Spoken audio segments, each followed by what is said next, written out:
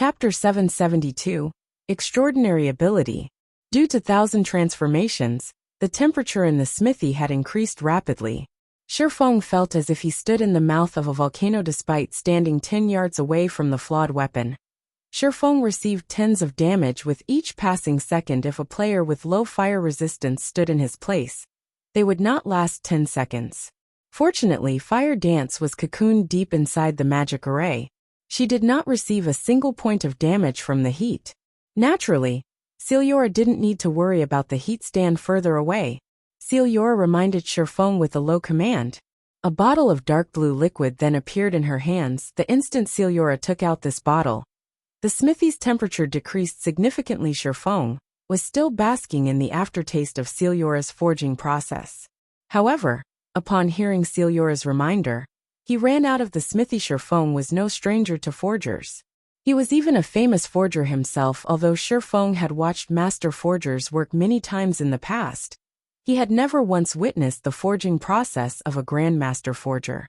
He had never imagined there was actually such a huge difference between a master forger and a grandmaster forger.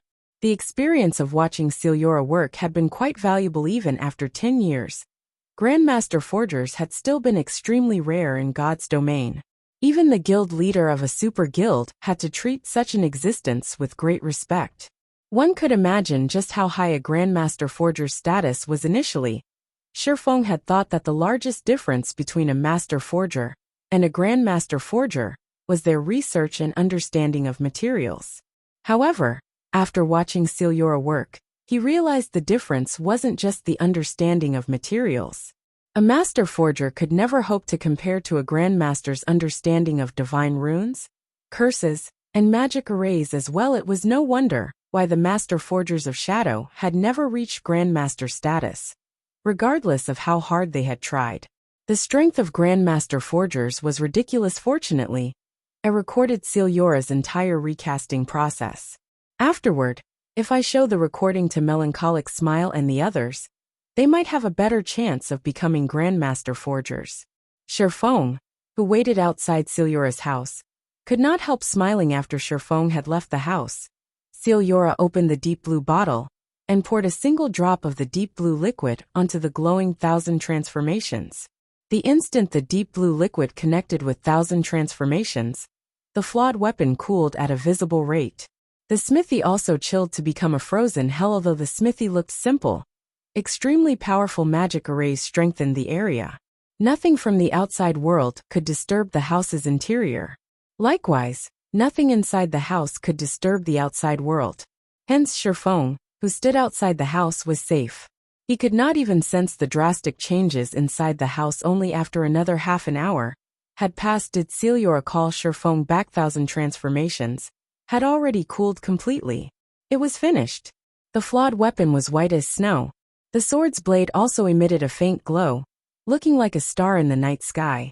Despite doing nothing beyond hovering in the air, Shifeng could feel a frightening power radiating from the short sword. Was it a success? Shifeng asked curiously. If it were a success, then the moment Fire Dance equipped the weapon, her attributes would most likely surpass his by a wide margin.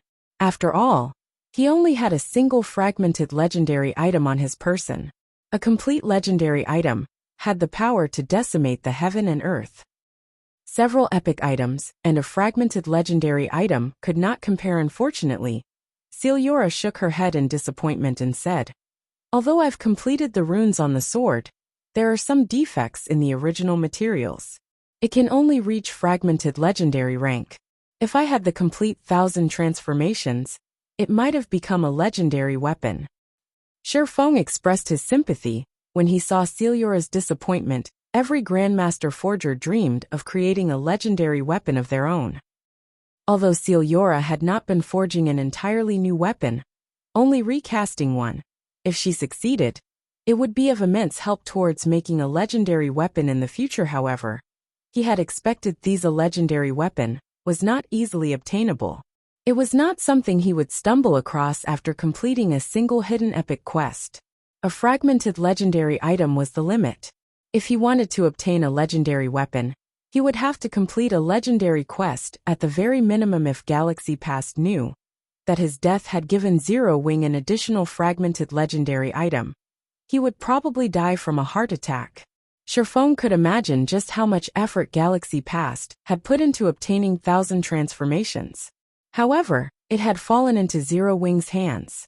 As for Feather, the future god-ranked assassin, Shifeng could only apologize to him. Come, test it out, Celiora said as she turned to Fire Dance, who had been frozen in place throughout this process. Players could wield and test any weapon in God's domain.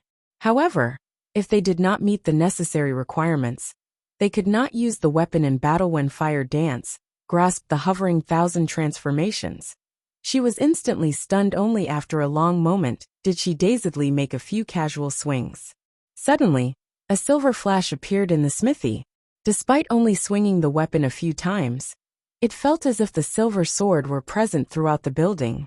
Moreover, only the sacred sword killing ray in Shifeng's hands could match the sword's speed so strong.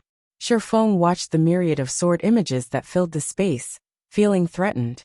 Despite being a Void Realm expert, he could not predict the 1,000 transformations' attack trajectory. He also couldn't tell which image was real, and which image was just an afterimage.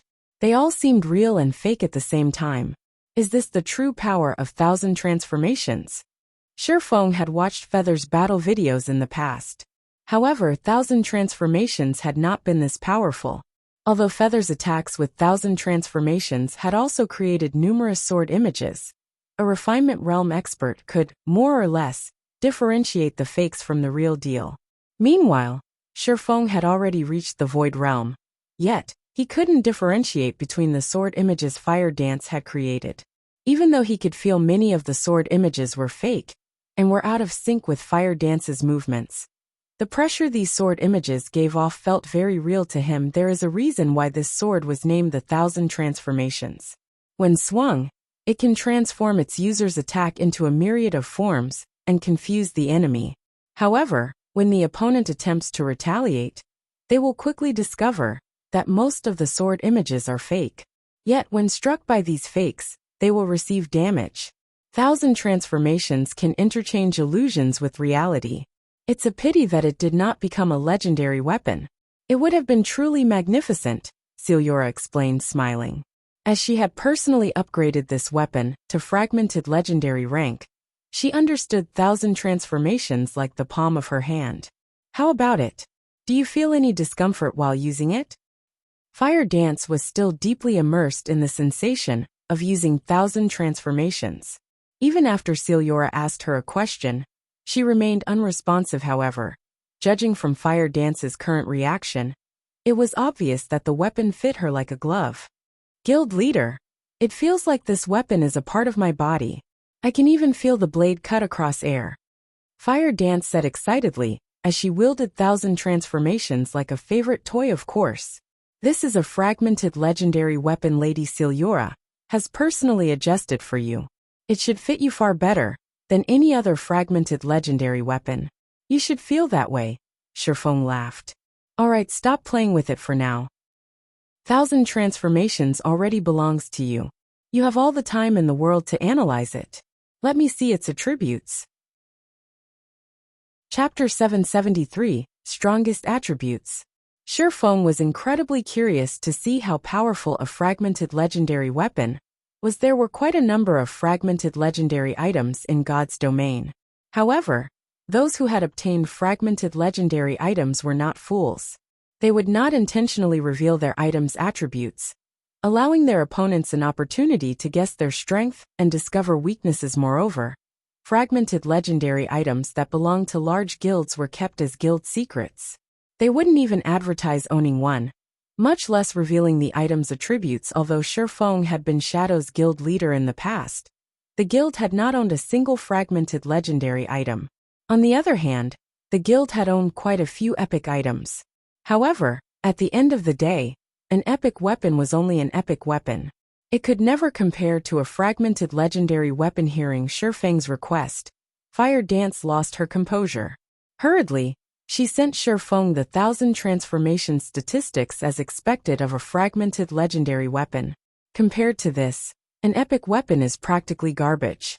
Shifeng's hands involuntarily trembled When he saw the weapon's attributes 1000 transformations, one-handed sword, fragmented legendary rank.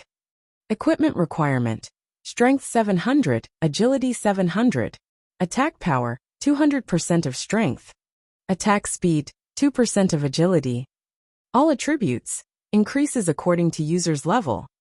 When equipped, strength increased by 50%, agility increased by 60%, intelligence increased by 40%, endurance increased by 50%, attack speed increased by 50%. Ignore levels plus 20, all skills plus 3 levels. All item level requirements reduced by 10 levels. Attacks have 60% chance to trigger deadly blow, increasing damage by 220% and attack speed by 20% chance to trigger critical point effect, ignoring all block and defense effects, and dealing 330% weapon damage. Additional skill 1 dash. Phantom, when activated, summons 5 doppelgangers. The doppelgangers share attributes with the wielder. They do not have any attack power. All attacks against doppelgangers will have no effect. User can freely swap positions with any of the 5 doppelgangers without cooldown. Duration 30 seconds. Cooldown 1 hour. Additional skill 2 dash. True illusion. If wielder dies within 40 seconds upon activation, wielder will respawn at full HP nearby. Grants 3 seconds of invulnerability. All buffs before death will remain in effect. Cooldown 48 hours. Additional skill 3 dash. Illusory power. Increases strength by 80%, agility by 100%, and movement speed by 70%. All damage received has a 50% chance to be sent into the void. Grants immunity to all control effects. Duration 3 minutes. Cooldown 5 hours. Created by famed Smithjacks. 1000 transformations is 65th of God's Domain's 108 flawed weapons. It had lost all its power due to the blade's destruction. However, it had been recast by Grandmaster Forger Sealer. Unable to be dropped, unable to be traded, unable to be destroyed. User. Fire Dance. An epic weapon could never hope to compare to the 1000 transformations attributes, much less the additional skills. This weapon was perfect for assassins. However, the most impressive aspect of 1000 transformations was the true illusion skill. It was even more amazing than the full revival skill. Even when a player revived with full revival, they would still have to suffer the death penalty and lose a level. Moreover, the monster they fought would leave combat due to their death. When said player challenged the same monster again, the monster would have recovered to full HP. The player would have to start the battle all over again. However, true illusion was different. It could dismiss a player's death, allowing them to reappear with full HP without needing to lose a level. Even if one died in mid-battle against a monster, they could reappear and continue fighting immediately in PvP. This skill was even more powerful. In ordinary duels, this skill might not be useful as the system would declare the outcome of the battle as soon as a player's HP fell to 1. In a death match, however, the battle would only end after a player had died. In such a situation, true illusion would take effect, allowing the player to reappear with full HP instantly. The system would not judge the player as the loser, and the battle would continue. With this skill, with the survivability of assassins, it would be near possible to kill Fire Dance. If one did not have the strength to instant kill Fire Dance, they would not be able to kill her at all. Moreover, 1000 transformations was now a personal weapon. Even if others wanted the flawed weapon, they could not steal it from her. Of course, if Fire Dance obtained better equipment, 1000 transformations would go to waste. There were both pros and cons. Can you equip it now? Shifeng asked Fire Dance, his excitement evident in his tone. If Fire Dance could equip 1000 transformations right now, they would have a much easier time in the Dark Arena. After all, that was a team battle. An individual's strength was limited to prevent monster-like characters from dominating the entire competition. The Dark Arena ran team battles.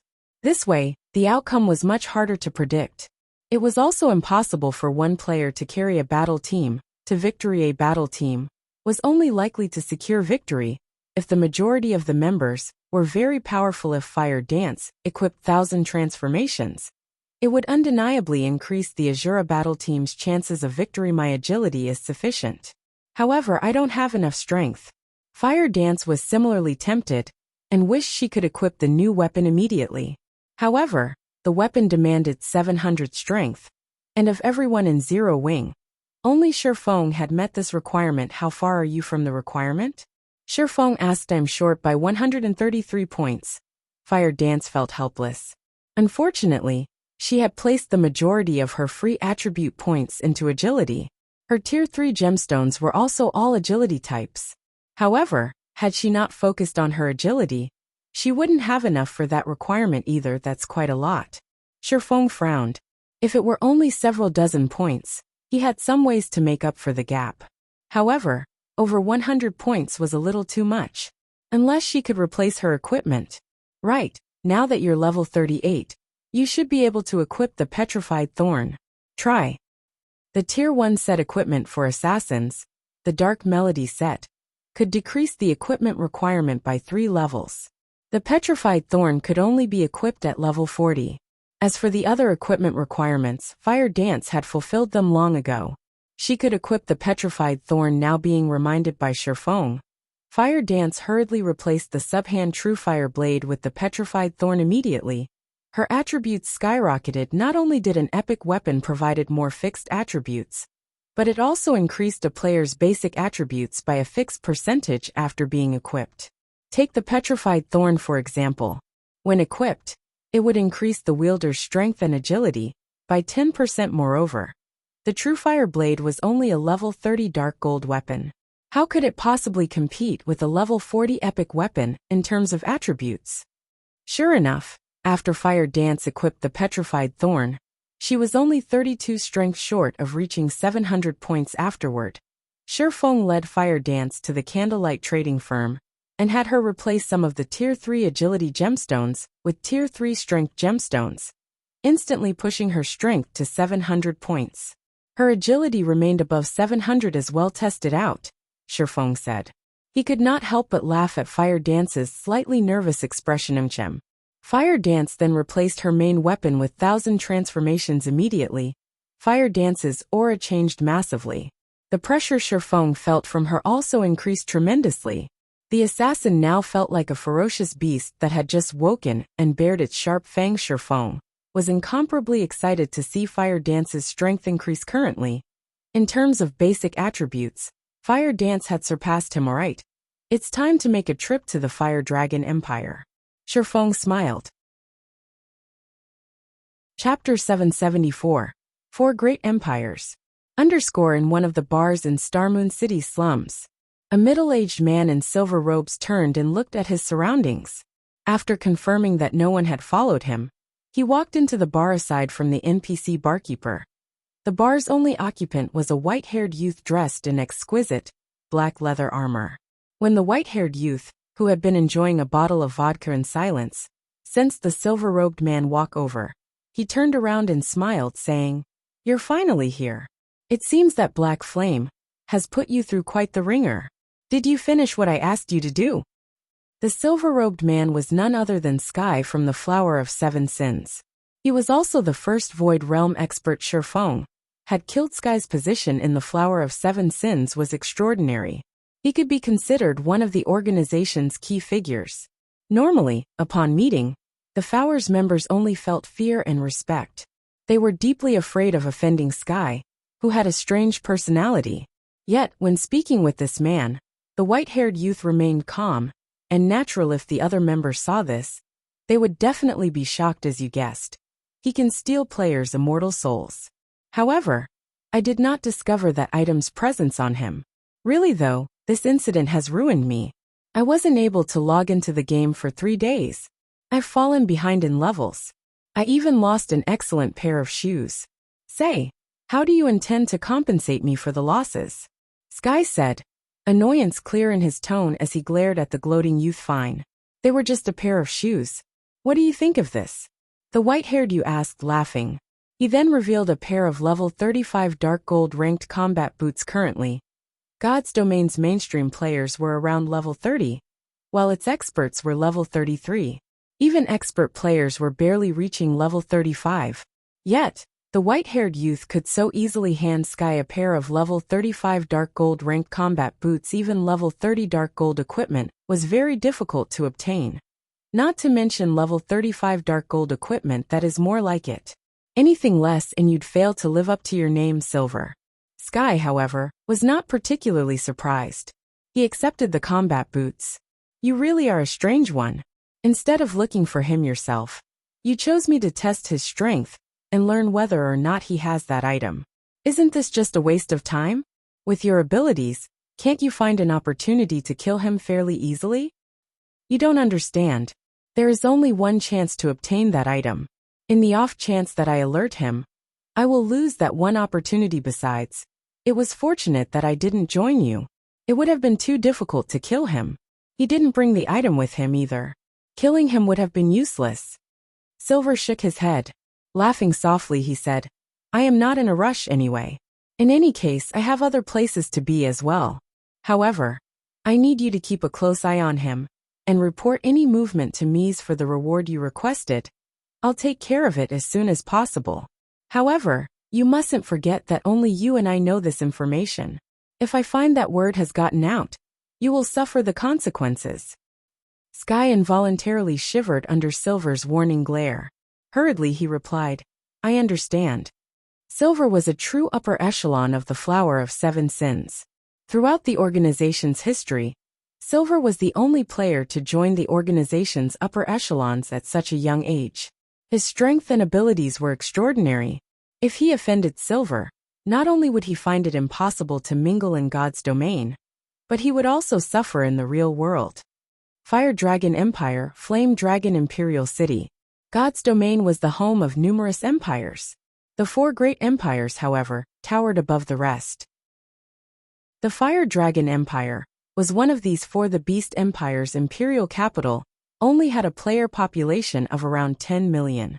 Flame Dragon City, however, had a population of over 30 million. Beast City could not compete with Flame Dragon City. At the same time, Flame Dragon City was also one of the four venues that often hosted the Dark Arena. Flame Dragon City's territory was also massive. Compared to Flame Dragon City, Starmoon City and White River City were merely small children currently. A large number of players had gathered in Flame Dragon City's underground arena. Every one of these players either held prominent positions in the virtual gaming world, or was one of God's domain's many overlords. No one could afford to offend a single one of these players currently. Ordinary players could not enter the underground arena, as a super guild had cordoned off the area. If a player dared to cause a scene here, they would find themselves very quickly removed from God's domain. Hence, no one dared to approach without an invitation. Big Sis Rain, it's almost time. Yet, those people haven't arrived yet. Should we have the others prepare for now? A charming beauty wearing luxurious, purple mage robes asked Phoenix Rain softly. We still have some time. It won't hurt to wait a little longer. If they aren't going to show up, we'll have the others take their place, Phoenix Rain said as she glanced at the charming beauty beside her. Smiling, she continued, Blue, I know you have a low opinion of Zero Wing, but Black Flame is the expert who defeated Martial Dragon. Just a while ago, he even defeated Sky from the Flower of Seven Sins. His strength is at the pinnacle of God's domain. In the Dragon Phoenix Pavilion, Blue Phoenix was no less famous than Martial Dragon. She was one of the top combatants the Phoenix Pavilion had paid a large price to nurture secretly. However, due to Martial Dragon awakening his domain a step ahead of her, Blue Phoenix was weaker than Martial Dragon. Even so, she was still an expert ranking at the very top of God's domain. Originally, Phoenix Rain had intended to allow Blue Phoenix to lead the battle team, taking advantage of her strength to make a fortune. However, Black Flame's sudden appearance had changed her mind. If she had Black Flame lead the battle team instead, she had a better chance of keeping herself hidden. At the very least, nobody would connect her with this battle team. But Black Flame looks down on us. Big Sis Rain, you only obtained this battle team slot after a lot of trouble, yet they haven't shown themselves, and we're losing time before the match begins. This shows that they're not taking this seriously at all. How could someone like this fight with everything they have in the match? Blue Phoenix complained indignantly as Phoenix Rain waited quietly for Shifang's arrival. A woman in a set of glamorous purple robes appeared before her. This beautiful woman radiated the air of luxury. Why, if it isn't Miss Feng. I never thought that after so many years, you'd still be a measly pavilion master. If you had agreed to my brother's conditions, you wouldn't be in such a pitiful state, Exemplary Willow said, giggling. Her eyes, however, contained ridicule as she spoke, and here I wondered who had appeared before me. So it's Miss Lu too, who recently suffered a miserable defeat at the hands of an upstart guild like Zero Wing. Phoenix Rain chuckled while covering her mouth with her hand, hearing Phoenix Rain come back. Exemplary Willow flared with anger like a cat whose tail got stepped on. Feng Qianyu. Don't think that you've won just yet. Sooner or later, I'll teach you that all your efforts are for nothing. Your fate has already been determined and cannot be changed. Even the Dragon Phoenix Pavilion cannot help you. Not to mention, you're still just a measly, little pavilion master. Exemplary Willow snorted as she stomped away. After Exemplary Willow left, however, Phoenix Rain's complexion darkened slightly. Big Sis Rain, time's up. The organizer is ushering us to get ready. What should we do? Blue Phoenix asked. Chapter 775, Surekill Spell. Could he have forgotten? Phoenix Rain frowned slightly. In truth, she had more confidence in her subordinates than in Black Flame. After all, she had gone to great lengths to nurture these subordinates, molding them into experts. Moreover, they wore the best equipment the Phoenix Pavilion had to offer. She had invested a lot of time and effort into this match. Even Zero Wing, a guild famed for its equipment, was unlikely to have better equipment immediately. Phoenix Rain called up the system interface, intending to contact Black Flame. If the man truly wasn't going to show up, then she could only send her subordinates into the match. Although there was the risk of exposing her identity, winning the match was equally important. Just as Phoenix Rain was about to click contact friend, Shifeng appeared in her line of sight. However, rather than his appearance of Black Flame, Shifeng wore the features of Yifeng. Hello, Phoenix Pavilion Master. I am Yifeng, the leader of the battle team guild leader Black Flame has sent. Shifeng explained slowly. Hello. May I know where your guild leader is right now? Phoenix Rain asked as she looked at Shifeng, not taking him seriously. She knew of Yifeng. In her opinion, however, this was only a trap Black Flame had set to confuse the enemy battle team. Black Flame should be the battle team's true leader, rather than this young man, before her guild leader has something important to take care of. So he delegated all responsibilities regarding the battle team to me. If Phoenix Pavilion Master has any questions, please feel free to ask. Shifeng could tell what was going through Phoenix Rain's mind. Laughing, he said, Moreover, Phoenix Pavilion Master, do you really think that it is appropriate for Zero Wing's guild leader to take part in such a competition? Then, are you saying that guild leader Black Flame won't be participating in the Dark Arena at all? Phoenix Raid asked with a chilling tone, wrathful flames flaring up in her eyes. This development was unexpected, of course. However, Phoenix Pavilion Master, please rest assured, we won't disappoint you, Shifeng said, not particularly minding Phoenix Rain's anger. Calmly, he continued, if Phoenix Pavilion Master is still unsure, you can test my strength personally. Shifeng was very curious about Phoenix Rain's current strength. In the past, countless guilds had fallen into Phoenix Rain's hands. There was even an instance where multiple Apex experts banded together to deal with Phoenix Rain. Yet without exception, she defeated every one of them. Back then, the assassination attempt had boosted Phoenix Rain's prestige in God's domain. She had been given the Demon Queen title as a result. After all, not only was she a country-toppling beauty, but she also possessed an absolute strength that allowed her to step on Apex experts. Those Apex experts, who had tried to deal with Phoenix Rain, had admitted that, when they had fought Phoenix Rain, she had killed them without taking any damage at all. Those Apex experts had been to gods to Shifeng. He had only been able to look up to them, yet such experts hadn't been able to land a finger on Phoenix Rain, even after banding together. Phoenix Rain's strength was inconceivable. However, after that battle, Phoenix Rain had practically avoided combat. She had left all matters to Blue Phoenix to handle. As a result, Phoenix Rain's true strength remained a mystery in God's domain at this moment. Blue Phoenix stepped forward and said, as expected of the team leader favored by guild leader Black Flame. Since you're so confident, let me have a bout with you. Blue Phoenix was furious with Zero Wing. Black Flame had actually decided to neglect such an important match, passing all responsibility to a subordinate instead. At this point, she intended to teach Zero Wing's members a lesson and humiliating Black Flame. Of course, I have no issues with that. However, it doesn't seem like we have much time, Shifeng said after glancing the time. They only had 15 minutes before the competition officially began. If they did not enter the arena before the competition started, they would automatically forfeit the match, and their opponents would win without even fighting.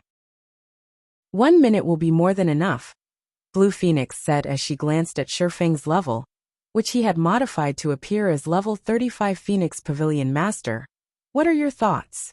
Shifeng turned to look at Phoenix Rain. I'm also curious about Guild Leader Black Flame's judgment.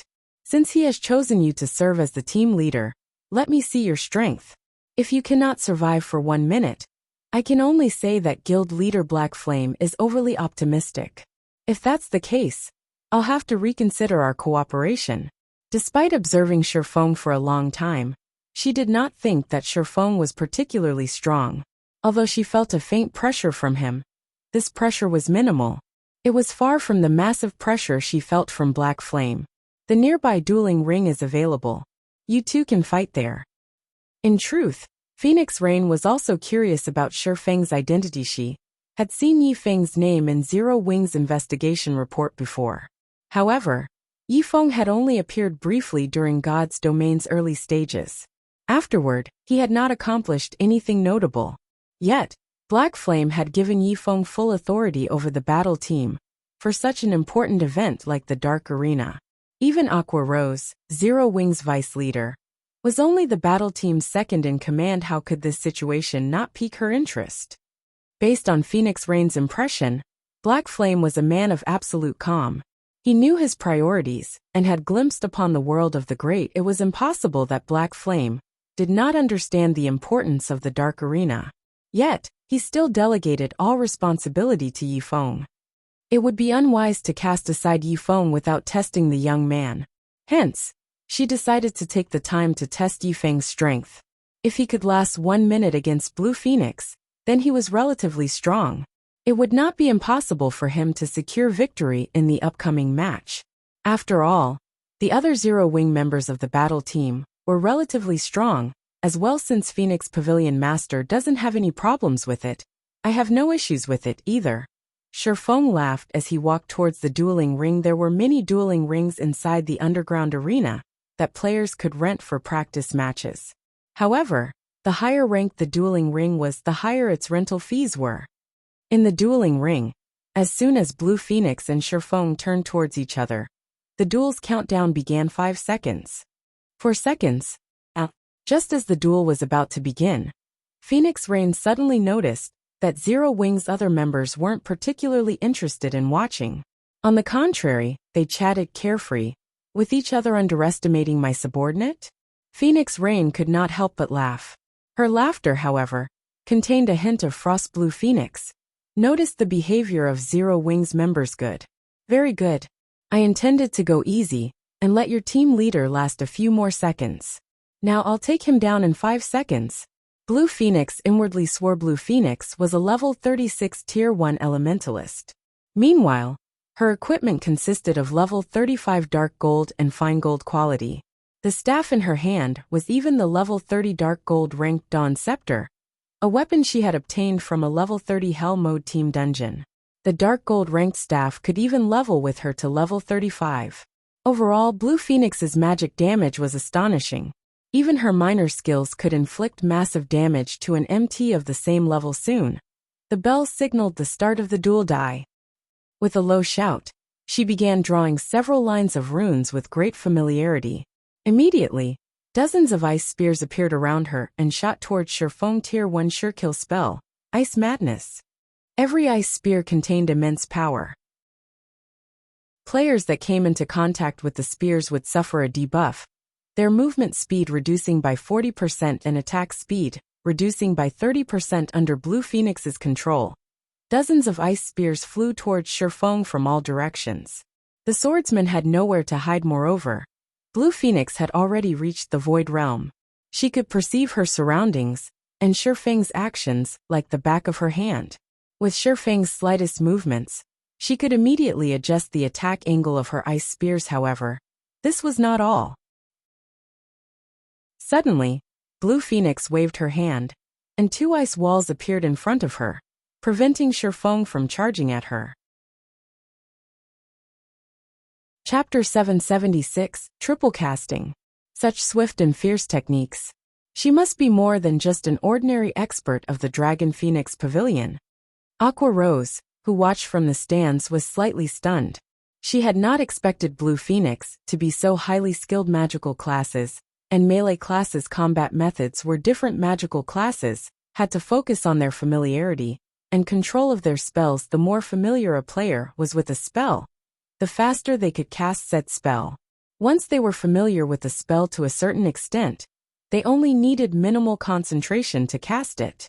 It was even possible for players to skip chanting completely and cast their spells instantaneously. Meanwhile, the higher a player's control was of their spells, the more spells they could cast simultaneously. Also, high-tiered spells required more control to cast. Multicasting spells was like multitasking in real life. One might be able to handle one task with ease, but would find two or more simultaneous tasks difficult. For magical class players, without a certain level of control of their spells, it was impossible to cast multiple spells at once. Of course, there were some talented people who could multitask two or more tasks without training. If these people played a magical class, they could easily become experts. Even without a high degree of control, they could cast two or more spells simultaneously. One could overwhelm their enemies by multicasting spells, drowning them in a bombardment of magic. After all, evading one spell attack was already difficult. Not to mention evading two or more. Being able to double cast spells would greatly increase a magical class player's variety of attack methods. They would not have to rely on monotone attacks that could be easily avoided. Naturally, this would increase their combat power by leaps and bounds. Currently, Aqua Rose could only handle double casting. Moreover, she could only cast two Tier 0 spells simultaneously. Even casting one Tier 0 and one Tier 1 spell simultaneously was beyond her. Yet, Blue Phoenix was capable of multicasting a Tier 1 sure kill spell and a Tier 0 spell. One could just imagine how superior Blue Phoenix was to her facing the dozens of incoming ice spears. Shifeng ran, leaving behind multiple afterimages. As he moved, it was far more difficult to hit a moving player with a spell. Not to mention, Blue Phoenix had to focus on controlling so many ice spears. It's useless. Blue Phoenix had long since seen Shifeng's intentions and had taken countermeasures. However, Shifeng was also an expert in the Void Realm. He could sense the dozens of ice spears' exact locations. The instant the ice spears were about to reach him, he sidestepped and allowed the dozens of spears to brush past. He then circled the ice walls and approached Blue Phoenix. Although the Void Realm allowed players to perceive their surroundings clearly, their range was not unlimited. Their maximum range was 20 yards. As long as he was over 20 yards away from Blue Phoenix, the Elementalist could not perceive his movements in such detail. It wouldn't be possible for her to change the trajectory of her ice spears in time. However, Blue Phoenix was no fool. While controlling Ice Madness, she also used the ice walls or instant cast frost arrows to hinder Shifeng's advance. Just as she was about to force Shifeng into a corner, she summoned 4 ice walls, surrounding Shifeng from all sides. The dozens of ice spears that had lain in wait descended on Shifeng. Boom, boom, boom. Frost particles and white mist permeated the area. Is he dead? Blue Phoenix looked at the time. Only 3 seconds had passed since the battle had begun. Suddenly, Blue Phoenix felt that something was wrong. It felt as if a ferocious beast had just appeared behind her. Hurriedly, she activated Blink with a thought and appeared 15 yards away from her original position. Numerous blue sword lights blossomed Blue Phoenix's original location, slicing apart the afterimage she left behind. She had only been a thread away from Shifeng's strikes. Her senses sure are sharp. Shifeng sighed disappointedly. If he faced against any other class right now, he would have hit his opponent. Unfortunately, blink could be cast with a single thought.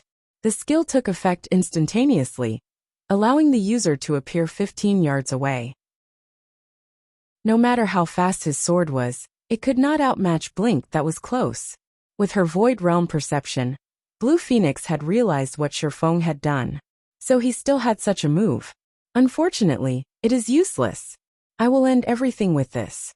Following which, Blue Phoenix waved her finger and used Ice Dragon's roar. In the next moment, a powerful gush of cold air blasted towards Shifeng. Just as Shifeng was about to dodge to the left, 5 great fireballs appeared. Flying at him, double casting could allow magical class players to launch preemptive strikes, using the first attack to force the enemy to reveal a weak point, then attacking said weak point with the second spell. If ordinary players did not cope with the twofold attack properly, they would not even know how they died. Void Realm magical class experts sure are difficult to deal with, having no better options. Shifeng retreated backward, intending to avoid the 5 great fireballs before evading the Ice Dragon's roar. However, 2 ice walls suddenly appeared behind Shifeng, sealing his path of retreat impossible. Astonishment appeared on Aqua Rose's face. She can actually triple cast. Double casting was already Aqua Rose's limit. Even so, double casting had increased her combat power tremendously. Yet Blue Phoenix could triple cast. She was simply inhuman despite both Ice Wall and Great Fireball being Tier 0 spells. When triple casted, they were far more powerful than a Tier 2 spell. Everyone finally realized just how frightening Blue Phoenix was. It was no wonder why she had confidently claimed that she could end the battle in 1 minute. Almost anyone would be helpless against her diverse attack method. A player's only option was to confront the incoming spells. However, against Blue Phoenix's high magic damage, just how many attacks of hers could one handle? Blue is taking this too seriously. Phoenix Rain sighed helplessly as she watched her comrade's performance. It seems that Blue will be participating in the competition. In the Dragon Phoenix Pavilion, Blue Phoenix had even suppressed Martial Dragon before he had awakened his domain. Needless to say, an unknown character from Zero Wing stood no chance against the Elementalist. Hence, she had told Shifeng before that he would pass if he could survive a minute against Blue Phoenix now. However, it would seem that even 1 minute wasn't possible with Blue Phoenix's current equipment.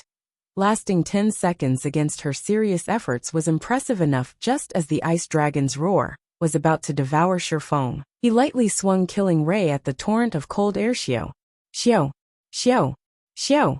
Multiple streaks of blue lightning pierced the Ice Dragon's roar. 2 streaks of lightning scattered the pure white spell.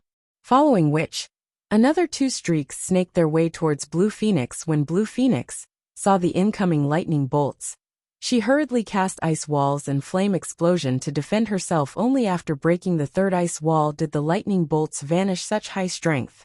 Blue Phoenix could not help her shock as she glanced at the evaporated ice wall. However, before Blue Phoenix recovered from her shock, she saw Shifeng swing Killing Ray once more. Hurricane. Immediately, countless wind blades flew towards Blue Phoenix, leaving no space for the Elementalist to dodge. Blue Phoenix hurriedly used Blink again, escaping Hurricane's attack range. However, Shifeng had already circled to her left and was only 20 yards away from her. Elementalists could cast Blink, at most twice in a row, with each Blink charge having a cooldown of 12 seconds. Only a few seconds had passed since she used Blink the first time. Hence, her Blink was on cooldown and was unavailable. Do you think you can approach me just because I've used up my Blink? Blue Phoenix smiled disdainfully. Waving her staff, she began casting ice walls, one after another, to block Shifeng's path. At the same time, she used ice spheres to both slow and damage Shifeng. Slowed by evading the ice walls and ice spheres, as well as pinned down by her firepower. By the time Shifeng could close in the Elementalist, Blink would have finished its cooldown. By the time Shifeng could approach her, her Blink would already be ready for use. Just as Blue Phoenix wondered how Shifeng would evade her attacks, Shifeng suddenly activated Defensive Blade and swung his sword at the ice wall before him. When one touched an ice wall, the spell would reduce their speed instantly. However, if one attacked an ice wall using Sword Aura, their speed would be unaffected. After activating Defensive Blade, Shifeng's attack range extended to 15 yards. Peng. Suddenly, the blue sword aura shattered the ice wall before Shifeng. He then charged past the broken ice wall. Don't even think about getting near me. Blue Phoenix cast more ice walls while bombarding Shifeng with ice spears. However, the instant her ice walls appeared, Shifeng's blue sword aura shattered them. The numerous ice spears Blue Phoenix fired shared a similar fate when Shifeng was within 15 yards of Blue Phoenix. He suddenly brandished Killing Ray at the Elementalist and triggered the lightning effect. A streak of blue light shot across the dueling ring. Not only did the sword light pierce the blocking ice wall, but it also pierced Blue Phoenix's frost body. Numerous streaks of blue light then wrapped around Blue Phoenix, devouring her HP, dropping it to 0. Chapter 777, Times Are Different. When the white mist faded, the duel's outcome was on display above the ring. Victor, Yifeng. Just who is he? Shock and suspicion filled Phoenix Rain's eyes, her expression growing somewhat somber. She was very familiar with Blue Phoenix's basic attributes. The Elementalist definitely ranked at the very top of God's domain in this aspect, yet Shifeng had surpassed Blue Phoenix. An Elementalist's ice wall was not easily destroyed. Even a berserker of equal strength couldn't shatter an ice wall with 2 or 3 hits. Even if the berserker were slightly stronger, it was impossible to destroy an ice wall with a single hit. However, Shifeng's attributes still wasn't the most shocking aspect. What truly shocked her was his combat realm. Void Realm experts were rare, yet a little guild like Zero Wing actually had 2 such experts. Suddenly, Phoenix Rain realized that her knowledge of Zero Wing was somewhat lacking. Ha ha ha. Big brother Yifeng has won. Violet Cloud cheered. Someone had even boasted that they could end the battle in 1 minute. It seems that it was true. Blackie laughed after her defeat. Blue Phoenix was dazed for quite some time. When she looked at the name displayed above the dueling ring, then looked at the young man standing before her, a bitter feeling arose in her heart. The battle had lasted less than 10 seconds. This was the first time she had lost so miserably after her training. Moreover, Yifeng did not seem to be particularly old. They should be roughly the same age. The bitter feeling of rivalry bloomed in Blue Phoenix's heart. In the Dragon Phoenix Pavilion, she stood out among the other talents. Despite Martial Dragon being stronger than her, she had never once held him in any regard. After all, Martial Dragon was several years older than she was. She was younger and had more potential. As long as she was given enough time, she would sooner or later awaken her domain as well, and become one of the true experts at the peak of God's domain. Yet now, an expert who was around the same age, but significantly stronger, had appeared. What infuriated Blue Phoenix the most was that Yifeng was only a Void Realm expert, not someone with a domain. Despite the fact that they had reached the same combat realm, he had beaten her so ruthlessly. How could she accept this outcome? You're Yifeng, right? Blue Phoenix marched up to Shifeng, scanning the young man's appearance and committing it to memory. Him. Shifeng nodded as he wondered about Blue Phoenix's odd, analyzing gaze. I'll remember it. My name is Blue Phoenix. You must remember it. This name will surpass yours in the future. After saying so, Blue Phoenix turned and left the dueling ring. Shifeng laughed in response to Blue Phoenix's declaration. He had never thought the woman would have such an abrupt personality. However, this trait had allowed Blue Phoenix to improve herself continuously and become one of the top few experts in the Dragon Phoenix Pavilion. In the future, she would grow ridiculously strong, eventually becoming a Tier 6 mage god, an existence that countless people looked up to. In Shifeng's previous life, the Tier 6 goal had been far out of his reach. Now, however, he possessed the ability to contend with a future god-ranked expert. After this fight, Shifeng's mentality had shifted slightly. Back then, he had struggled at the very bottom. Now, however, God's domain's peak was already within his reach. Surpass me. Shifeng smirked at the departing Elementalist. Silently he swore, those who I have surpassed will only find the gap between us widening. Phoenix Pavilion Master, do you still have qualms with my participation? Shifeng asked as he turned to Phoenix Rain to avoid exposing his identity as Black Flame. Not only had Shifeng altered his level and the appearance of his equipment using the demon mask, but he had also kept many of his skills hidden, using only a few basic swordsman techniques. Under normal circumstances, it would be impossible to discover his secret. Moreover, Yi Feng's and Black Flame's auras were greatly different from each other. Yi Feng's state was his natural state. He kept Yi Feng's aura sheathed, as plain as water, and one would easily mistake him as a passerby. After donning the guise of Black Flame, however, he became more flamboyant. Black Flame was like an unsheathed sword, a powerful deterring force. Wherever he went, he was the center of attraction. He felt absolute to others. I never thought that guild leader Black Flame would have someone so powerful. Even in the battle in the Stoneclaw Mountains, you never made an appearance. It seems that Zero Wing really knows how to hide its strength. Guild leader Black Flame has even fooled me, Phoenix Rain said, after thoroughly re-evaluating Shifeng. Although she suspected that Black Flame was Yi Feng, their auras were vastly different.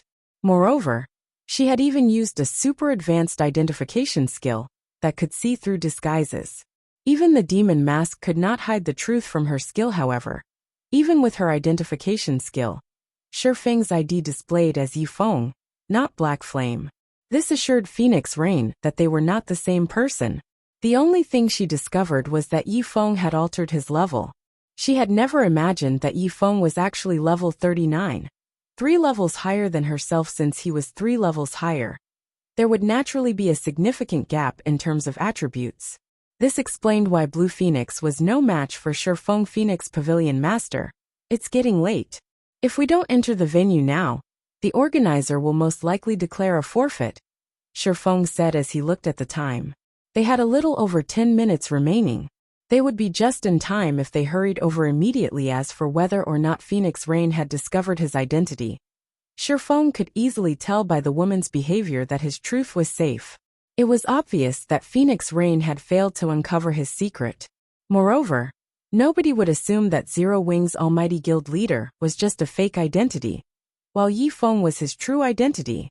Even if someone did suspect him of being Black Flame, and had used an advanced identification skill on him, they would only discover the identity of Yi Feng. Even when he wore the guise of Black Flame, his secret was still safe. He always wore a black cloak while acting as Black Flame. Even an advanced identification skill could not uncover his information with his identity hidden.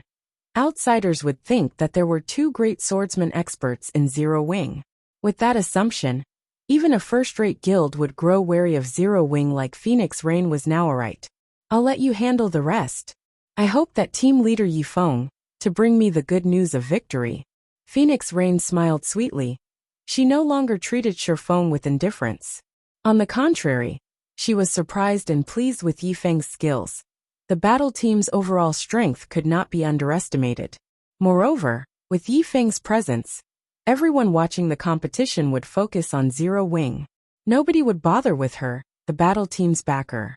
This way, she could earn a fortune in secret, following which, Shifeng led Aqua Rose and the others to the underground arena's main venue. Big Sis Rain, I'm sorry. I lost to Yi Feng. After Shifeng and the others left, Blue Phoenix was racked by guilt. Despite Phoenix Rain having the best resources the guild possessed, she still suffered defeat. Foolish girl. It was only natural that you lost.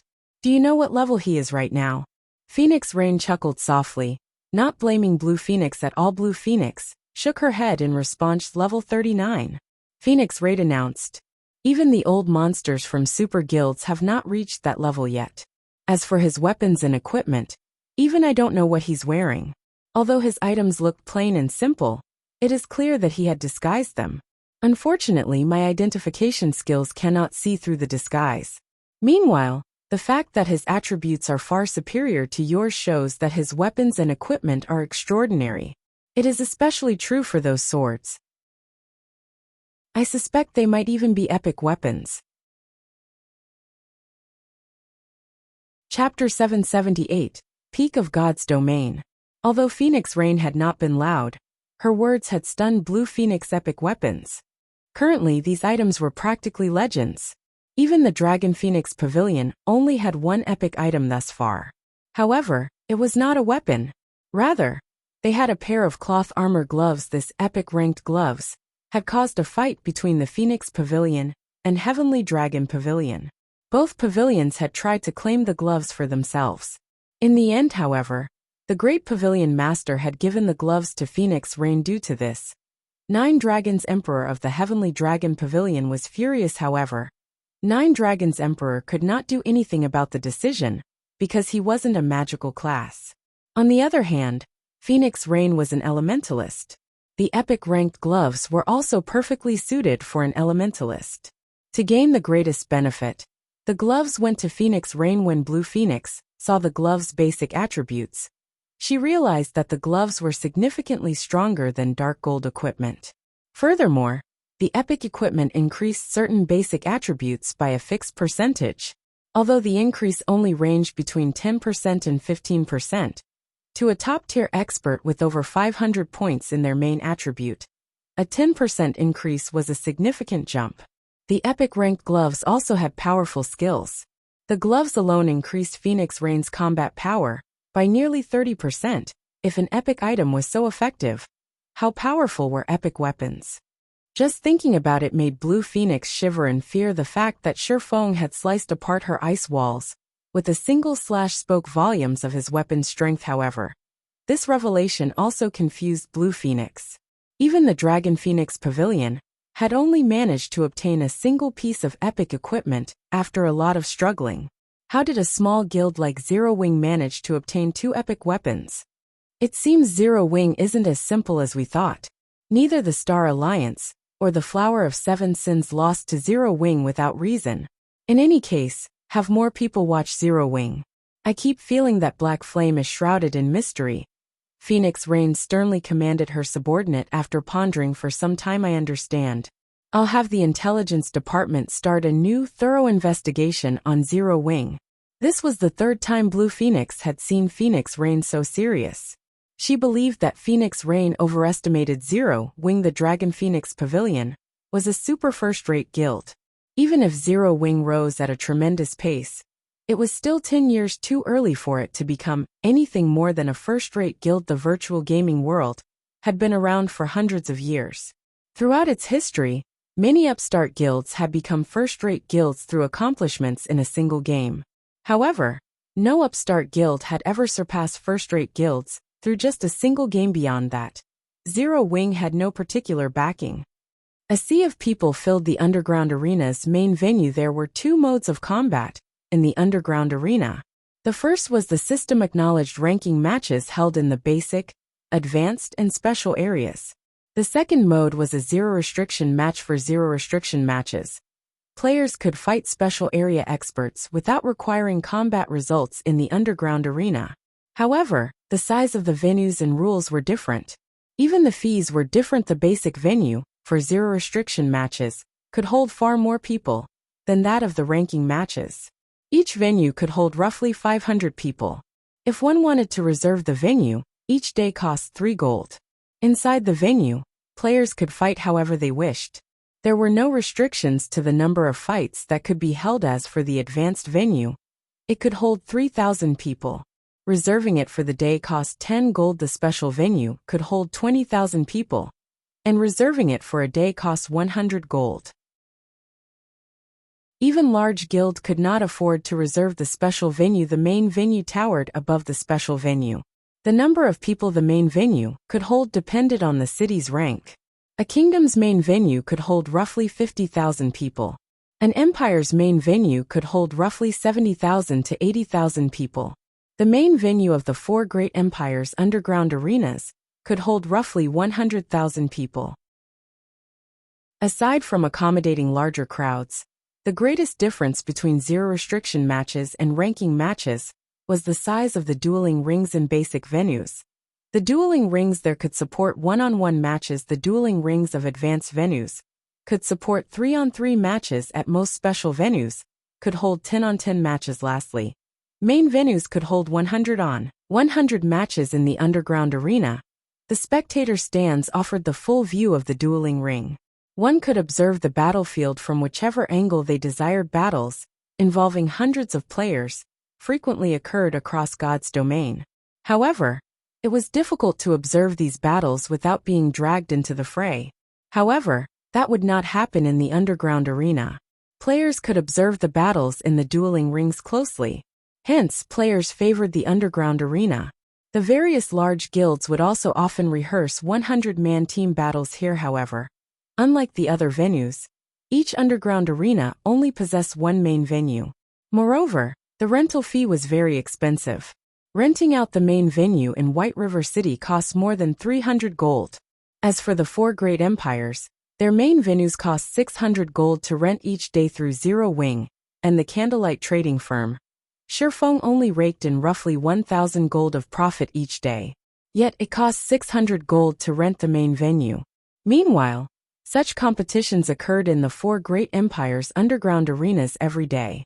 The wealth of the Dark Arena's organizer was obvious. Neither the participating players nor the audience members needed to pay an entry fee. Of course, they all required an invitation to enter. No one could enter the main venue without one, however. Even without charging an entrance fee, the Dark Arena's organizer still made an immense profit. The organizer charged a 1% processing fee for all winning bets in the Dark Arena. Although 1% might not seem much to whoever won the bet, only those of extraordinary status were invited to watch the battles. Even 1% was an extraordinary amount of money. Furthermore, there were a lot of people betting on the fights. The organizer earned far more than just 600 gold each day. With so much profit at stake, it was natural that the position of the Dark Arena's organizer was not permanent. Initially, one would secure the position by influence.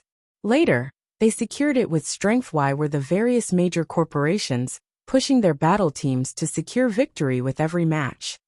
They pushed because only the top few ranking battle teams could qualify to challenge the Dark Arena's organizer. Hence, the qualifications to form a Dark Arena battle team were precious. When Shifeng learned that Phoenix Rain had qualified to send a battle team to the Dark Arena, he had been shocked. There are so many people here.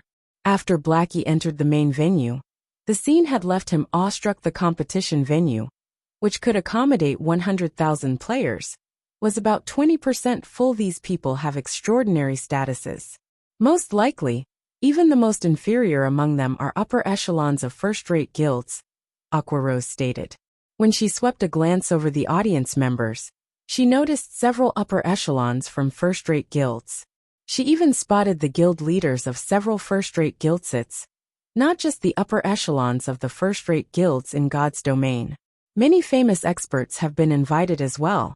In addition, the representatives from many major corporations have received invites. However, the Dark Arena is lively today. Shifeng explained slowly. He had visited the Dark Arena many times in his previous life. Back then, however, he had been over level 100. By then, many people had discovered the Dark Arena. Moreover, the battles he had watched had usually been between relatively skilled battle teams. Even then, the venues were only about 30% full. Currently, the Dark Arena was still new, only emerging recently. An occupancy rate of 20% was already considerably high as staff members guided Shifeng and his team into the dueling ring. Their appearance had elicited a small cry from a corner of the audience. Stands isn't that Yifeng? Zhao Yueru exclaimed as she rubbed her eyes, thinking they had fooled her. However, no matter how she stared, the man was undoubtedly Yifeng. Why is he here? Chapter 779, Zero Wing's True Appearance. Hearing Zhao Yueru's shriek, Gentle Snow, who sat beside her in silver armor, could not help but turn to look. This Gentle Snow was slightly surprised as well. Even in Star Moon Kingdom, Yifeng unknown to the public, however, Gentle Snow knew very well that, if not for Yifeng's help, it would have been impossible for her to defeat Chao-Ching. One could say that Yifeng was quite strong. However, being strong and being able to participate in the Dark Arena were entirely different things. After not encountering Yifeng for a short time, the man had become one of the Dark Arena's participants. This sudden development was truly shocking. Just what kind of place was the Dark Arena? It was a hub for the top powers in God's domain. Even the guild leader of a second-rate guild was not qualified to receive an invitation. Only first-rate guilds would have the opportunity to watch the matches here. Although Zero Wing had risen to prominence in Star Moon Kingdom, and it was as strong as a first-rate guild, it was still an unknown existence to the majority of God's domain. After all, Star Moon Kingdom was only one of the many kingdoms in God's domain. Even if the guild received an invite to the Dark Arena, it shouldn't have happened for another several months yet. Yifeng had joined a battle team. Joining a battle team required far more than joining the audience. No, look. It's not just Yifeng. Zero Wing's upper echelons are here too. Zhao Yueru quickly noticed Aqua Rose and the others, who followed Shifeng closely during the war in the Stoneclaw Mountains. Zero Wing's upper echelons had allowed the various large guilds to gain a new understanding of their strength, although their victory against the Flower of Seven Sins mainly attributed to Black Flame's uncontrolled power. The fact that they had lasted so long against the assassins and suffered so few losses was astounding. It was especially true for Aqua Rose, Fire Dance, and Violet Cloud. These three women had stood against the Flower's party leaders without assistance. They were extraordinarily strong after the war. Gentle Snow had even asked for a copy of the battle video, although Gentle Snow knew that it was not appropriate to ask for the favor. She was very keen to know the process of that battle after all. The battle between the Flower of Seven Sins and Zero Wing's upper echelons had been a crucial turning point in the war. At the same time, that team battle had been the most intense in Star Moon Kingdom so far. How could anybody resist watching such a battle? For experts wanting to improve on their combat techniques, the recording of that battle was a priceless treasure. Hence, Gentle Snow had specifically asked Shifeng for a copy. Black Flame. Gentle Snow could not help but smile bitterly as she watched the Azura battle team, which consisted only of Zero Wing's members. She could not help the feeling that Black Flame had played her for a fool. She had not viewed Zero Wing as particularly powerful in the past. However, what was the truth? Gentle Snow even began to suspect if Black Flame had been putting up an act all along, and was secretly laughing at everything she did. The rights to send a battle team into the Dark Arena were not easy to obtain. Without a powerful background, the various international corporations would not bother acknowledging Zero Wing. Yet Zero Wing was here, with a battle team consisting fully of its own members, in the Dark Arena. This showed that Zero Wing did not lack a background. Gentle Snow finally realized why Zero Wing dared to pick a fight with Open Source Corporation. While Gentle Snow sighed, depression overwhelmed another corner of the spectator stand's guild leader. They are. Purple Eye's eyes nearly fell out of her sockets when she saw Zero Wing's members enter the dueling ring. It would have been nothing if only one or two Zero Wing members were on the battle team. However, every slot of that battle team belonged to a Zero Wing member. That damned Exemplary Willow. And damn the elders who can think of nothing but profit. Every one of them should go to hell. Galaxy Pass cursed as he paled. At this point, he had no idea what to say. They've doomed the Star Alliance. He had never considered Black Flame to be an irrational man. He had reasons to be confident if he actually dared to provoke Open Source Corporation's Exemplary Willow. The situation should have stayed between Exemplary Willow and Black Flame. However, due to those elders, the Star Alliance had gotten mixed up in a fight between these titanic forces. Now, not only had the Star Alliance become cannon fodder, but it had also angered Zero Wing. Furthermore, Exemplary Willow had up and left after the Star Alliance's defeat. However, the Star Alliance could not leave. Purple Eye's hatred towards Exemplary Willow and the guild elders also ran deep. The Star Alliance was her home now that the Star Alliance had provoked Zero Wing. It was only a matter of time before the Alliance was annihilated. However, that was not the most crucial issue. The Star Alliance had built its main base of operations in Star Moon Kingdom. If they moved their main base to another country, it would be extremely difficult to compete with the other guilds there. It's okay. With this information, it's not too late to turn things around. After this competition is over, we will immediately hold a meeting with our highest members. At this moment, Galaxy Pass truly regretted letting Exemplary Willow finance the Star Alliance. In return for a little funding, they had provoked a power that they should have left alone. Are we going to return right now? Purple Eye asked curiously. Since we're already here, we can't leave empty-handed. Although the Glorious Lions battle team has won against two strong battle teams in a row, Zero Wing's upper echelons are capable of taking down the Flower of Seven Sins. With Zero Wing's combat power, there is a 60% chance that they will win. Galaxy Pass said, bitterness blooming in his heart. To learn just how powerful Zero Wing was, he had sacrificed 80% of the guild's elite members. God forbid, if he did not earn back some of his losses today. I'll place a bet right away. When Purple Eye heard Galaxy Pass's words, she realized something even super guilds feared: the Flower of Seven Sins. Since Zero Wing could defeat those assassins, they should have no trouble defeating the Glorious Lions battle team.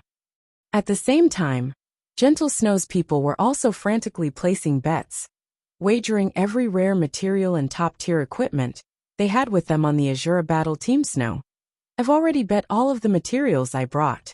Although Zhao Yueru somewhat hated Yifeng, she could not help but acknowledge the man's strength. In Zero Wing, only Black Flame was stronger. Hence, the possibility of the Azura battle team obtaining victory was very high. Since they knew that there was an extremely high chance for the Azura battle team winning, they could not miss this chance to make a profit. I even wagered my staff. There really isn't anything else I can bet. Notify Old Su to bring as many rare materials as he can immediately, Gentle Snow said. She could not help but laugh as she watched her money-grubbing friend. While the audience placed their bets, the Glorious Lions and Azura battle team had arrived at the center of the battlefield. Brother Yifeng, long time no see. Everlasting War greeted Shifeng. I never thought we would meet again under such circumstances. He had long since acknowledged Yifeng's strength. Unfortunately, Huaqia Shui had her own considerations and surprised as well. What would you like to bet this time? Shifeng could see Everlasting War's helplessness and guilt. However, he was quite pleased that he had rejected the Glorious Lions. Otherwise, where would he have found the opportunity to allow Zero Wing's upper echelons to participate in such a competition? Moreover, he had full authority over the battle team. This was an opportunity he could never have dreamed of in his previous life as the battle team's representative.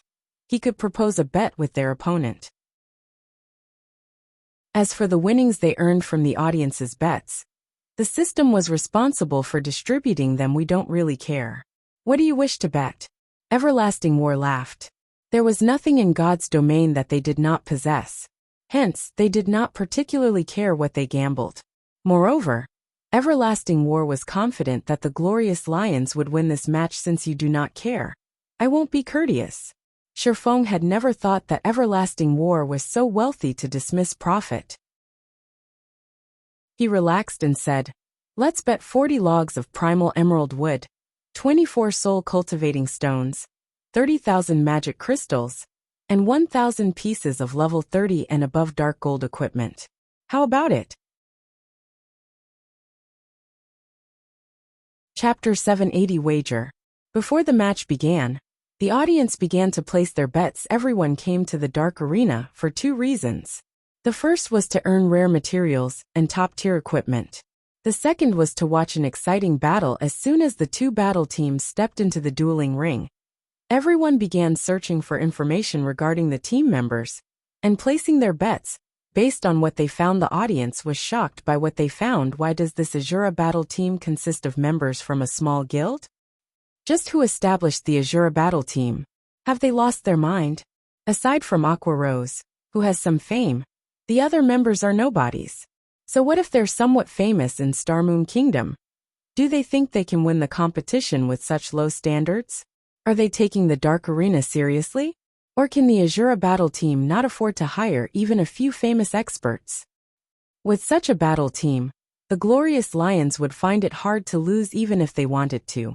It seems the Glorious Lions will win their third match in a row. Once the audience members read what information had been collected on Zero Wing, they couldn't believe their own eyes. Although Zero Wing was not weak, it was not particularly strong either. Black Flame was the only notable figure in the guild. However, there was no sign of Black Flame. Moreover, none of the members had even set foot into the realms of refinement. Their equipment might rank at the top in their kingdom, but what did that matter in the Dark Arena? The Dark Arena was the hub for God's domain's top powers. Top-tier equipment in a kingdom was nothing in this place. One could see this much just by looking at Glorious Lion's leader. Everlasting War. Everlasting War wore a complete level 35 fine gold set equipment, the current best set equipment in God's domain. It was significantly stronger than a level 30 dark gold set equipment. Everything else the man wore was level 35 dark gold equipment as well. He was also fully equipped with Tier 3 gemstones. As for Zero Wings members, they had not replaced their equipment since level 30. They were no match for Everlasting War. They dare call themselves Azura, with such members? This is a joke. If Black Flame made an appearance, the show might be interesting. But it seems that Black Flame has allowed his guild members to venture off on their own. Bet on the Glorious Lions. Although many will bet on them as well, a small profit is still profit. Many among the audience could not help but sigh with disappointment at the lost chance to make a fortune. However, Gentle Snow's excitement grew as she watched this development. Sure enough, none of them know about that incident. Zhao Yueru giggled as she watched the other audience members place their bets on the Glorious Lions. Alright, stop laughing. We only discovered it by coincidence. Gentle Snow strictly reprimanded her companion. Although plenty of information about the war in the Stoneclaw Mountains had leaked, most of this information came from independent players who had watched from afar. At such a great distance, nobody had been able to get a clear recording of the apex battle between Zero Wing and the Flower of Seven Sins. Moreover, only a few of the Star Alliance's upper echelons knew about the Flower of Seven Sins striking out against Zero Wing. The other guilds had no idea about the assassination attempts. They only knew that the Star Alliance had hired experts to deal with Zero Wing's upper echelons. As for the secret pavilion, they would not be so foolish as to share a great secret. What the secret pavilion chose to reveal confirmed that Zero Wing's upper echelons had powerful basic attributes. However, they did not reveal any information about the experts they had faced. Although Fire Dance, Violet Cloud, and Aqua Rose had yet to become Refinement Realm experts, they could exert enough combat power to face down Flowing Water Realm experts. Furthermore, the Azura Battle Team had Yifeng overall. The Azura Battle Team had 4 experts who could rival Flowing Water Realm experts. The other members were strong enough to contend with Refinement Realm experts. To put it simply, it would not be difficult for the Azura Battle Team to secure victory against the Glorious Lions. It was a pity that Black Flame was not here. Otherwise, the Azura Battle Team might have won this competition without question. Auntie Hua, you must avenge me. Exemplary Willow immediately burst with anger when she saw that every member of the Azura Battle Team was from Zero Wing. She had lost quite a bit of money in the last war. To make matters worse, she had failed to annihilate Zero Wing. She had never imagined the despicable guild would appear before her once more. Did this battle team provoke you somehow? Hua Qiushui asked, laughing. Yes. They caused me to lose a lot of money. Auntie Hua, since the Glorious Lions battle team is yours, do you think you can raise the wager and make them suffer? Exemplary Willow gnashed her teeth as she glared at the Azura battle team. Alright. However, both sides have to accept the wager first. If the other side refuses, I can't do anything about it. But rest assured, your Auntie Hua will definitely make them pay. Hua Qiushui nodded. She had nothing against the Azura battle team. However, she was not fond of the man known as Yifeng. Not only had he refused to participate in her audition, but he had also appeared before her as the leader of the Azura Battle Team Society's inner circle was only so big. If Yifeng won this competition, and others learned of their history, she would be a laughingstock. Now that even Lu Shirshir asked her to avenge the loss the girl had suffered, she could use this opportunity to teach Yifeng a lesson. In the dueling ring. What did you say? Everlasting War asked again. The other Glorious Lions members were similarly stunned by Shifeng's offer. Thinking that they had heard wrong, both primal emerald wood and soul cultivating stones were necessary materials to construct a stable. The various large guilds in God's domain were keeping a tight hold on their stocks, causing the prices to skyrocket. For example, the primal emerald wood had cost 40 gold per log not too long ago. Each log was already worth as much as a piece of dark gold equipment. Now, however, each log cost 60 goldas for the soul cultivating stone. Each stone originally sold for 30 gold. Now, no one would part with theirs even for 50 gold. These two materials had become strategic resources for guilds. Even in the dark arena, not many were willing to wager these items. After all, A stable was simply too important to a guild. It was far more valuable than any of the current dark gold weapons and equipment yet. Shifeng wanted to gamble 40 logs of primal emerald wood and 24 soul cultivating stones.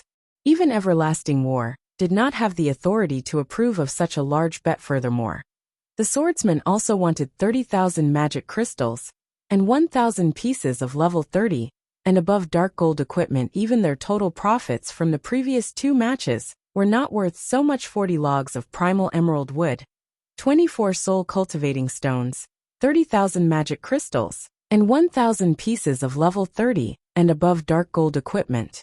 What do you think, Brother Everlasting? If you think the wager is too low, we can increase it further. Shifeng repeated. Zero Wing's recent expansion had been massive. While the guild did not lack mysterious iron and secret silver equipment, there was a shortage of top-tier equipment lately. Zero Wing's main force had been busy dealing with other matters and had not raided any dungeons. In addition to the recent expansion, Zero Wing needed level 30 dark gold equipment. If he could obtain 1,000 pieces of level 30 dark gold equipment from this match, it would make up for the guild's shortage. Everlasting War was rendered speechless. Previously, he had boasted that he did not care what they bet. He had never dreamed that Shifeng would offer such an expensive wager. There was no doubt that Shifeng could afford this gamble. After all, if either side did not have the ability to pay up, the system would not allow the battle to begin. Hence, Shifeng had no reason to lie. Moreover, he was not that kind of person. Brother Yifeng, please wait a moment. I don't have the authority to agree to such a large wager. I need to ask my superior. For now, Everlasting War could only offer an excuse. Following which, he contacted Hua Qiushui and reported the situation honestly. Director Hua, the Azura battle team has offered the wager. Please take a look. If this is not enough, they are willing to increase the bet. When Hua Qiushui saw Shifeng's wager, her complexion darkened. Auntie Hua, are you not feeling well? Exemplary Willow asked curiously when she saw Hua Qiushui's expression. Chapter 781, Hidden Strength. Hua Qiushui waved off Exemplary Willow's question and said, "It's nothing. Watch your Auntie Hua avenge your losses." Thank you, Auntie Hua. Exemplary Willow smiled sweetly, her mood brightening. Following which, Hua Qiushui contacted Everlasting War and asked in a low tone, "Everlasting, what is your opinion on the Azura battle team's strength?" My opinion? Everlasting War wondered why Hua Qiushui asked such a question. The Azura battle team is very strong. A few of its members feel like intense threats. As for the team leader Yifeng, he is a refinement realm expert. However, based on our team's strength, winning should not be a problem. There were a total of 5 matches in this competition. 2 were 1-on-1s, 1 was a 2-on-2 and 2 were 3-on-3s. To secure victory, a battle team only needed to win 3 matches. Even if a battle team had an invincible expert, at most, the team would win 1 match, not the competition. Furthermore, Yifeng was not invincible. Everlasting War was 60% certain of defeating Yifeng. There should not be a problem? Hua Qiushui's expression was stern. Even for her, this was a very large wager. If the Azura battle team's employer wasn't a fool, then they must be absolutely confident of their team. Although Hua Qiushui trusted Everlasting War's estimation, she did not think that the Azura battle team's employer would bet on luck.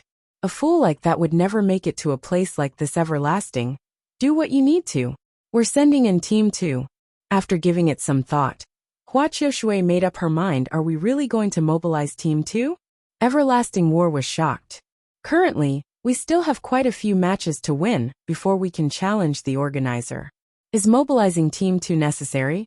If we reveal our strength too soon, it would only make it easier for our future opponents to learn our weaknesses. 9 people had been chosen during the Glorious Lions audition, including Everlasting War.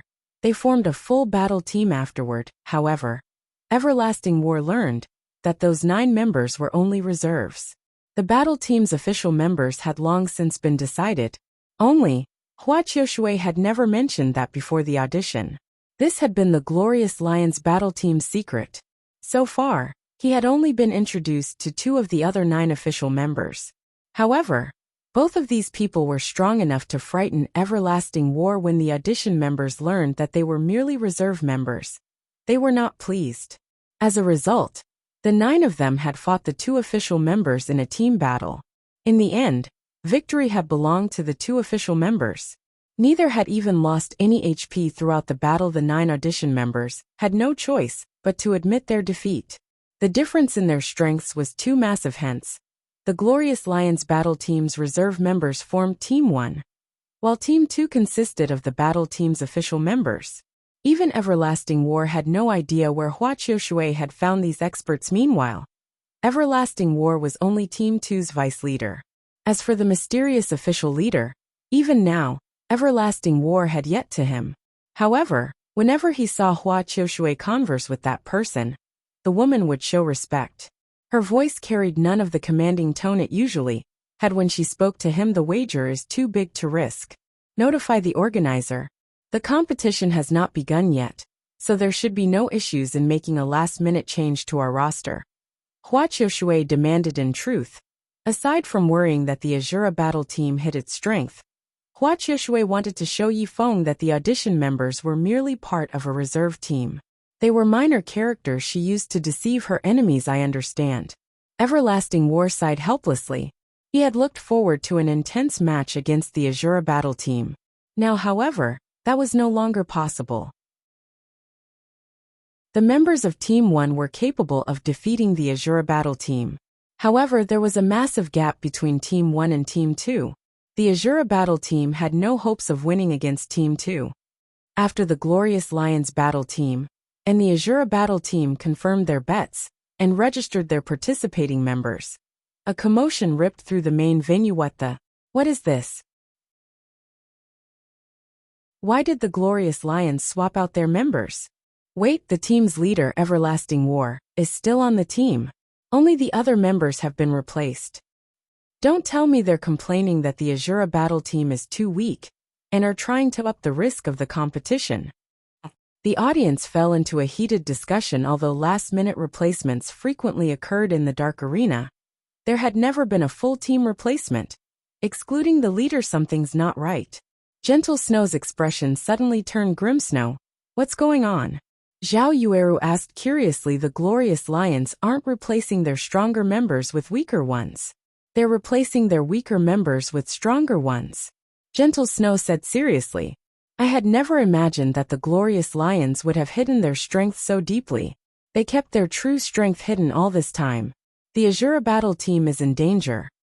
Snow, how do you know that the Glorious Lions have replaced their weaker team with a stronger one? Their levels are mostly the same. Zhao Yueru looked at the levels of the new members. The highest among them was level 36, while the lowest was level 35. They were not much stronger than the previous team. Moreover, she had never seen any of the new members before. They were not particularly famous in the virtual gaming world. It's not surprising that you don't know them. I have only encountered a few of these people by chance, Gentle Snow said, smiling bitterly. That tanned, skinny level 36 assassin named Long Rainbow defeated 4 of Underworld's 7 ghosts by himself in the divine battlefield. He is slightly stronger than Great Ghost, the 7 ghosts #1 expert. That level 36 blue-armored swordsman named Blood Sun defeated War Wolf and Soaring Snake by himself in the divine battlefield as well. She had only discovered this information from her spies in Underworld. Currently, Underworld sided with Chao Qinghua. Naturally, she had been forced to take her own countermeasures. These incidents had flabbergasted Underworld's upper echelons. Nobody could have imagined that their top experts, who had gone into the divine battlefield to grind, would have been hunted for points. Gentle Snow had been quite pleased when she heard the news. She never imagined that someone other than Black Flame would cause so much trouble for Underworld. Now, however, she felt no joy at all. That can't be true, right? Since when have the Glorious Lions been so strong? Zhao Yueru knew plenty about Underworld's 7 ghosts. She also remembered War Wolf's strength. The man had played with Fierce Snake, one of Ouroboros's 12 apostles, like a toy. Even Zhao Yueru feared the man's strength. Yet, someone had defeated such a powerful expert despite him combining his strength with Soaring Snake's. the 12 Apostles' #1 expert. Like gentle snow, Phoenix Rain, who sat comfortably in a VIP room, frowned deeply. Damn it. Why is he here? Phoenix Rain glared at the Glorious Lion's new leader, complaining indignantly. Do the Battle Wolves not care about their reputation? Chapter 782, Famed Sword Bonfire. Big Sis Rain. Blue Phoenix was confused. This was the first time she had seen Phoenix Rain grow so angry in her eyes. Phoenix Rain was a lofty queen. She was always calm and dignified. Even when competing with a super guild over an item, she spoke and smiled peacefully. Now, however, she was clearly anxious. It was simply inconceivable. Phoenix Rain had also realized that she had lost her composure. Smiling bitterly, she explained, Yi Feng's group is doomed. If I had known this would happen, I wouldn't have bet so much on the Azura battle team. Big Sis Rain, is that man particularly powerful? Blue Phoenix watched the middle-aged man, who now led the Glorious Lions appearance-wise. This middle-aged man had a handsome face, a strong body, and sharp eyes that resembled an eagle's. He wore silver-black armor and carried a flame-red greatsword. He looked like a towering war god. After analyzing the man just for a short moment, Blue Phoenix suddenly noticed that the man's gaze shifted towards her. As if he noticed her watching him, Blue Phoenix was afraid not only was she far from the dueling ring, but she was also in a VIP room. The players in the dueling ring should not be able to see inside the VIP rooms at all. Blue. You understand now, right? Anger filled Phoenix Rain's eyes as she glared at the new team leader Big Sis Rain. Who is that man? Why haven't I heard of someone with so much power? Blue Phoenix asked as she realized just how powerful the middle-aged man was, shock setting in logically. Such monster-level characters should disdain taking part in such competitions, yet here one was. It was no wonder why Phoenix Rain had become so enraged. Although you've never met him before, you should have heard his name, Phoenix Rain said as she shook her head. He is one of the 4 great wolf kings of the Battle Wolves. Serious? That's him. Blue Phoenix immediately understood Phoenix Rain's anger. The Battle Wolves was a super guild that had existed for over 100 years.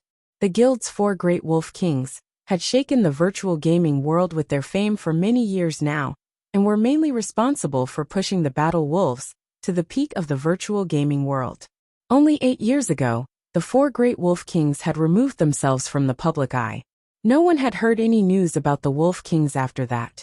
For those who remember them, however, the names of the 4 great wolf kings still resounded like thunder in their ears now. An old monster had arrived to participate in a competition between the younger generation. This was harassment. Big Sis Rain, why don't we notify Yi Feng and tell him about this? Although Blue Phoenix had lost to Shifeng, at the end of the day, they were on the same side. Now that Sirius had joined the competition, they could only send cannon fodder at him. Losing the match intentionally and focusing on the other match is no need. Yi Feng is no fool. He can tell how powerful Sirius is. I don't think he'll try to face Sirius head-on, Phoenix Rain said. However, Sirius isn't the only one to watch out for. There are several other members who are extremely dangerous as well. Even if Yi Feng chooses the right members for the matchups, this will be a hard battle. Are we going to lose our first competition? Blue Phoenix was frustrated. She wished she was a part of the battle team's roster. They might even have a chance at victory. However, now that the competition roster had been set, no further changes were allowed. If you lose, you lose. Victory and defeat are common on the battlefield. In any case, this will be a profitable loss. At the very least, we now know the Glorious Lions battle team's trump card. Although Phoenix Rain was frustrated as well, one must know when to surrender. Fortunately, this was only their first competition, not a crucial competition. The only problem was that Zero Wing would, most likely, suffer a huge loss of resources this time. This is odd though. Hua Qiushui is a calm and collected woman. Why would she suddenly decide to deal such a vicious blow to a new battle team, going so far as to reveal her trump card? Guild leader, the Glorious Lions atmosphere is weird. Their previous team leader has been demoted to vice leader. The other members don't seem to like him, either. Aqua Rose stated curiously as she watched the glorious lions rest a short distance away. Changing members at the last minute was a basic strategy in such competitions, so she had not been particularly surprised by the sudden development. After all, with every battle in the dark arena, a large number of people would analyze the players in the competition. If a battle team revealed their cards to the public, the team's next opponent would prepare a strategy to counter them. To prevent exploitation, last-minute substitutions were normal only. Despite Everlasting War being the vice leader of the team, the others seemed to disregard him. None of them treated him with any respect. This was strange to behold. They were probably just not on the same wavelength. Sherfeng laughed. He could not help but shift his gaze towards Sirius. However, their new team leader is really powerful. I wonder how the Glorious Lions found such an individual. In the past, Sherfeng had never heard of Everlasting War becoming the vice leader of the Glorious Lions. As far as he knew, Everlasting War had always been the Glorious Lions team leader. Most of the battle team, though, had been replaced after all. Every fighter in the dark arena wished to become the organizer. Hiding one's strength was a basic strategy. Only, Sherfeng had never imagined that the Glorious Lions had hidden so much strength. Everlasting War himself was already quite formidable. However, none of the substituted members were weak. Furthermore, the new team leader was immeasurably powerful. It was especially true for that great sword on Sirius's back. Sherfeng was extremely familiar with that particular weapon. It was one of God's domain's 36 famed swords, Bonfire. However, according to Sherfeng's memory, a berserker named Deathless had owned Bonfire. Could he be deathless? Sherfeng was fiercely curious. However, he shook his head and denied the thought. No, Deathless had not joined God's domain this early. Everlasting, for this competition, you'll fight in the last 3-on-3. Leave everything else to 1000 and the others, Sirius announced in a gravelly tone that left no room for argument as he glanced at Everlasting War. Understand. Even if Everlasting War was unhappy with this decision, he could only nod in agreement. In truth, however, he was not dissatisfied at all. If not for Sirius's guidance, he would not have improved so fast. Only, it was unfortunate that he would not get the opportunity to fight. There were a total of 5 matches in this competition. The first match was a 1-on-1. Following it would be a 2-on-2, and then another 1-on-1. If they won the first 3 matches, there would be no need for the last 2 3-on-3s. 1000. You'll be our spearhead. Take it a little easy, and don't let the opponent die too quickly. I don't wish to reveal the battle team's strength so soon, Sirius said deeply. I understand. The level 36 ranger called 1000 Blades nodded, chuckling seeing 1000 Blades walk up to the dueling ring. The other battle team members expressed their displeasure. Th. Why has he been chosen again? What can we do? Our leader doesn't want to reveal too much of our strength. Naturally, sending 1000 is the best choice. After all, his combat power ranks in the middle of our team. He should be able to deal with the enemy easily, while pulling the wool over those intelligence personnel's eyes. When the other members heard this deduction, they understood Sirius's decision. After all, they had already garnered plenty of attention with the sudden substitutions. Restraining their strength would benefit them. When Zero Wings members saw that their first opponent would be a ranger, everyone began to volunteer for the match. Guild leader, let me fight. We're both rangers. It is a good opportunity to determine which battle team is superior. Minor Wind said hurriedly. No. As a precaution, Aqua Rose will face him, Sherfeng said as he shook his head. He had already formulated his own plan. Chapter 783, 1000 Blades vs. Aqua Rose. When the Zero Wing team heard Sherfeng's decision, they were confused. The Cursemancer was a magical class, so it would be at a disadvantage against a ranger. At the very least, they should send a ranger like Minor Wind to negate the class advantage, or an assassin or berserker, which countered Ranger's guild leader. Let me take him on instead. My class is particularly effective against rangers. This match will be ours. Fire Dance suggested. The others agreed with her proposal. There were a total of 5 matches in this competition, but they only needed to win 3 to emerge victorious. If they could win the first match, it would increase their chances of winning and the team's morale. Moreover, during their journey to the Dark Arena, the team had noticed a change to Fire Dance's weapons. Fire Dance, who had never replaced her True Fire blades before, had replaced both of them. The True Fire blades were set weapons. Both were also top-tier Dark Gold weapons. Even on their own, they were only slightly weaker than level 35 Dark Gold weapons. However, even two level 35 Dark Gold weapon could not compete against the True Fire blades set effects. Yet Fire Dance had still replaced them. This told them that the new weapon's attributes must far surpass the True Fire blades. Now that Fire Dance had gained a boost to her attributes, with her combat techniques, she should be able to defeat the Ranger easily. No, Aqua is the best choice here. You have more important matters to deal with. Shifeng shook his head. His decision was firm. Shifeng knew quite a bit about the Ranger named Thousand Blades. After all, he had been one of the Glorious Lions battle team's members in the past. Thousand Blades also often took part in the Dark Arena battles. In these top-tier competitions, attributes meant very little. Even if Minor Wind wore a Tier 1 set equipment and was slightly stronger than those wearing level 35 Dark Gold equipment in terms of attributes, the Tier 1 set equipment only consisted of 5 pieces. Minor Wind's other equipment would not give him an advantage against Thousand Blades. Both Rangers were also fully equipped with Tier 3 gemstones. To put it simply, Minor Wind did not have much of an advantage with his attributes at all.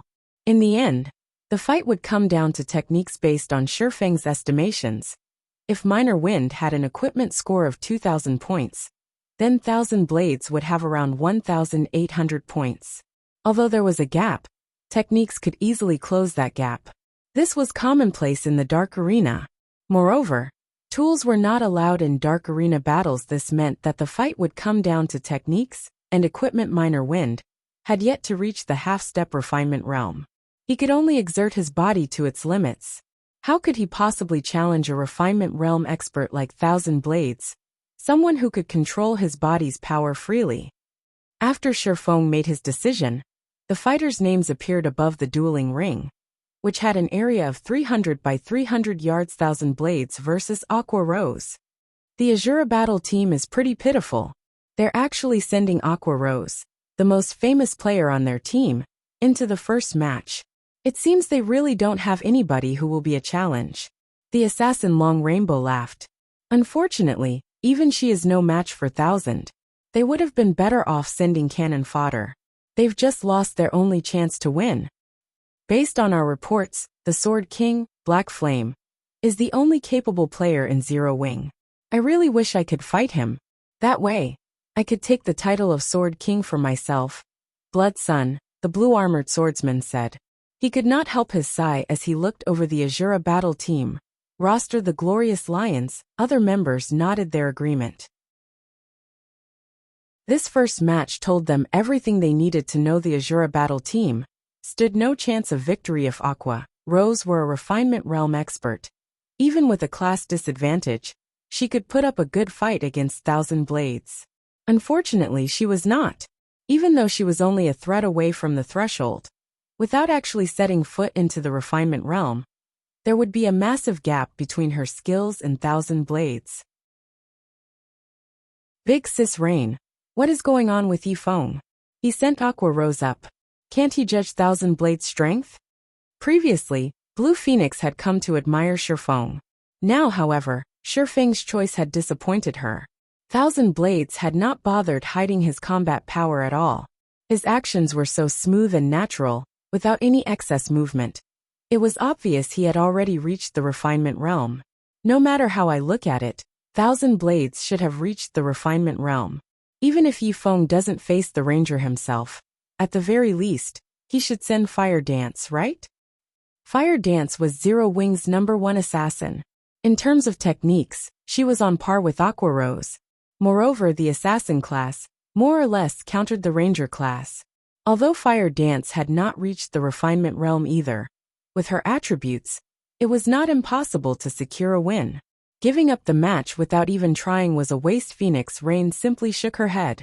She, too, did not understand Shifeng's decision. If the weak wanted to take down the strong, They needed to grasp and strike at the enemy's weakness.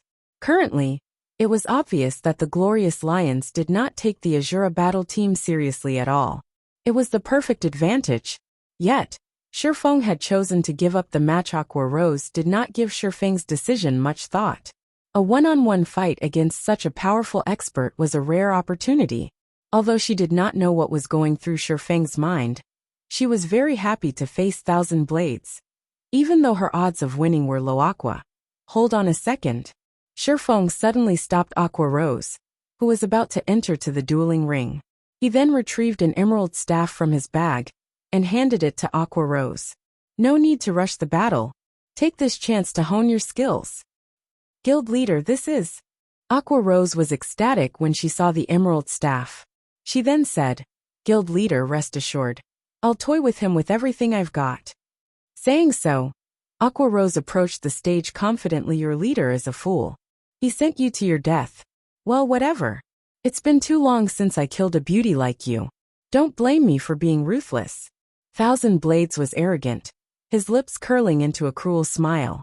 He retrieved the copper-colored longbow from his back and took out 5 green steel arrows from his quiver. He had prepared these arrows himself. They were called scorpion arrows, each costing 10 silver to produce. They were extremely expensive. He wouldn't normally use them, but in this competition, he could not be frugal. Even a slight graze from these arrows would cause massive damage.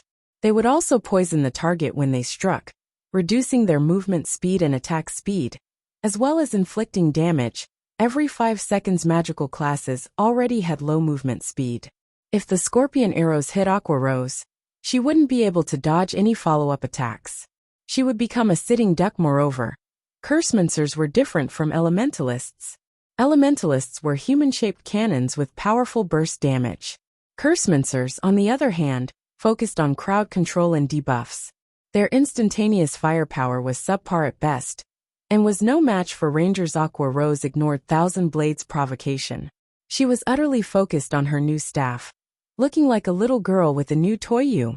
Thousand Blades was instantly indignant when he realized he had been ignored. I'll teach you the meaning of despair. The countdown finally reached 0. With the sound of the bell, the match officially began. Scatter. Thousand Blades fired an arrow towards the sky and executed the Tier 1 AoE skill, Falling Rain. The descending scorpion arrows cast a massive shadow over Aqua Rose. Chapter 784, Attack and Defense. This is bad. When Blue Phoenix saw Thousand Blades start the battle with an AoE skill, she could not help her worry, for Aqua Rose Rangers were a physical ranged class, and the majority of the class's skills were single-target skills. Very few were AoE skills. Hence, when one fought a ranger, they only needed to focus on monotonous attacks from the front. Even ordinary players could dodge these attacks. However, as soon as a ranger learned an AoE skill, their attack patterns would no longer be monotonous. It would become significantly more difficult to avoid a ranger's arrows. An agility-type class might have an easier time coping with a ranger's AoE attacks. But Aqua Rose was a Cursemancer. She had far less mobility. Hence, it was even harder for her to dodge attacks from an expert like Thousand Blades. I'll make you wish for death.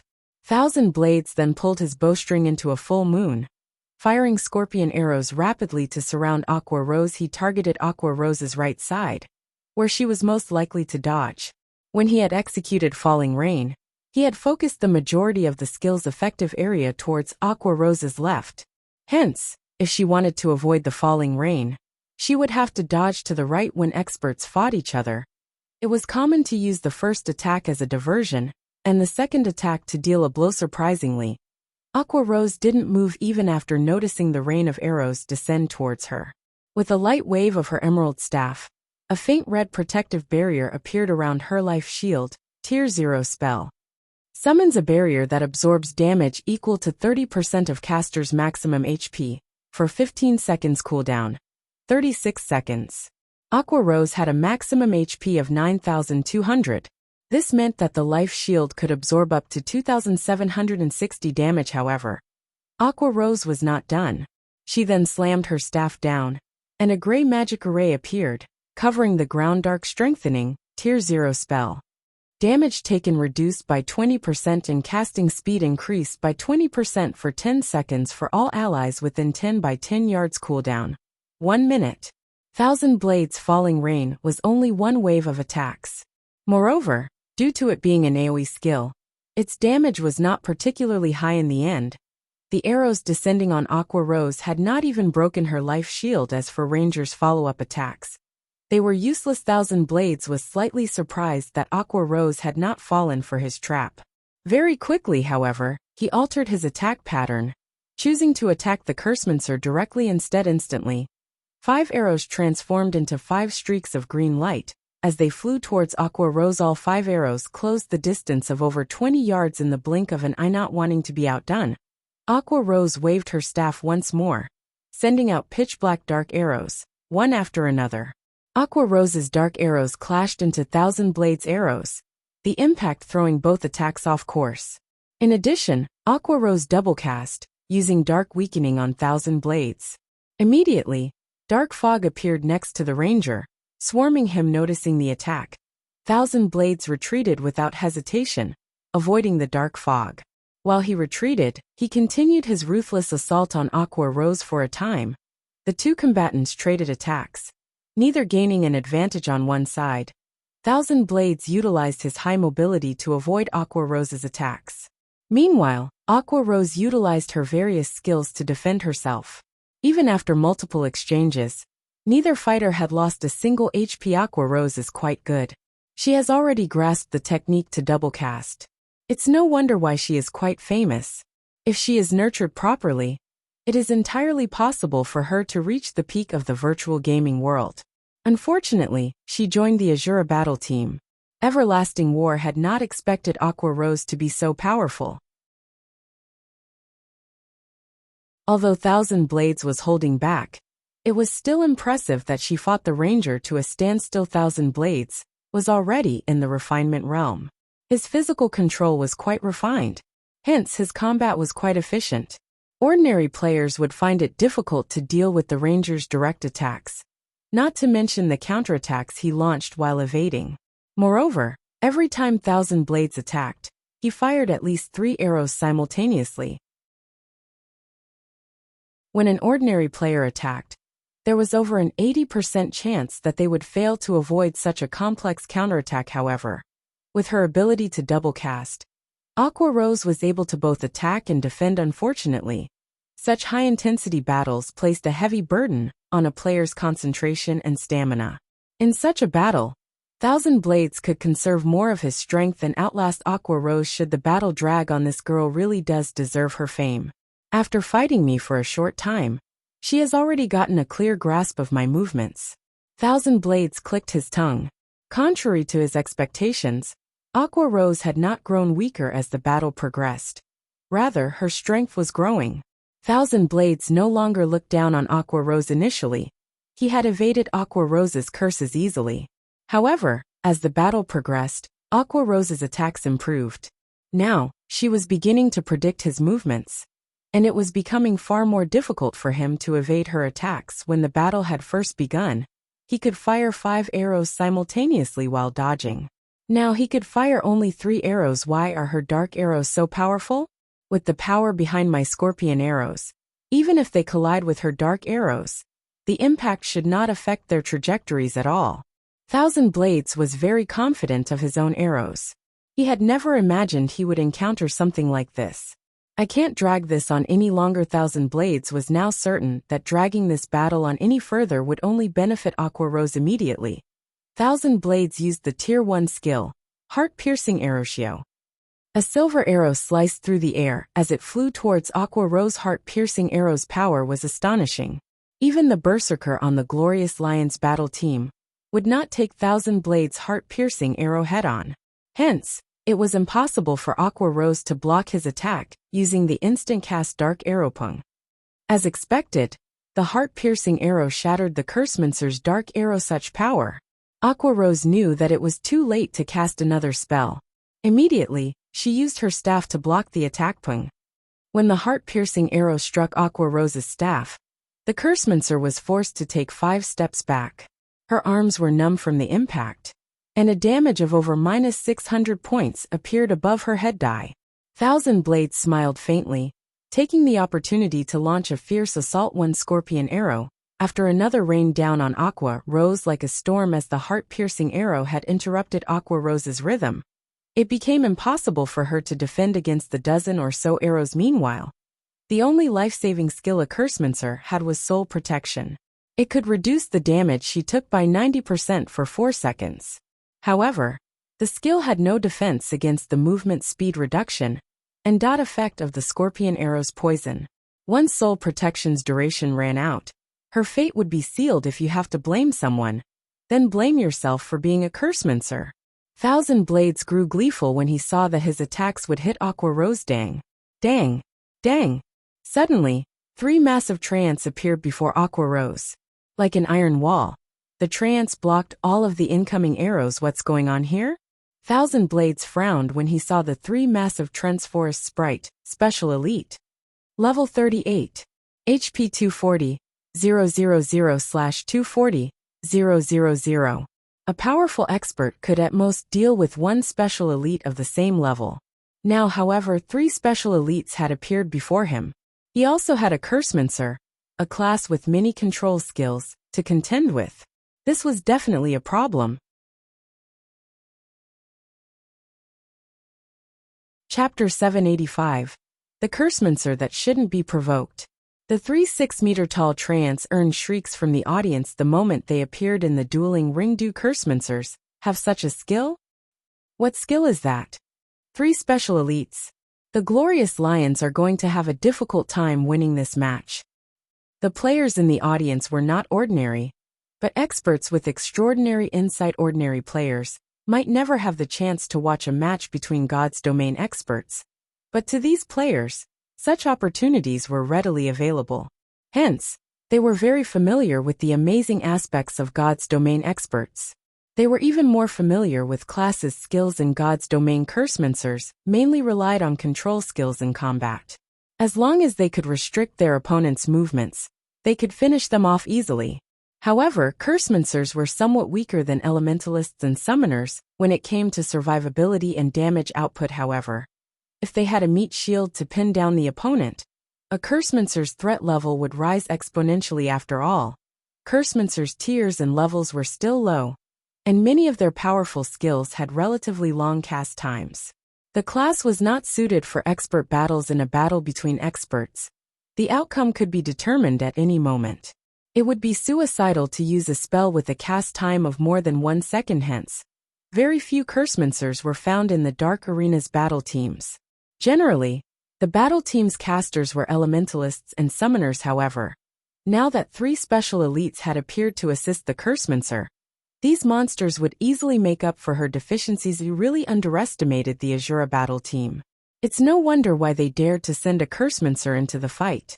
Sirius could not help but shift his gaze towards Shifeng, who sat quietly on the other side of the dueling ring. Tell Thousand to stop holding back. We must win this match. Everlasting War nodded. He then left his seat and approached the side of the dueling ring, forming hand signals to inform Thousand Blades. Players inside the dueling ring could not receive any messages or hear anything from outside the dueling ring. However, they could see what was outside the dueling ring. Hence, the various battle teams in the Dark Arena had created their own hand gestures and code words to convey instructions. At this moment, Thousand Blades' continuous retreat was exhausting him. Not only were the 3 forest sprites' defenses very high, but their movement speed was also relatively high. Avoiding the 3 treants took a lot out of him. He also had to deal with the various control skills Aqua Rose sent at him. Hence, he had no choice but to focus on his defense. Yet, if he only defended without attacking, he would inevitably suffer defeat. Previously, he had accidentally allowed one of the forest sprites to graze his shoulder, and instantly, his HP had fallen by 318. His total HP was just slightly over 10,000. A few more hits would definitely finish him off. Huh? I can go all out? When Thousand Blades noticed Everlasting War's hand signals, his lips curled into a smile. He then retrieved 3 golden arrows from his quiver and fired them at the 3 forest sprites' imprisonment arrows. The imprisonment arrow would prevent enemies within a certain range from leaving the area. And the only way to break free from the seal was to destroy the arrow itself. However, the imprisonment arrows would also reduce summoned creatures' damage by 80% even to 1,000 blades. These arrows were precious. After spending a large stock of precious materials, he had only managed to produce 5 imprisonment arrows. Now, however, to win this match, he had no choice but to use them. 3 golden streaks of light struck the 3 forest sprites. Immediately, the treants were trapped inside golden cages. Meanwhile, each of the golden cages had 100,000 HP. Even though the forest sprites were special elites, after the 80% damage reduction, it would take them quite some time to free themselves from the cages. By the time they escaped from their imprisonment, the match would be over. After imprisoning the 3 forest sprites, 1,000 Blades activated his berserk skill, Beastmaster's Soul. For 1 minute, his agility increased by 80%, strength by 60%, and movement speed and attack speed by 50%. The berserk skill also had a cooldown of 10 hours after the ranger's strength and agility jumped. Not only were his arrows faster, but they also contained far more power. In the next moment, a sonic boom echoed throughout the dueling ring. Numerous arrows arrived before Aqua Rose. However, as if she had expected this, Aqua Rose simply smiled as she waved her hand. Suddenly, 3 figures covered in blue flames appeared before her. When the powerful arrows struck these blue figures, they were forced to step back. Aqua Rose, however, remained unharmed. 1,000 Blades' eyes nearly fell out of their sockets. How was she a cursemancer? She was basically a summoner. He could accept the 3 forest sprites, but Aqua Rose could also summon 3 elite rank blue fire crows. Go. Aqua Rose immediately directed the 3 blue fire crows to charge towards 1,000 Blades. Although the blue fire crows were not as powerful as the forest sprites, they were faster. 1,000 Blades knew he could not afford to clash with the elite monsters head-on. Hence, he had no choice but to run about the dueling ring while finding opportunities to attack. If he dealt with the summoned creatures first, Aqua Rose would have enough time to activate an advanced spell. If that happened, the summoned creatures wouldn't be his only problem. He absolutely could not give Aqua Rose that kind of time. Still not giving up? Seeing the arrow fly at her, Aqua Rose activated the power of darkness, her attributes rising abruptly. She also activated the Blue Fire Heart skill, Blue Fire Devour. Although she would lose a significant portion of her mana and increase her mana consumption rate by 200%, her skill effects would increase by 200% for 30 seconds. Aside from Blue Fire Devour, Aqua Rose also activated Elemental Domain. Elemental Domain.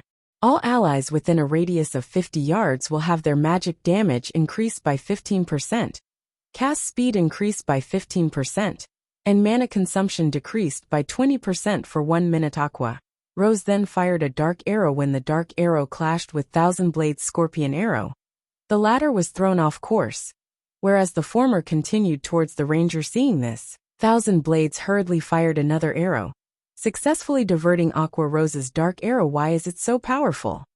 1,000 Blades was stunned. The arrow he fired after activating his berserk skill was even weaker than before. 1,000 Blades had no clue that the staff Aqua Rose wielded was the epic rank staff, the Song of Beatrice. Aqua Rose already had higher basic attributes than 1,000 Blades. Now, not only had Aqua Rose activated her berserk skill, but she also had a support skill empowering her attacks. Hence, it was only natural that her dark arrows were far stronger. However, Aqua Rose did not give 1,000 Blades too much time to think about it. She sent one dark arrow after another.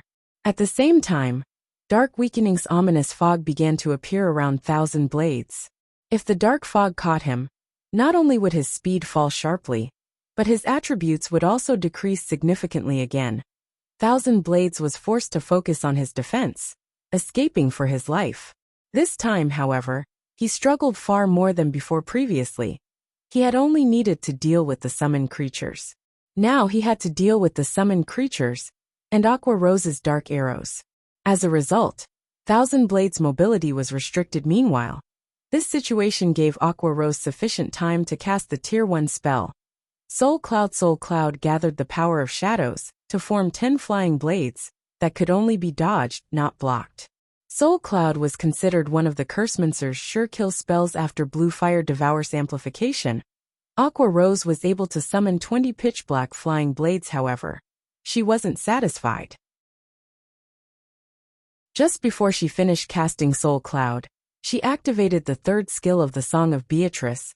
The Song of Sprites increases the effect of a specific spell by 300%. Meanwhile, Aqua Rose chose to amplify none other than Soul Cloud immediately.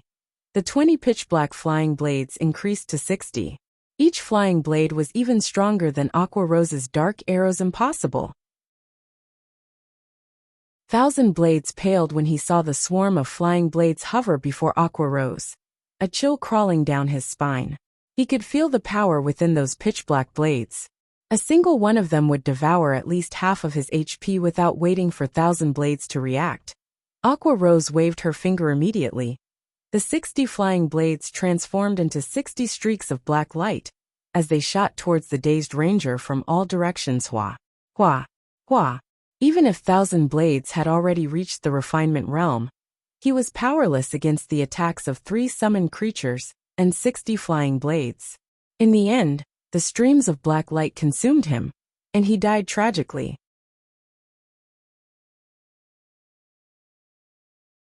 Chapter 786, Strong Matchup. When the black lights dispersed, the victor's name appeared above the dueling ring. Aqua Rose. The entire venue fell silent. Aqua Rose's performance was simply too shocking. Not only could she summon monsters to fight for her, but her final Soul Cloud was also exceedingly powerful. It's no wonder why Yifeng sent Aqua Rose to fight in the first match. It turns out that she has an impressive trump card. I'm guessing that not even the Glorious Lions expected such an outcome. Blue Phoenix shuddered when she recalled the might of Aqua Rose's Soul Cloud. Although 1,000 Blades had activated his life-saving skills to defend against the attack, Soul Cloud could not be blocked, only dodged against flying blades from all directions. Even Blue Phoenix was only confident in dodging 20 to 30 attacks with her techniques. Using Blink to escape would be her only option. However, 1,000 Blades was a ranger. He did not have any instantaneous movement capabilities or skills that provided invulnerability. It seems that we don't understand as much about Zero Wing as we thought. Phoenix Rain revealed a bright smile as she watched Aqua Rose one move to finish the enemy. Such situations were rare in the Dark Arena. Furthermore, Aqua Rose had yet to even set foot into the refinement realm. Since she had not secured victory with her techniques, then the only possibility was the Cursemancer's weapon and equipment. Previously, Yifeng had displayed his overwhelming advantage in terms of attributes.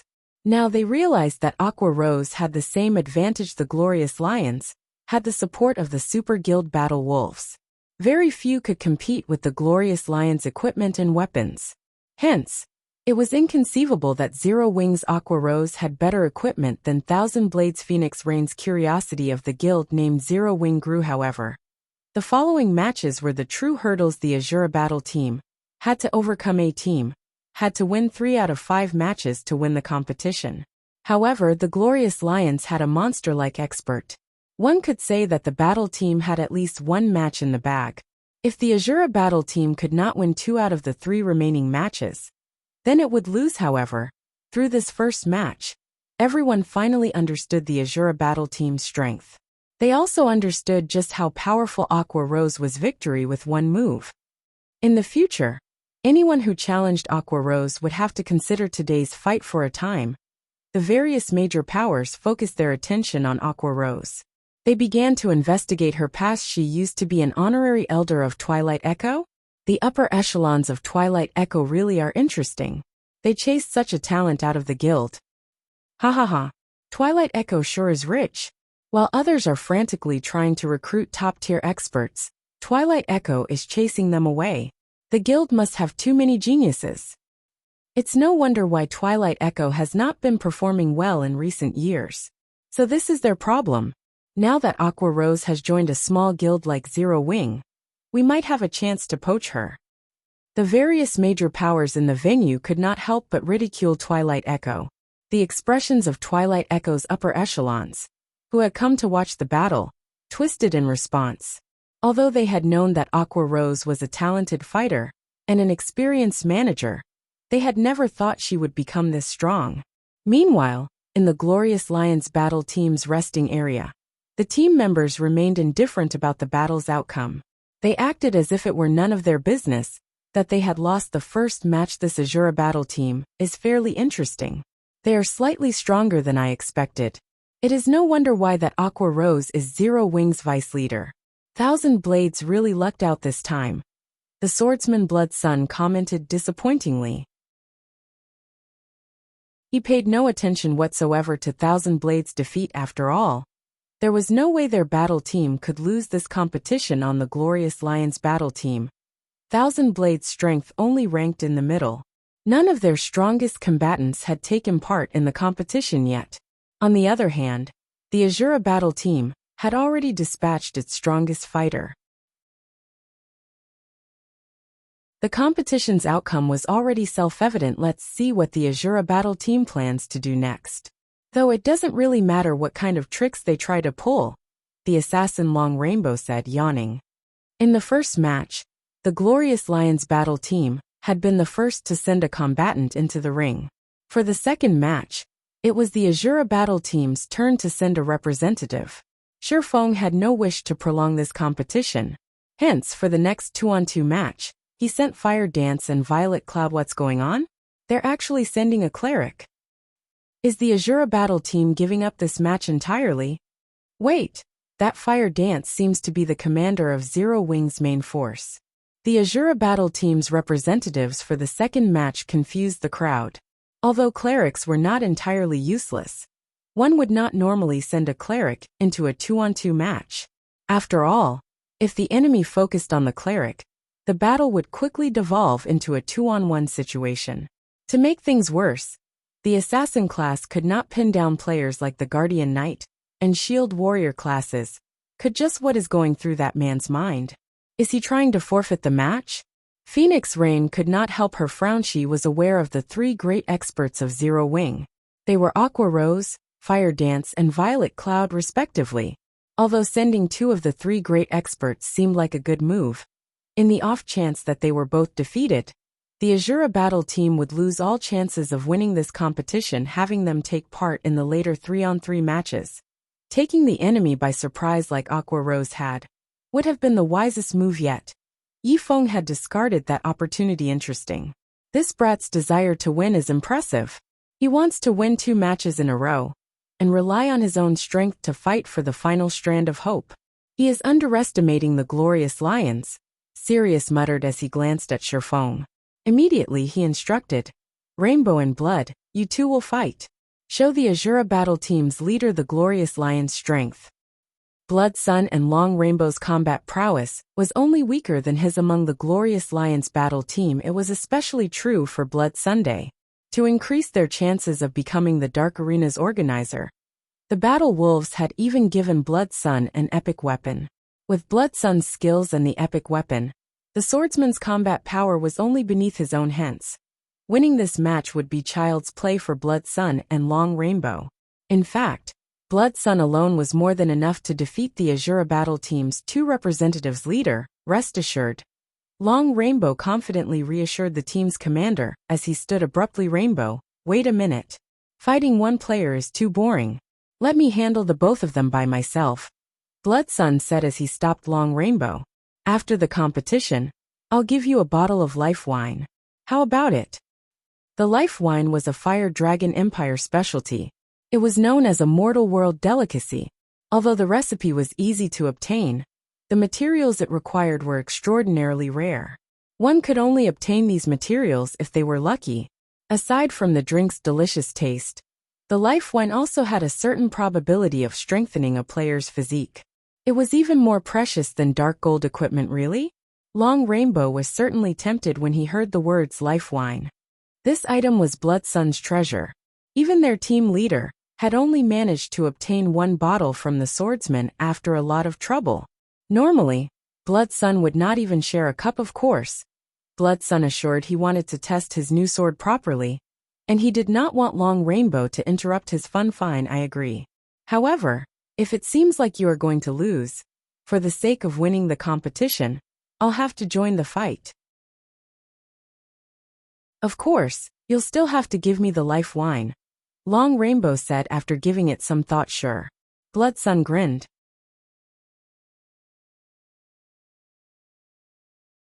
Chapter 787 Phantom Sword.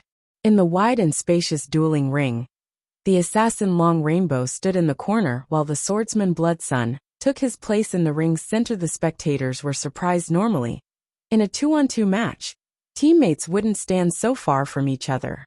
They usually stood relatively close, so that they could better coordinate their attacks and defense. Furthermore, they were both melee players, which was all the more reason not to stand 50 yards apart with a distance of 50 yards.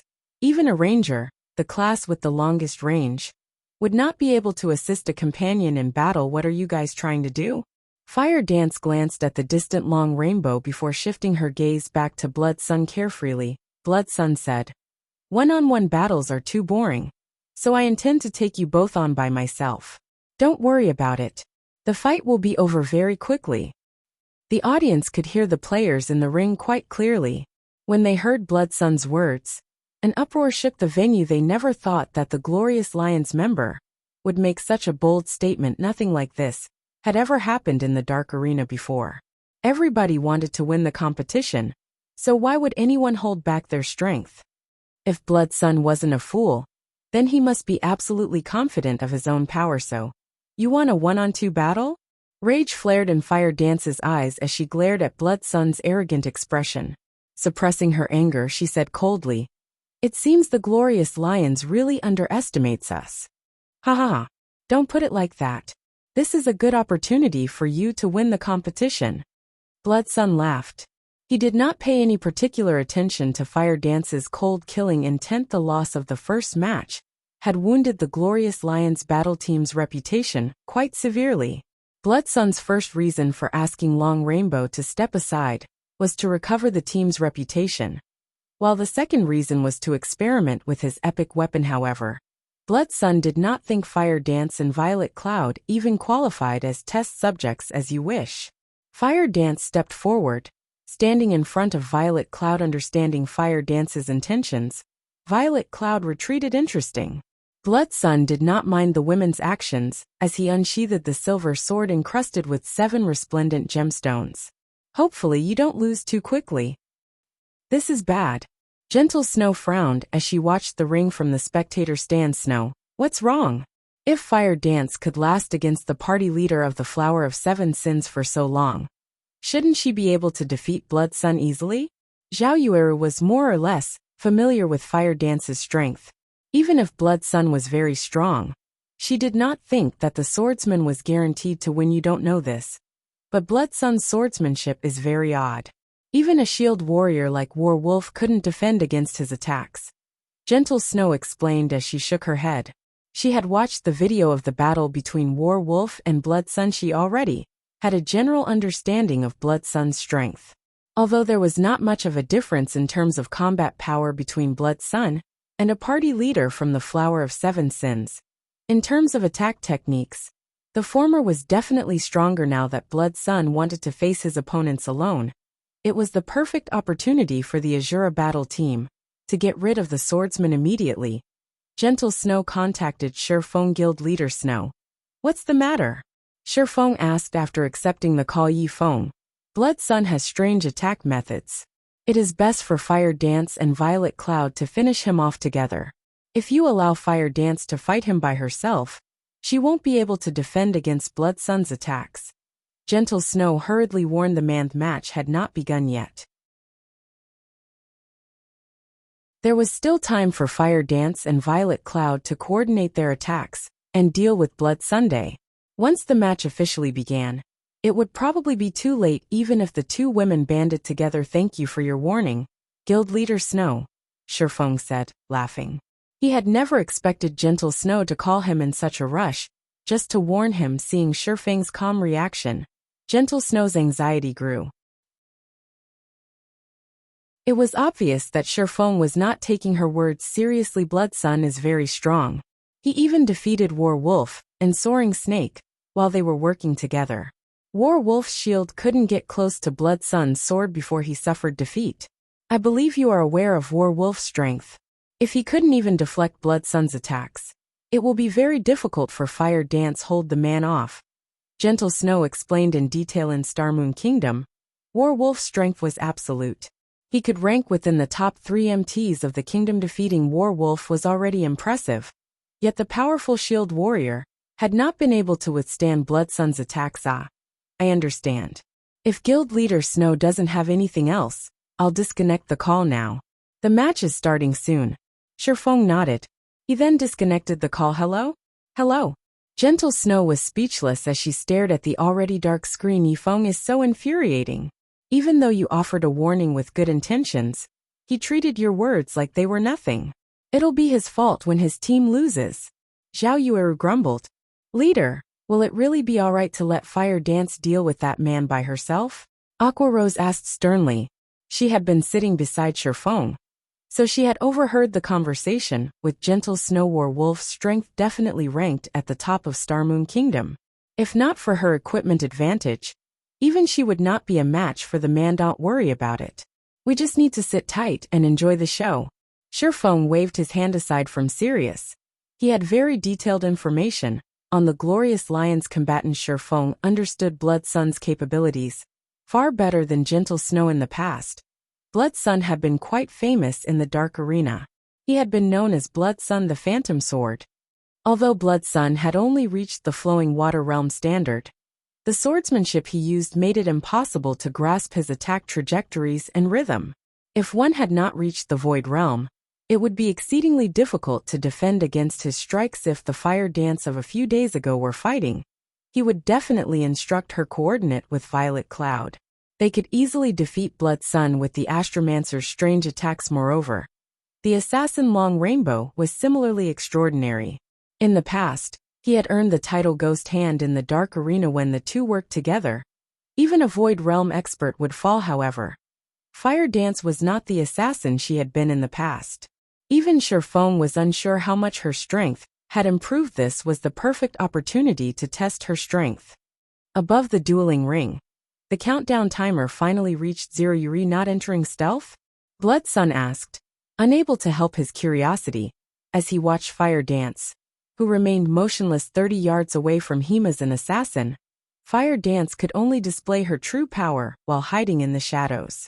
Generally, assassins would enter stealth as soon as the battle began, and look for an opportunity to deal a fatal blow that won't be necessary. Fire Dance sounded calm as she unsheathed 1,000 transformations and petrified thorn from her waist. Step by step, she slowly advanced on the swordsman before her. Good. Very good. I want to see just how long you can hold that arrogance. When Blood Sun heard her challenge, rage flared in his chest. This was the first time someone had looked down him. Taking a step forward, he used Wind Blade and dashed towards Fire Dance.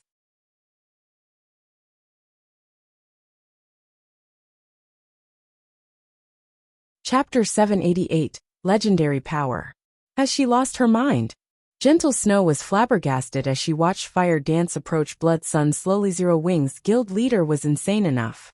She had never imagined that Fire Dance would follow in that man's footsteps. An assassin's abilities, in a frontal confrontation, were significantly weaker than a swordsman's.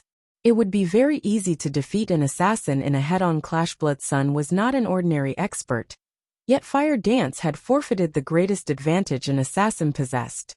As soon as Blood Sun arrived before Fire Dance, the silver sword in his hand vanished, following which, over a dozen streaks of silver light appeared around Fire Dance, surrounding her. Tier 1 skill, Wind Flurry. In the next moment, the dozen or so silver lights sliced through Fire Dance's body. An afterimage.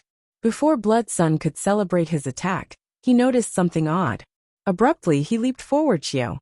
A streak of silver light then cut across where Blood Sun had just stood. Seeing her shadow steps fail, Fire Dance followed up with an absolute strike.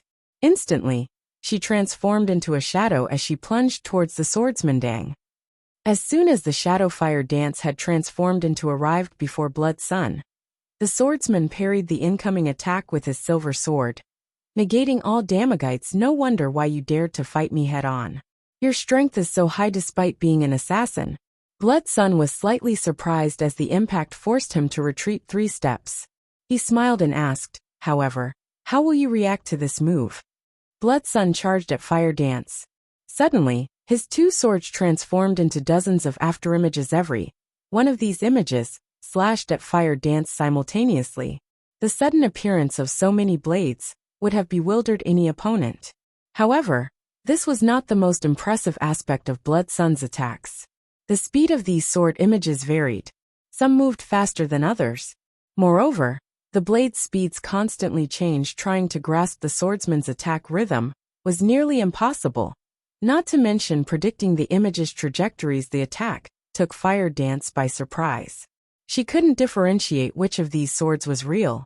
If she rushed to defend or attack, the slightest carelessness could very well result in her death. Wind steps. Fire Dance retreated as she utilized the less than 1 second invulnerability the skill provided.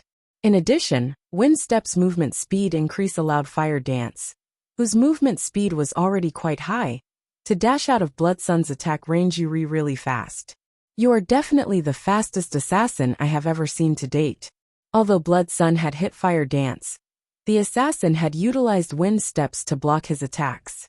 Just as he was about to chase the woman down, he discovered that the assassin was already quite some distance away from himself.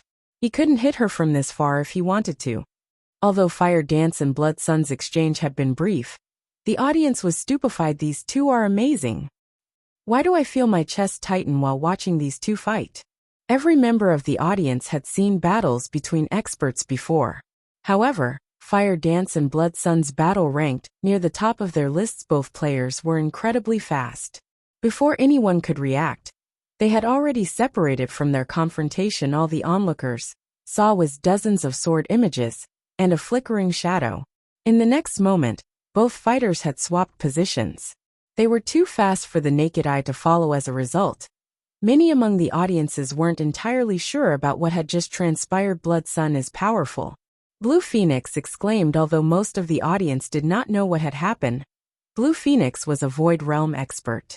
She had seen the exchange very clearly. Blood Sun should be the famed Battle Wolf's Phantom Sword. I had never thought that the Battle Wolves would be so desperate to host the Dark Arena. Phoenix Rain smiled bitterly. Phantom Sword? Although Blue Phoenix had never heard this name before, even she had been unable to differentiate which sword images had been real and which had been fake. After all, she was too far away from the dueling ring. She could only rely on her sight, not her other senses. He is one of the great experts that the Battle Wolves have nurtured. I've also heard that Phantom Sword managed to defeat one of the Battle Wolves Guild elders, Phoenix Rain explained. It seems the Azura battle team won't be able to win this match. Why do you say that? Although Fire Dance is at a disadvantage, both her movement and reactions are very fast. She still has a possibility of winning this match. Blue Phoenix asked curiously. You underestimate the Battle Wolves. I've told you before that the Battle Wolves do not care about their reputation. The guild has even loaned the epic ranked one-handed sword they obtained from a boss they stole to Blood Sunday. Knowing this, do you still think Fire Dance has any hope of winning? Personally, Phoenix Rain wanted the Azura battle team to emerge victorious. However, based on the information she had obtained, the gem-encrusted silver sword in Blood Sun's hand should be the epic ranked one-handed sword the Battle Wolves had plundered some time ago. A dark gold weapon could never compare to an epic weapon. The benefits of an epic weapon were simply too great. Moreover, Blood Sun had just been testing out his new weapon. Without utilizing his actual strength, he had backed Fire Dance into a corner. If he began to take the match seriously, he would only need an instant to defeat Fire Dance. An epic weapon is quite amazing. Just after equipping an epic weapon, Blood Sun can produce far more sword images. I wonder how long this young lady will last against him. Sirius revealed a faint smile. After watching Blood Sun's performance, the Phantom Sword was no stranger to experts. His swordsmanship utilized the shift in swinging speed to generate afterimages. Ordinary experts would be hard-pressed to generate 3 perfect afterimages. But Blood Sun was a genius in this aspect. Using 2 swords, he could generate dozens of perfect afterimages. However, this was not Blood Sun's most frightening aspect. Blood Sun's physical control also surpassed ordinary players by leaps and bounds. Even an expert would struggle to launch attacks with the exact same trajectory at full speed. However, Blood Sun could do just that. Moreover, he could perform the feat without error. Blood Sun's attack, which had just been an afterimage, could very well be a real sword in the next second. This ability made it nearly impossible to avoid or block his attacks without reaching the Void Realm. It was impossible to differentiate which of his attacks were real and which were fake. In the dueling ring, Blood Sun launched a barrage of attacks at Fire Dance. However, Fire Dance maintained a subtle distance from him. She only needed one step to escape his attack range. This made it possible to dodge or block his attacks easily. Let's end the game here then. Blood Sun had mostly familiarized himself with Daybreak. Meanwhile, the duration of Fire Dance's wind steps was nearly over. Immediately, he activated Windwalk, increasing his speed as he charged towards the assassin. His swords then transformed into dozens of phantoms, blocking all of Fire Dance's paths of retreat. Just as the silver lights were about to devour Fire Dance, she tightened her grip around Thousand Transformations and swung the weapon in front of her with just a light swing. Suddenly, countless sword lights appeared before Fire Dance. The sword lights shone like stars in the night sky. These sword lights clashed with Daybreak's phantoms. Pung, pung. The sound of metal clashing reverberated throughout the dueling ring. Blood Sun felt his hands go numb instantly. He was also forced back 4 steps before he managed to stabilize his body. How did you do that? Blood Sun's eyes widened. He couldn't believe what had just happened. Even though Fire Dance had simply swung her sword, countless shining sword lights filled the space between them. These sword lights were incredibly realistic, making it impossible to determine Fire Dance's true attack trajectory. When he came into contact with a random sword light, it had repelled him.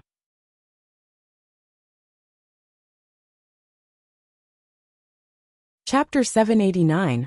Realistic Illusionary Attacks. What happened? Everyone was confused when they saw Blood Sun push back. All they had seen was Blood Sun accelerate towards Fire Dance. And in the next moment, a silver light flashed. Blood Sun was forced to retreat by several steps before he stabilized himself. They could even see the swordsman's hands tremble. Originally, the battle had been in Blood Sun's favor. Now, however, the situation had changed completely. Nobody understood what had just happened. Who is that Fire Dance?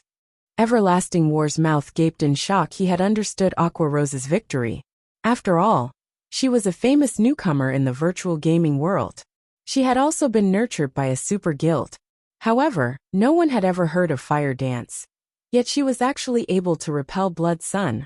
While he went all out, Everlasting War could not believe this to be real. Even he had an extremely difficult time defending against Blood Sun's phantom sword.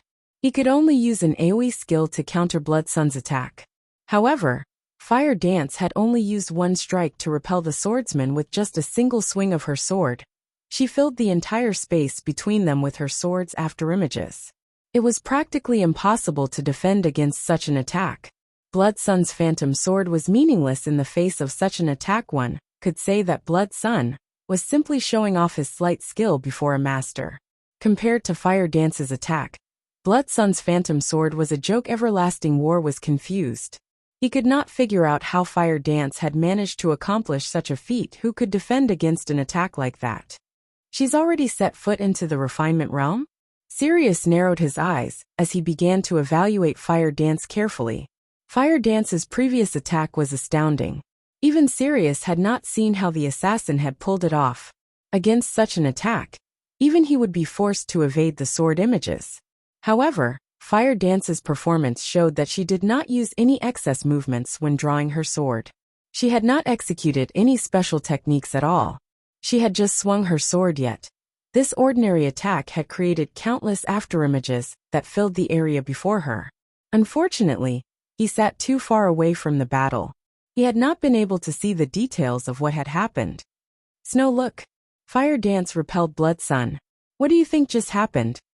Zhao Yueru turned to Gentle Snow, her mouth hanging open, shaking her head. Gentle Snow responded with a surprised expression, saying, I don't know what happened either. This was simply too shocking. Only now did Gentle Snow understand why Shifeng was so confident in letting Fire Dance take on Blood Sun alone. It turned out that Fire Dance had hidden her strength all this time. Compared to the audience's shock, Zero Wings members were utterly stupefied when did Big Sis Fire learn such a peerless technique? That attack was so powerful. We'll definitely win this time. With a single swing of her blade, Fire Dance created countless deadly stars. Her powerful attack made it impossible to approach her or defend against her attacks. One could only cope with this vicious barrier if they attacked from a range or to use an AoE skill. In the dueling ring, Blood Sun's face twisted into a grave expression. However, he was no fool. He did not believe that Fire Dance's attack was a peerless technique. He suspected that she had used a skill. Hence, he strode forward and attacked the assassin using Phantom Sword once again. Although that move is quite powerful, all skills have a cooldown. I don't believe you can use it limitlessly. Blood Sun sneered, however. Despite seeing the dozens of sword images flying at her, Fire Dance didn't move. Instead, she swung the 1,000 transformations upward violently. Pung. Countless silver lights flashed, and she repelled Blood Sun again. Shifeng laughed silently when he saw the dumbfounded look on Blood Sun's face. In terms of basic attributes, even an epic weapon was no match for a fragmented legendary weapon. However, this was not the largest benefit of wielding a fragmented legendary weapon. A fragmented legendary weapon would also grow stronger with the improvement of the player's combat techniques. Previously, Fire Dance had never utilized her full strength in battle. She had used plenty of excess movements when she swung her sword. In her last attack, however, there were none. Hence, she had displayed 1,000 transformations, true power, realistic illusions. Although she had only swung 1,000 transformations once, every afterimage that appeared was real. Regardless of which afterimage the enemy encountered, that afterimage would become a true attack the moment they made contact. Fire Dance didn't need to think about how she should defend herself against Blood Sun's Phantom Sword. She only needed to swing her own blade. A simple swing could transform into an attack that incorporated both attack and defense. Countless people dreamed of achieving this level of swordsmanship. However, Fire Dance had achieved it easily with the 1,000 transformations. This was also why so many people desperately chased after legendary weapons. If a fragmented legendary weapon already possessed such power, a true legendary weapon would be terrifying. In the dueling ring, Fire Dance charged at Blood Sun and brandished her 1,000 transformations. Numerous sword lights flashed before Blood Sun's eyes. However, Blood Sun could not find the real weapon among the illusions. It seemed as if every afterimage was the real deal. He was already inferior to Fire Dance in terms of speed. The assassin's unavoidable attack only made things worse. Now, all he could do was attempt to block the attack with his swords. Yet the instant his weapons clashed with Fire Dance's afterimages, the attack forced him back. Both of his hands going numb as a damage of over -200 points appeared above his head. However, Fire Dance showed no signs of stopping as she assaulted the swordsman before her. As a result, Blood Sun's HP continued to decrease. This turn of events stunned the audience members. Nobody had imagined that an assassin could be so frightening. Fire Dance's slashes was a combination of violence and beauty. Blood, I'll help you, Long Rainbow shouted. Long Rainbow could already see the severity of the situation. Immediately, he entered stealth and charged at Fire Dance. I have truly underestimated the Azure Battle team. I had never imagined that your team would have such a powerful player. However, don't think that you have won just yet. As Fire Dance repelled Blood Sun, his HP gradually fell. If this continued, she would drain his HP, which totaled at over 10,000, in less than 30 seconds. Immediately, Blood Sun activated his berserk skills, his attributes rising abruptly. His HP shot from over 10,000 to more than 15,000. A blue glow enveloped his body. The epic weapon Daybreak in his hand also emitted a blue sword aura that was over 2 meters long, increasing Blood Sun's attack range significantly. Blood Sun then executed Phantom Sword and struck at Fire Dance. Let's see if you can block this. Blood Sun revealed a sinister smile. He was clearly confident in his attack. He had activated his berserk skill Sword Shadow. When activated, The skill increased all of his attributes by 50%, and his attack speed by 80%. The skill also increased his attack range. At the same time, Blood Sun had activated one of Daybreak's skills, consecutive shadow strikes. For 10 seconds, his attacks could neither be blocked nor parried. Fire Dance was only an assassin. Her attack range was shorter than a swordsman's. Now he had increased his attack range further. Moreover, even if Fire Dance's short sword clashed with Daybreak, the epic weapon would ignore the blade and strike Fire Dance's body immediately. A sword light phased through Fire Dance's 1,000 transformations. Colliding with the assassin, however, Fire Dance suddenly split into 6 copies of herself. When Daybreak hit Fire Dance's body, it simply passed through her unhindered. He had not felt the sensation of his weapon cutting into flesh at all. An illusion? Blood Sun's complexion paled. He had not expected Fire Dance to have a move like this. It's my turn now. Fire Dance smiled suddenly. All 6 female assassins charged at Blood Sun from different directions. Blood Sun brandished his 2 swords, attempting to defend himself. However, when his attack struck the Fire Dances, not a single one of them received any damage. All of them are fakes? Just as Blood Sun wondered about the skill, the 6 Fire Dances arrived before Blood Sun, surrounding the swordsman. All 6 assassins raised their weapons and swung downward. Blood Sun had intended to ignore Fire Dance's doppelgangers and rush out of the encirclement, but a silver short sword suddenly slid into his back, dealing -3,481 damage. Real. Blood Sun reacted quickly, swinging his sword at the real Fire Dance behind him. However, when Daybreak cut across Fire Dance, it did not cause any damage. Unfortunately, you've guessed wrong. The Fire Dance who stood to Blood Sun's left grinned as she swung her sword at the swordsman. Once more, Blood Sun lost a large chunk of his HP.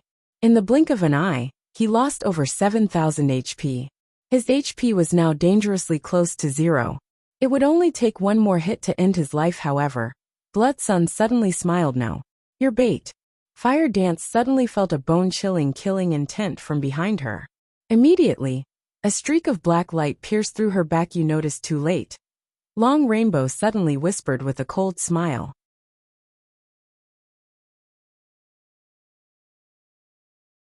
Chapter 790. Different level. Everything had happened far too quickly. Long Rainbow was like a wild beast as he approached and ambushed Fire Dance stealthily. He had hidden his presence throughout the process. However, when he finally struck, he was like a venomous snake, both fast and accurate. What a pity. The Glorious Lions truly don't care about their reputation anymore. Previously, they've even declared that they wanted to go 1-on-2. Now it's become a 2-on-1 instead. None of the audience had expected the battle to change so quickly. Words could no longer describe Fire Dance's strength. She was definitely the most powerful assassin they had ever seen in God's domain. Her strength attribute was absurdly high. She had been able to suppress a swordsman expert with so little effort. Her attack that filled the ring with starlight could also suppress everything before her. She was practically invincible in a 1-on-1 battle. Meanwhile, standing behind the woman, both Long Rainbow's pitch-black dagger and the hand wielding the weapon passed through Fire Dance's body without any resistance. Long Rainbow did not dare believe his eyes. The target he had carefully chosen was just an illusion. Just as he was about to warn Blood Sun, he discovered a silver short sword cutting across Blood Sun's waist, eliminating the swordsman's final strand of HP. Even after Blood Sun's HP reached 0, the man had not realized what had happened. Confusion as to why his HP had dropped to 0 filling his eyes. After Fire Dance killed Blood Sun, she released a sigh of relief. Long Rainbow had nearly forced her into a fainted state. With both Long Rainbow and Blood Sun having activated their berserk skills, she would most likely die before Violet Cloud could lend her support. Fortunately, the 1,000 transformations phantom skill was no ordinary skill. It allowed her to swap positions with her doppelgangers without any telltale signs. The ability also didn't have a cooldown, allowing her to use it freely. All she needed to activate the ability was a thought. Hence, she had swapped positions with her doppelgangers the instant before Long Rainbow's dagger plunged through her. However, as soon as Fire Dance finished off Blood Sun, Long Rainbow reacted.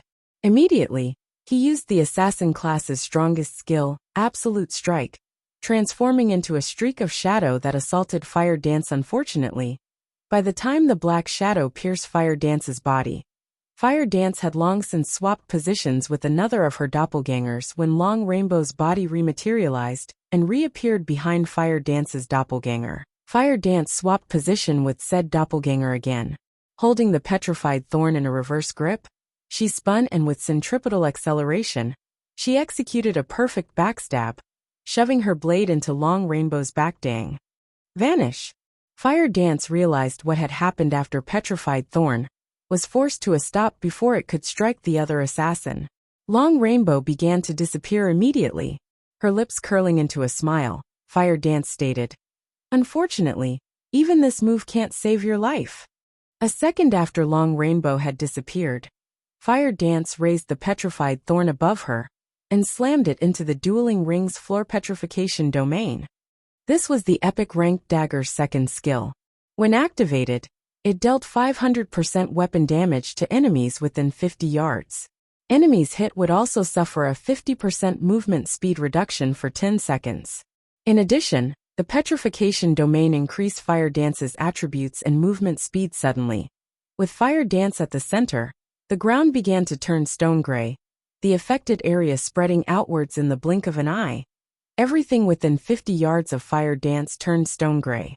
Meanwhile, Long Rainbow had been forcefully exposed.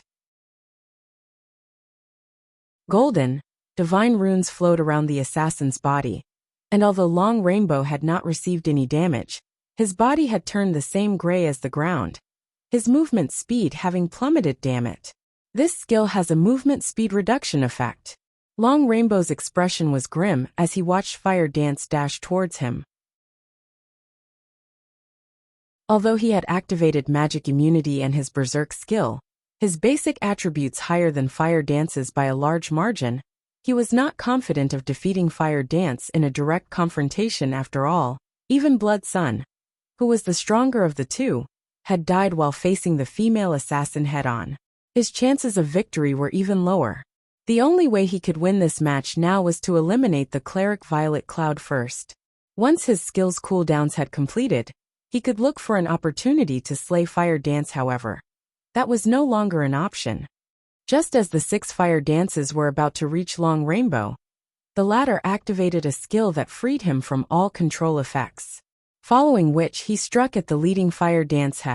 Fire Dance did not bother resisting the attack, allowing Long Rainbow to strike as much as he wished. After Long Rainbow passed through Fire Dance's body unhindered, Fire Dance executed an eviscerate from behind the male assassin. However, 1,000 transformations had failed to hit Long Rainbow.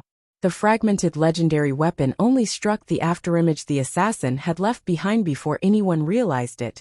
Long Rainbow appeared behind Fire Dance's true body, executing backstab. Long Rainbow had thought of this plan after Fire Dance had forced him out of stealth. He had deliberately exposed a weakness in his defense, launching a surprise counterattack, while Fire Dance attempted to strike. Die.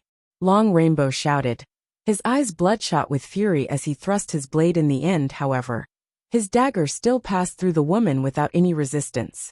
He had failed. How? Long Rainbow's eyes widened. Meanwhile, as soon as Long Rainbow's black dagger left Fire Dance's body, the doppelganger spun and slashed at the assassin. The two were too close.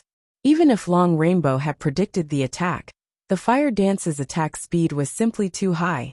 Furthermore, he had not yet recovered his stance after his full-powered attack. He could not defend himself. The silver 1,000 transformations became a stream of light that shot Long Rainbow's heart immediately. A damage of minus 10,648 points appeared above Long Rainbow's head, devouring more than 2/3 of the assassin's HP. Ignoring the pain, Long Rainbow abandoned his defense as he tightened his grip on his dagger and stabbed at Fire Dance. As an expert, his pride no longer allowed him to care about winning or losing this match. Only one thought went through Long Rainbow's mind. He needed to damage Fire Dance at least once. Although his attacks had only struck illusions, the pain 1,000 transformations caused him was absolutely real. Hence, Long Rainbow was certain that the Fire Dance before him was the real deal. Yet, just as his dagger was about to strike Fire Dance, Long Rainbow felt another sting in his back. As Long Rainbow's HP dropped like a stone, he turned his head to take a look, discovering that the real fire dance had appeared behind him without his notice, following which Long Rainbow fell to the ground, bitterness filling his eyes despite his berserk skill. Even until his death, he had not managed to touch the real fire dance. This was the first time since he had joined God's domain that anyone had toyed with him to such a degree, and he had been completely powerless against it. Silence dominated the spectator stands compared to this battle. The previous battles had been a joke. The battle had only lasted several seconds, yet before anyone realized what was going on, the two great experts of the Glorious Lions battle team were dead. Although none of the audience members understood what had just happened, they had learned one thing from watching Fire Dance's battle. All attacks against Fire Dance were ineffective, while every one of her attacks was vicious. This fight had felt like a dream. Two great experts had died without offering the slightest resistance. Aside from their confusion, everyone among the audience admired and feared Fire Dance. The Glorious Lions, two great experts, were undoubtedly extraordinary individuals. Even in the Dark Arena, their strength ranked at the top. Yet, even after these two great experts had activated their berserk skills, Fire Dance had defeated them without any berserk skill whatsoever. Berserk skills generally improved a player's combat power significantly. It should have been impossible for a player without a berserk skill to contend with a player with one active. Today, however, every player in the room had been given a living example to the contrary. This was no longer an issue of attributes. Both sides were simply on entirely different levels. Just who is this Fire Dance? The major powers in the audience grew quite curious about Fire Dance's identity.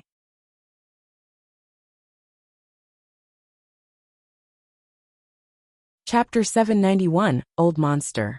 Above the wide, spacious dueling ring, the system displayed Fire Dance and Violet Cloud's names as this match's victors. When the audience saw this announcement, an extraordinarily heavy atmosphere overtook the venue.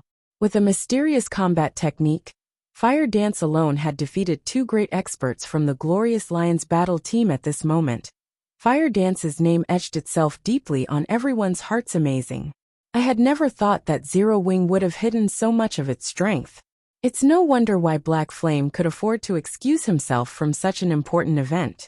When Phoenix Rain looked at Fire Dance, she felt as if a whole new world had opened up to her. Although Fire Dance's combat realm was mediocre at best, the assassin's bewildering combat method was a first for her. Even Blue Phoenix, a Void Realm expert, would not have any defense against Fire Dance, much less Long Rainbow and Blood Sunday. The only method to deal with the assassin's mysterious combat method was to use large-scale destruction spells, or manipulate several dozens of flying blades like Aqua Rose had an attack from a distance. Even having significantly higher attributes than Fire Dance would be of little use against the assassin. However, both large-scale destruction spells and the Tier 1 spell, Soul Cloud, had a long casting time. During this period, with Fire Dance's speed, she could kill her opponents several times over. If even magical classes would have such a difficult time against Fire Dance, physical classes would have even more trouble taking her down. Even Hua Qiushui, who watched from the spectator stands, was stunned by the match's outcome. For quite some time the Azura battle team, a team new to the Dark Arena, possessed such a strong framework. It was simply inconceivable whether it was Thousand Blades, who had fought in the first match, or Blood Sun and Long Rainbow, who had just been defeated. All three were experts that she had handpicked herself.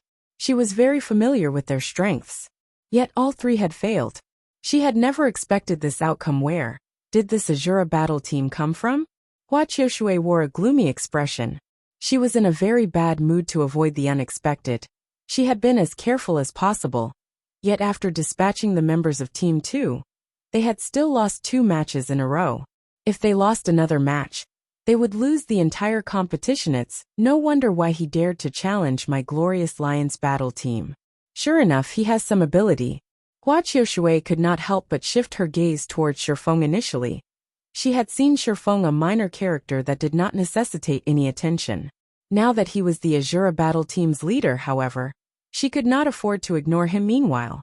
When Exemplary Willow saw Hua Qiushui's gloomy expression, she more or less understood the Glorious Lion's situation. However, Exemplary Willow was truly confused.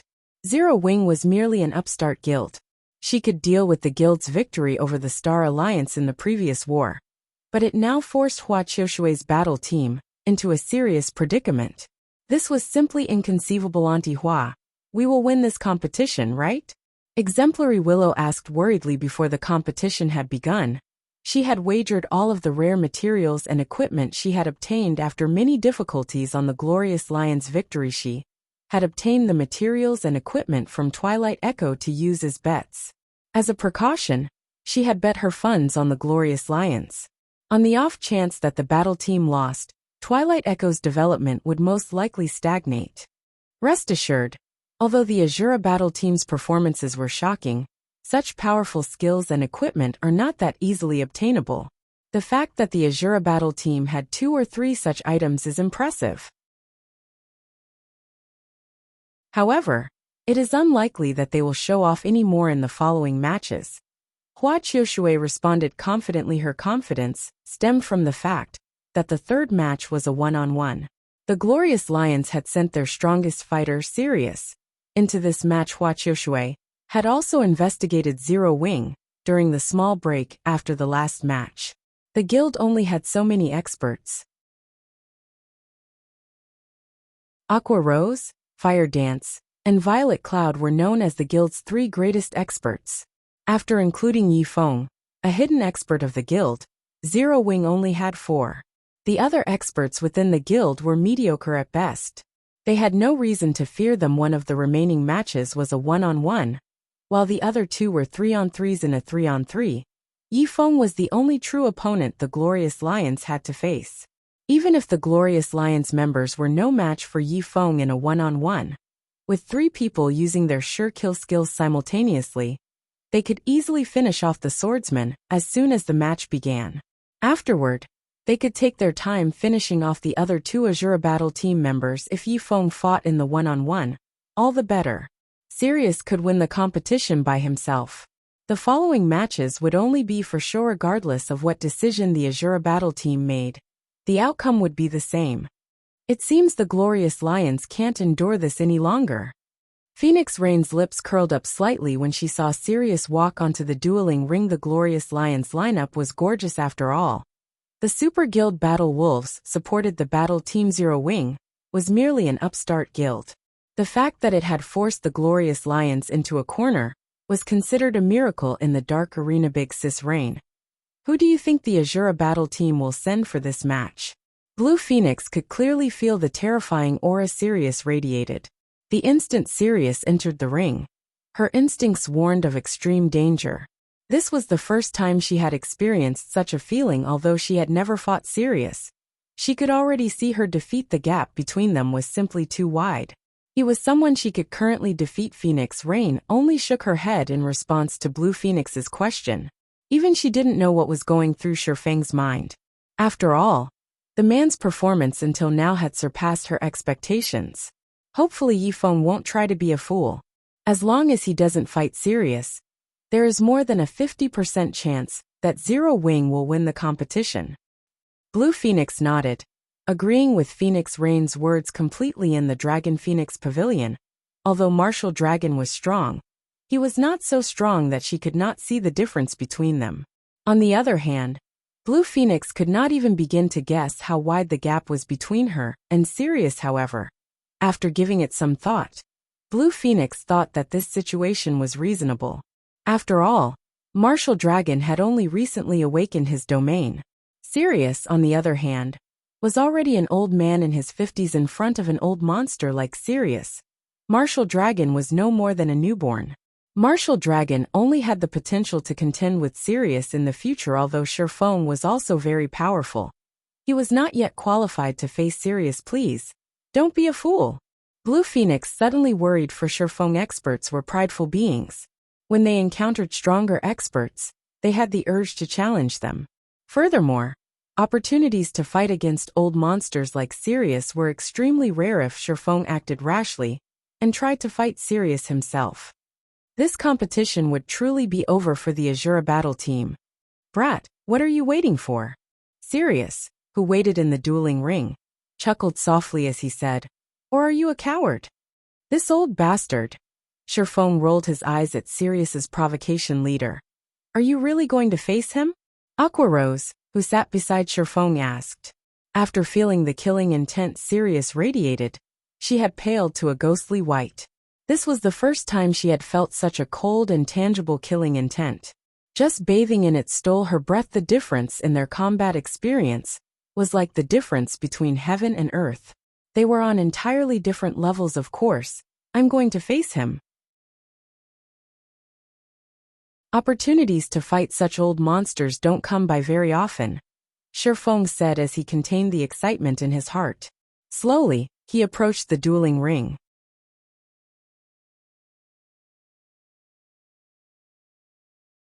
Chapter 792. The Yi Feng that cannot be underestimated. Seeing Sherfong approach the dueling ring, Phoenix Rain frowned. Yi Feng is still too young and aggressive. Although Phoenix Rain could understand Sherfeng's desire to challenge powerful experts, he should also consider the time and place. Sirius was an old monster that Sherfong had no chance against as he was right now. Even if he wanted to challenge Sirius, at the very least, he needed to awaken his domain first. Otherwise, the only outcome would be a miserable defeat. When Blue Phoenix saw this, however, she somewhat envied Sherfong. Old monsters like Sirius stood at the true peak of God's domain. Hence, many gaming experts' ultimate goal was to challenge monsters like Sirius and emerge victorious, to prove themselves worthy of standing at the peak as well. Blue Phoenix had yet to qualify to challenge such old monsters. However, Sherfong did. Why wouldn't she be envious? Although Sirius had intended to provoke Sherfong, this showed that he acknowledged the swordsman's strength. He believed that Sherfong was qualified to challenge him. Otherwise, an old monster like Sirius would not stoop so low as to provoke a youth. If she were in Sherfeng's shoes, she too would accept this challenge to see what kind of heights she could reach. This kid is insane. He is actually challenging Sirius. A victorious smile emerged on Hua Qiushui's face when she saw Sherfong walk up the dueling ring in order to recruit Sirius for the Glorious Lions battle team. She had made a powerful promise to the Battle Wolves. Had she not, the Battle Wolves would not have allowed Sirius to join the team. Even Hua Qiushui wasn't sure of Sirius's true strength. However, she was certain of one thing. When she had first met Sirius, she had wanted to test the man's skills. Hence, she had hired over a dozen top-class professional bodyguards to fight the old man. The outcome of that fight had far surpassed her expectations. Every one of the bodyguards she had hired was a top expert. Yet, not one of these bodyguards had even laid a finger on Sirius. Before she realized what had happened, all of her bodyguards were lying on the floor. She had not dared to move a single muscle. She had felt as if chains had bound her. At that time, she had finally realized how greatly she had underestimated the experts of the virtual gaming world. After all, Sirius had even defeated her most trusted bodyguard, Everlasting War. With a single move. Hua Qiushui had seen such situations before. However, that had been when she had hired ordinary people as bodyguards. In front of Sirius, even experts were no different than ants. Moreover, this had happened in the real world. Meanwhile, when Sherfong and Sirius stood in the dueling ring, staring at each other, the stage's atmosphere seemed frozen. Not bad. Sirius nodded slightly as he watched Sherfong. You have reached such a standard at such a young age. You can even endure my mental suppression. It's been a long while since I've seen such a promising brat. You also agreed to fight me. Before the match begins, what would you say to placing a bet? A bet? Sherfong could not help but laugh when he heard this. What do you want to wager? The girl named Fire Dance on your team is very promising. It would be a waste for her to remain on your team. She could have an even brighter future. So I'd like to accept her as my apprentice. I can help her advance on her path. In the future, she will grow to surpass me. Hence, if your Azura battle team loses, I want Fire Dance to become my apprentice. Of course, if our Glorious Lions battle team loses, I'll tell you how to advance your combat standards. What do you think? How to improve my combat standard? Sherfong had to admit that he was tempted after reaching his level. it was extremely difficult to improve further. Awakening a domain was not a simple matter. Countless geniuses were stuck at this bottleneck, and were unable to enter that realm. Even he had yet to discover any clues about awakening his domain yet. Sirius declared that he had such a method. In Shifeng's opinion, however, such a possibility should exist in the past. He had merely been the guild leader of a second-rate guild. He had very little information regarding the top powers of the virtual gaming world. These top powers had existed for decades. They all had their own methods to nurture experts. Hence, it was not entirely impossible for them to discover a method to awaken a domain. Unfortunately, this method was an absolute secret. Otherwise, how could the various super guilds nurture so many refinement realm experts?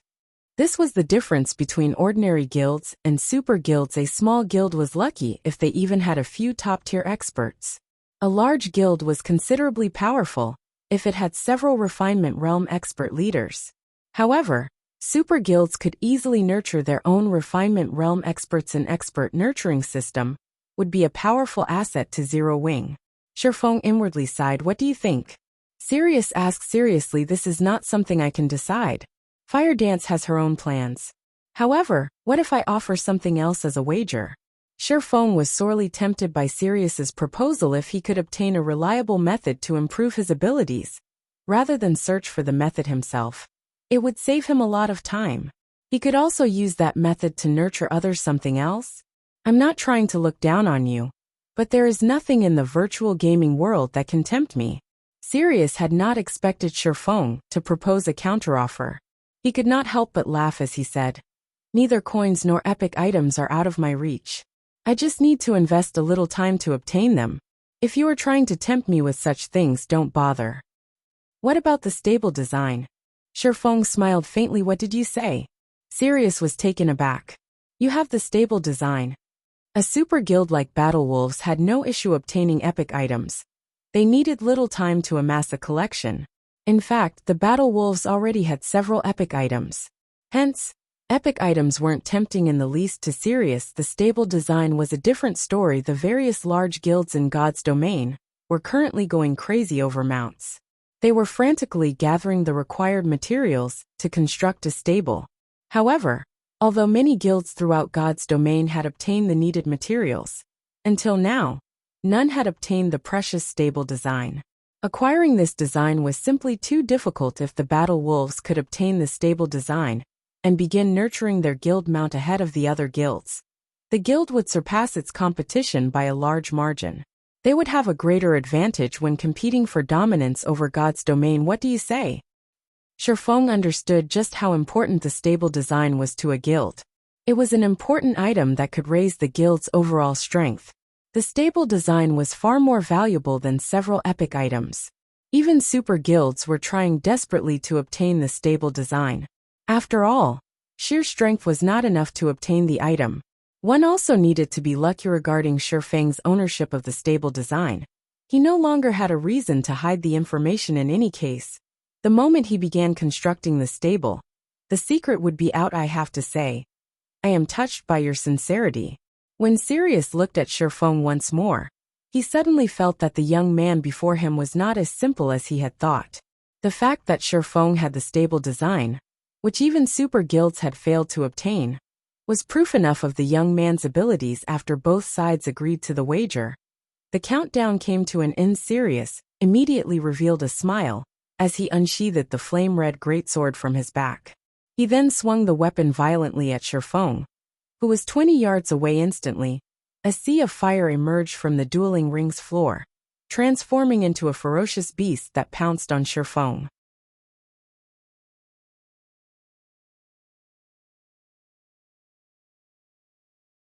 Chapter 793. Famed Sword vs. Famed Sword. What a cunning old bastard. Shifeng cursed as he watched the towering crimson fire surge towards him, destroying everything in its path, and sealing off his path of retreat before the match had begun. Sirius had stood in the ring's corner, opposite of Shifeng, deliberately. Burning Wave, one of the famed sword bonfire skills, was an AoE attack skill. With the skill's wide range, and the old man's strategic positioning, Sirius had cornered Shifeng perfectly. If Shifeng jumped into the air to avoid the attack, he would expose himself in midair, giving Sirius the perfect opportunity to strike a fatal blow break. Shifeng shouted abruptly, "Dragon breath." Immediately, the cry of a dragon echoed throughout the arena, a white beam piercing through the sea of fire, and heading towards Sirius. In terms of basic attributes, Shifeng was far stronger than Sirius. Moreover, Dragon Breath was one of the fragmented legendary Heavenly Dragon's Breath's additional skills. In terms of power, the skill was already stronger than the additional skill of an epic weapon. Hence, Dragon Breath could easily break Sirius's burning wave. The white beam devoured Sirius wholly. It's over? Just like that. Everyone in the audience was stupefied. However, Shifeng did not relax. He immediately activated Windwalk and his Swordsmanship Master title, before charging toward Sirius's previous location. Yet, before he reached the halfway point, Sirius burst out of the white beam, radiating a faint purple glow. When Dragon Breath's white beam collided with the purple glow, it scattered into nothing. The old man received no damage from the attack whatsoever. "You actually saw through my trick," Sirius stated, feeling slightly surprised when he saw the young man charging towards him. Originally, he had intended to launch a sneak attack, while the swordsman youth relaxed. However, it seemed that the plan was not viable. Shifeng did not intend to give Sirius time to react. Immediately, he activated Illusory Shadow. Suddenly, 6 blue streaks of light flashed from Killing Ray, arriving before Sirius. Instantly, Shifeng moved like flowing water. His attacks had no excess movement. Thanks to the Swordsmanship Master title, his attack speed had also increased by 20%. He moved far faster than what an ordinary person could perceive. After the blue lights cut across Sirius, a deep frown appeared on Shifeng's face. In the next moment, a streak of red light sliced towards his head from an inconceivable angle. Without hesitation, Shifeng pulled his abyssal blade closer. Dang! When the two swords collided, sparks scattered, and even the air trembled. The impact's shockwave cracked the stage. Fortunately, Shifeng had managed to block the incoming red light just in time. However, the instant he blocked the first attack, another one descended towards him. How? Shifeng had just repelled one of the Berserker's attacks. How could he have launched another already? Moreover, he had failed to detect the attack until it was upon him. Parry. This time, Shifeng used Killing Ray to block the red beam from above. Such high strength, Shifeng retreated by a step, the floor beneath his feet shattering. His arm was also slightly numb. This was the first time he had blocked a player's attack that could numb his arm. As expected of the famed sword Bonfire, it excels with both speed and power. After this single exchange, Shifeng could tell that Sirius's basic attributes were extraordinary. Although Sirius was a berserker and had extremely high strength growth, logically, his strength attribute should not be this high even with a famed sword. Hence, Shifeng was sure that Sirius had more than one epic item. It was impossible for the berserker to overwhelm him slightly with strength, with just Bonfire's passive skill. However, this was still not the most important issue. Despite his intense perception of his surroundings, he had failed to detect Sirius's attack. He had not even noticed the trajectory of the old man's attack. Moreover, his attacks with Illusory Shadow should have hit Sirius, yet he had not felt Killing Ray strike flesh. Although the two combatants had only exchanged moves for a brief moment, everyone on the spectator stands was stunned. "They're so fast!"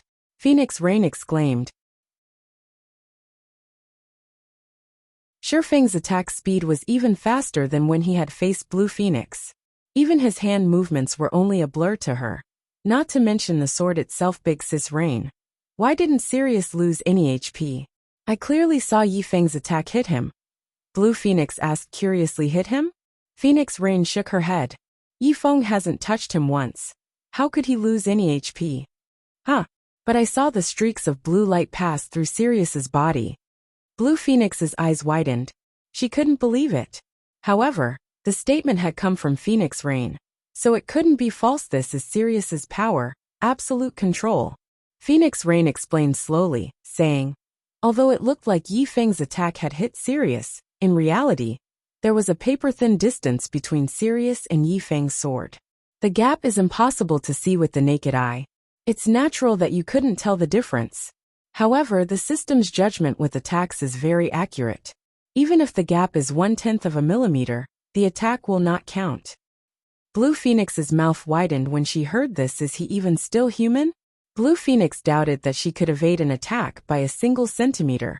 And she had even reached the Void Realm. Someone in the Refinement Realm only had a delicate control over their movements. Their perception was still far from comparable to a Void Realm expert. Hence, dodging an attack by 3 centimeters would be a miracle. Meanwhile, Sirius could dodge an attack by less than 1 centimeter. It was inconceivable. This is only the beginning. Sirius is far stronger than you can imagine. Phoenix Rain sighed as she watched Shifeng defend against Sirius's attacks. In the dueling ring, Shifeng's alarm grew as he fought the old monster. No matter how fast he swung his swords, he couldn't hit the berserker. On the contrary, Sirius's attacks grew powerful as the battle progressed. At this point, he was starting to struggle to keep up. Sirius's attacks always struck at his blind spots. The attacks also grew more precise. He had very nearly failed to block the old man's last attack. Finally, after over a dozen seconds, a streak of red light finally struck Shifeng. However, the red light stopped just before it collided with Shifeng's body. Unable to proceed. Is this the strength of a domain? Shifeng had no choice but to activate Defensive Blade. None of his attacks were effective against Sirius. On the other hand, the berserker had no issues landing an attack. Throughout the battle, for some reason, Shifeng had felt as if someone were pulling his strings. Amazing. You have lasted this long without using a life-saving skill. Sirius smiled calmly as he looked at the miserable youth before him. Now, rather than gripping his greatsword in one hand, he transferred it into a two-handed grip. Since you are so strong, I will show you my true power. Sirius raised his crimson greatsword high before swinging it down towards Shifeng. Suddenly, time stopped. Only Sirius's sword moved, descending so fast. Although Shifeng could see the sword light approaching, he knew that neither of his swords could make it in time to block the attack. No, I'm the one who has slowed down. Immediately, Shifeng recalled another of Bonfire's skills, Flame Dragon's Flash. When activated, it reduced attack speed and movement speed of all enemies within attack range by 60%, and tripled the user's strength. When attacking, this move was famous for being unblockable. A strength increase of 300% was far more powerful than a damage increase of the same amount. With strength, one could shatter the opponent's defense, causing the opponent to expose a weakness. One could then strike a fatal blow. Shifeng knew that it was too late to block the attack. Moreover, Defensive Blade's block counts had already been exhausted. He had no defense against this attack at all.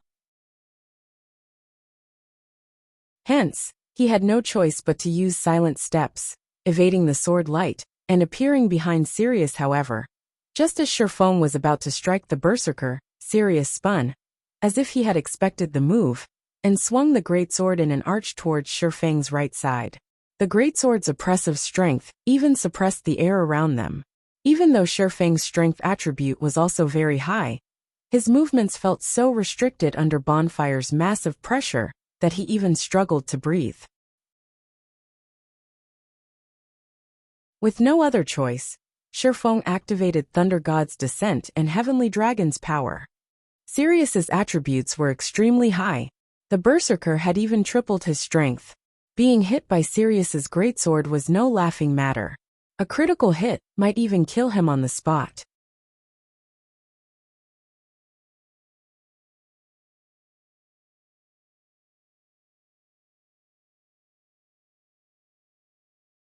Chapter 794, Contest of Strength. The instant the aquamarine killing ray and the crimson bonfire collided, a boom shook the dueling ring with the two swords at the center. The stage's stone floor shattered, dust clouds filling the air. As soon as the shockwave passed, a figure flew through the dust clouds, slamming into the ground. As soon as that figure landed, however, it stood. I made it, Shifeng muttered as he got to his feet. Glancing at his trembling hand, he smiled bitterly as he said, "He has so much strength." God's Domain's 36 famed swords each had their own strengths. Among them, Bonfire was famous for its destructive power. Its skills were incomparably violent. In the hands of a berserker, the weapon could topple a city even though his basic attributes were slightly higher than Sirius's. After activating Heavenly Dragon's power and increasing his strength by 100%, the berserker's attack had still sent him flying. Fortunately, however, Heavenly Dragon's power had increased both his HP and defense by 300%. Thunder God's descent also had a damage reduction effect, hence, even after receiving the attack, he had only lost a little over 200 HP. Fortunately, with Heavenly Dragon's power, Shifeng's maximum HP reached more than 48,000. Even without the Thunder God's descent, Sirius's attack could barely scratch Shifeng. Yifeng is strong. Even after Leader used Flame Dragon's flash, he took so little damage. Blood Sun was almost speechless after seeing Shifeng mostly unharmed. Everlasting War was similarly dumbfounded. His memory of Sirius's Flame Dragon's flash was still fresh in his mind. While Sirius had offered him guidance, the berserker had used a single hit to finish him off. Yet Shifeng had only lost slightly over 200 HP. It was astonishing. Moreover, Shifeng had lasted so long against Sirius. Shifeng was the first person he had ever seen capable of such a feat. Not one member of the Glorious Lions battle team could last 10 seconds against Sirius. Activating their berserk skills had not changed that. Sirius could still end their lives in 10 seconds without relying on a berserk skill himself. The difference in combat techniques between Sirius and his subordinates was like the difference between heaven and earth. I had never realized that Yifeng had held back so much of his strength. He can actually contend with an old monster. It feels as if he is even stronger than Martial Dragon. A light shone in Blue Phoenix's eyes. She couldn't help but admire Shifeng's strength. If she had been the one to fight Sirius, the match would have ended by now indeed. Yifeng is stronger than Martial Dragon. However, this is only in terms of skills and attributes. It really is a wonder how Zero Wing has obtained so many epic weapons and equipment. Phoenix Rain fell into deep thought as she watched Shifeng, who stood proudly in the dueling ring. After watching this match, she finally had a relative understanding of Shifeng. Sirius's strength spoke volumes for itself. Yet, despite facing a monster like Sirius, Shifeng could rely on his basic attributes to compensate for his shortcomings. One could just imagine how powerful his basic attributes were. One could not rely on dark gold equipment to gain attributes like this. Epic items were the only explanation. However, how precious were epic items? Even now, the Dragon Phoenix Pavilion only had a few. Yet, among the Azura battle team, more than one member wore or wielded their own epic item. By her estimations, Aqua Rose and Fire Dance should both possess at least one epic item. As for Violet Cloud, the cleric had yet to fight, so she did not know. However, this insight was frightening enough. After all, Phoenix knew very well that these epic items originated from Zero Wing. After Shifeng activated his berserk skill, he would not waste time. Immediately, he charged at Sirius, going in for the kill with his HP and defense. He didn't need to worry about Sirius's attacks. He could afford to trade blow for blow. As Shifeng was about to arrive before Sirius, he jumped into the air. He then raised Killing Ray, the power of fire and lightning gathering around the blade. Thunderflame explosion. Immediately, the attack suppressed the space around Sirius. The spatial suppression would reduce all enemies' movement speeds.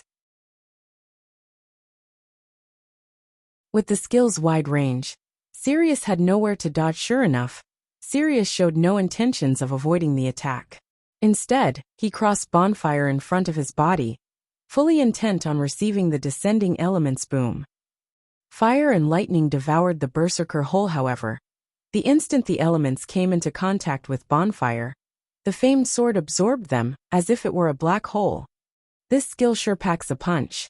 Sirius revealed an excited smile after Bonfire finished absorbing the flames and lightning. More cracks had appeared beneath his feet. However, thanks to you, I finally have a chance to use this skill to its limits. The berserk skill he had learned was somewhat unique. The skill's name was Baptism of Fire. To display the skill's might, he needed to absorb a certain amount of damage from a single attack. Furthermore, he could exert more of the berserk skill's strength, depending on the damage he received from the one attack in the past. He had been lucky if his opponents allowed him to display 50% of the skill's might. However, Shifeng's attack allowed him to exert 100% of the skill's effects currently.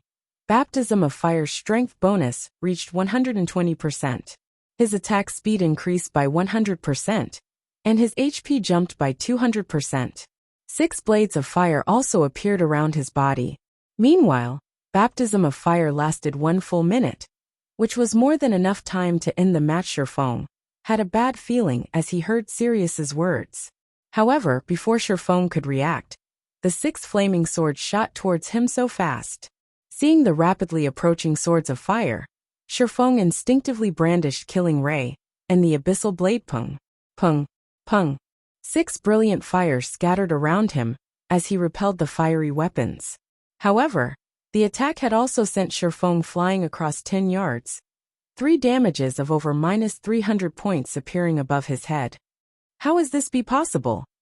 Every member of the Azura battle team was shocked when they saw Shifeng fly through the air. They knew full well how strong Shifeng's basic attributes were. This was the first time they had seen anyone or anything throw Shifeng after he activated Heavenly Dragon's power. Heavenly Dragon's power increased Shifeng's strength by 100%. With Shifeng's current strength attribute, a 100% increase even allowed him to face down a High Lord. Yet Sirius had sent him flying. How could they not be shocked? After landing, Shifeng stared at Sirius with fear in his eyes. Is this the true strength of these old monsters? Shifeng glanced at his trembling arms, excitement flaring in his eyes. Others might not know what had just happened, but as the person responsible for deflecting those swords of fire, Shifeng understood the events well. Regarding strength, Shifeng's was definitely higher than that of the fiery blades. However, Sirius could control the 6 swords of fire to their limits. 1 sword of fire might not have enough strength to overpower him. But if 2 swords combined their strength, then they would be stronger than him. Although combining the strength of 2 swords sounded simple, realizing the action was extremely difficult. To accomplish this feat, one needed both swords to attack the same location at the same time. Only by doing so could one combine the strength attribute of both swords. No ordinary player could achieve the precision and skill this feat required. Even he, as he was now, could not accomplish this feat. However, Sirius had done it. Moreover, he controlled the swords from a long distance. Fighting you to this point has made me quite happy. In return, I will show you my strongest, ultimate move, Sirius proclaimed as he smiled at Shifeng excitedly. With a faint smile, he pointed bonfire at Shifeng immediately. The 6 swords of fire shot towards Shifeng, all 6 combining into one flaming weapon.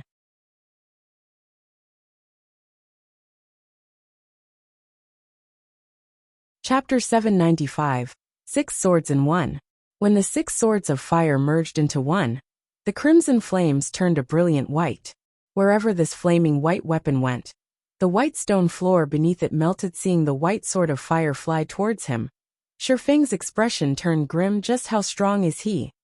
Merging 2 swords of fire together was already an incredibly difficult task. If one could not synchronize the swords perfectly, even an error of 1/10 of a millimeter would ruin the combined strength, resulting in individual attacks. Yet now, Sirius had merged all 6 swords of fire into one. The compounded strength was no laughing matter. The burning white weapon possessed 3 times the strength of the previous combination. Right. It's time we put an end to this battle. Sirius narrowed his eyes. Shio. A sonic boom resounded throughout the dueling ring as the fiery white sword covered a dozen yards in an instant, arriving before Shifeng's heart. Although Shifeng wanted to dodge the sword, Sirius had already locked onto him. If he moved in the slightest, Sirius would immediately adjust the sword's trajectory. Defending himself while moving was also far more difficult. His only option was to allow the flaming blade to come within critical range before dodging it the instant the sword was within range. Shifeng sidestepped. It's useless. I've already predicted your actions. Sirius shook his head as he commanded the white sword of fire. With a thought, the sword suddenly changed its trajectory, stabbing towards Shifeng's heart once more. However, Shifeng had prepared for this moment. Suddenly, Killing Ray released a dazzling white glow. Flame burst. The white light caused the dueling ring's temperature to soar instantly. killing ray then transformed into a streak of white light that collided with the sword of fire. Boom. Everyone in the spectator stands felt their hearts shake and eardrums rupture. In the next moment, a small crater with a radius of over 2 yards appeared at the epicenter of the collision. The crater had been scorched black as if created by a meteorite. Meanwhile, like a cannonball, Shifeng flew over 20 yards away. His HP instantly fell by more than 1,500 points. When he landed, the stone flooring beneath his feet cracked, the fissures extending over 5 yards from him as the deafening boom passed. Silence overtook the audience. Everyone was stupefied. Is this really a battle between humans? This thought continuously echoed through everyone's minds. The two fighters in the dueling ring felt more like Lord-ranked monsters rather than players. Not only were they both astonishingly fast, but their strengths and reaction speeds were also incredible. They had used the system's slow-motion function to watch the two fighters clash. Otherwise, they would not have had a single clue about what had happened. Snow, do you know anything about that sort of fire? Is it a skill? Zhao Yueru asked, excitement flashing in her eyes. Even after watching the fight for a long time, she could not figure out why that burning weapon was so immensely powerful. Previously, it had only dealt Shifeng around -300 damage. Now, not only had it dealt over -1,500 damage, but the strength it contained had also increased tremendously. However, she had only seen the 6 crimson swords of fire merge into one. If she could similarly combine her spells, just how devastatingly powerful could her spells become? Gentle Snow simply shook her head in response to Zhao Yueru's question. This was the first time she had ever seen something like this. The thought of combining attacks to improve the strength of a skill had never crossed her mind before. She had never imagined that the combined strength would yield such overwhelming effects. Although she could tell what her friend was thinking, she did not think that Sirius's attack was just as simple as merging the 6 swords of fire to attack simultaneously. After all, when they fought dungeon bosses, there were often instances where several spells struck the boss simultaneously. However, none of those instances had ever yielded such combination effects. Moreover, if the 6 swords of fire had combined to attack simultaneously, 6 damages should have appeared above Shifeng's head. However, only one had appeared. Hence, Sirius's attack was not as simple as it seemed. Otherwise, with Shifeng's current combat standard, there was no reason why he could not use such a technique. As well, since Shifeng was not using this technique, that could only mean one thing. He was not capable of using it. Thinking up to this point, Gentle Snow trembled involuntarily. The combat techniques Shifeng had displayed had long since surpassed her imagination. Yet even a powerful expert like Shifeng couldn't use this combination technique. One could just imagine how powerful Sirius was. Moreover, at this point, it was obvious that Shifeng had already activated his berserk skill. Even so, he was at a disadvantage. In contrast, Sirius had yet to suffer a single point of damage. While everyone focused on the battle, Sirius had launched another attack. He had no intentions of allowing Shifeng to catch his breath. Again and again, the sword of white fire attacked. Although Shifeng managed to block them, the attacks sent him flying repeatedly. Very quickly, his HP dropped below the 50% threshold. Is that old man really human? Blue Phoenix was speechless as she watched the battle unfold. Others might not grasp how complex and elaborate Sirius's combination attack was, but she could. Moreover, she had even attempted the technique before. Currently, she could barely merge 2 attacks into one. Adding even one attack to the combination would increase the technique's difficulty exponentially. Although combination attacks could increase her firepower tremendously, this technique placed an extremely heavy burden on her concentration. After 3 uses, she had no choice but to enter sleep mode. In contrast, not only was Sirius capable of merging 6 attacks, but he could also the attack over a dozen times. Brat, you really are durable. You are the first person to last so long against this move. However, now that you've used up that skill that enhances your attack power, the next attack won't just end with flying across the ring. Sirius laughed. Is this the true strength of a domain? As Shifeng watched the flaming blade dart towards him again, he finally realized the gap between Sirius and himself. Although his attributes were superior, Sirius surpassed him when it came to skill application. Experts in the realms of refinement might be able to exert 100% of their combat power, but the old man before him could exert more than that. However, this battle had also helped him finally realize what he needed to work towards to fight against an old monster like you. I am truly fortunate, Shifeng mumbled, his lips curling into a smile as he watched the brilliant white sword fly straight towards him. Fortunate? Sirius was momentarily speechless when he heard Shifeng's mumbling. He had not expected Shifeng to be a masochist. Shifeng suddenly relaxed his body before tightening his grip on Killing Ray Blade Liberation.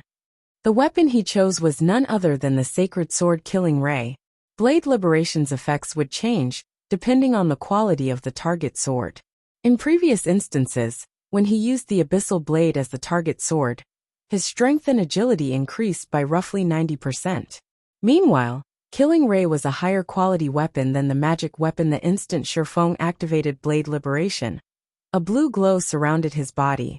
With a light swing of his arm, the Killing Ray in his hand transformed into a bolt of lightning that ripped through the air towards the sword of white fire.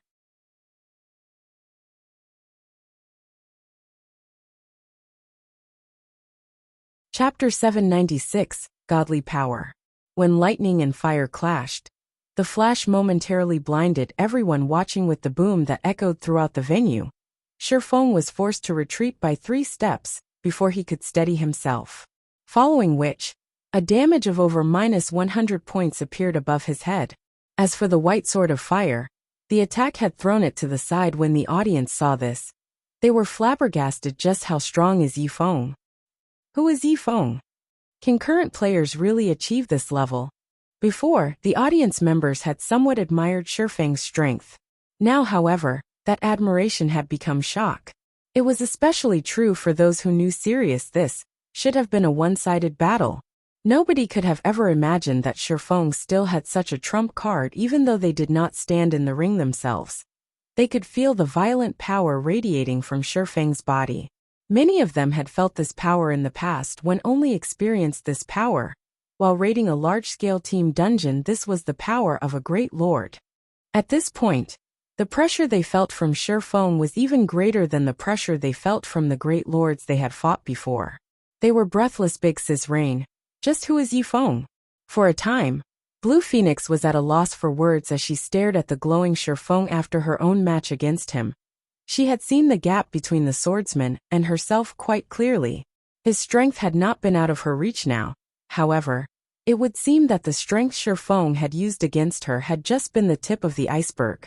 If she fought this kind of violent power, she would most likely die in an instant. Not responding to Blue Phoenix's question, Phoenix Rain remained silent as she continued to watch the man named Yifeng. It seems I've truly underestimated Zero Wing.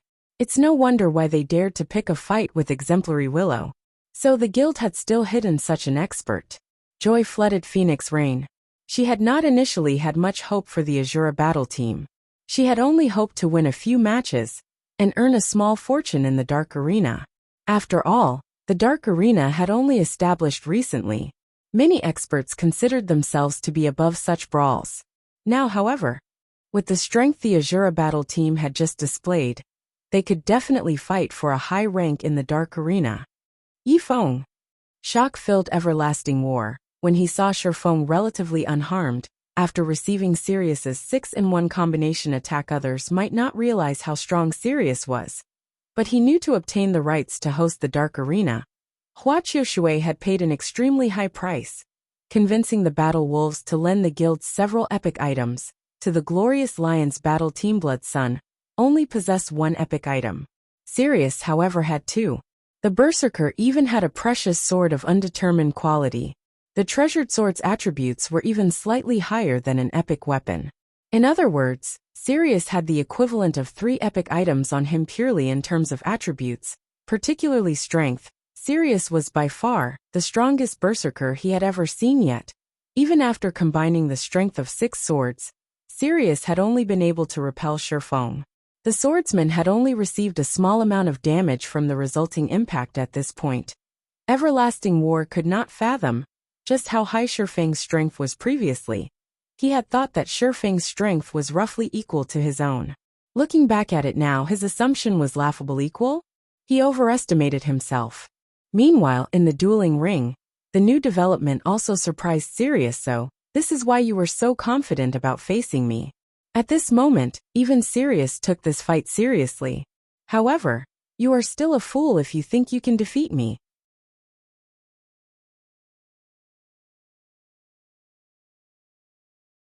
Saying so, Sirius directed the fiery blade to strike at Shifeng again. That attack is so hard to block even after activating twofold berserk.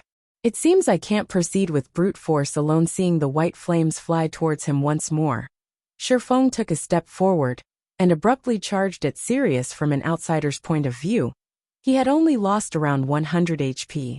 He currently had 48,000 HP, so 100 points of damage were negligible. However, only those who had experienced Sirius's 6-in-1 combination attack knew how powerful the attack was. If not for the 300% increase to his defense, as well as the damage reduction effect from Thunder God's descent, he would have lost far more HP. Meanwhile, Blade Liberation did not only improve his strength, the skill also increased his agility. Hence, he had received a massive boost to his movement speed, attack speed, and flexibility. Although Sirius's combination attack could multiply the strength behind his attack, it could not increase his attack speed.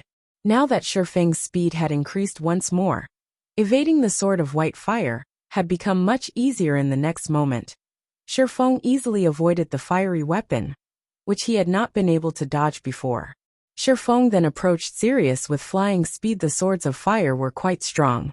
However, to control this strength, one needed to invest much of their concentration, even more so after combining the strength of 6 swords.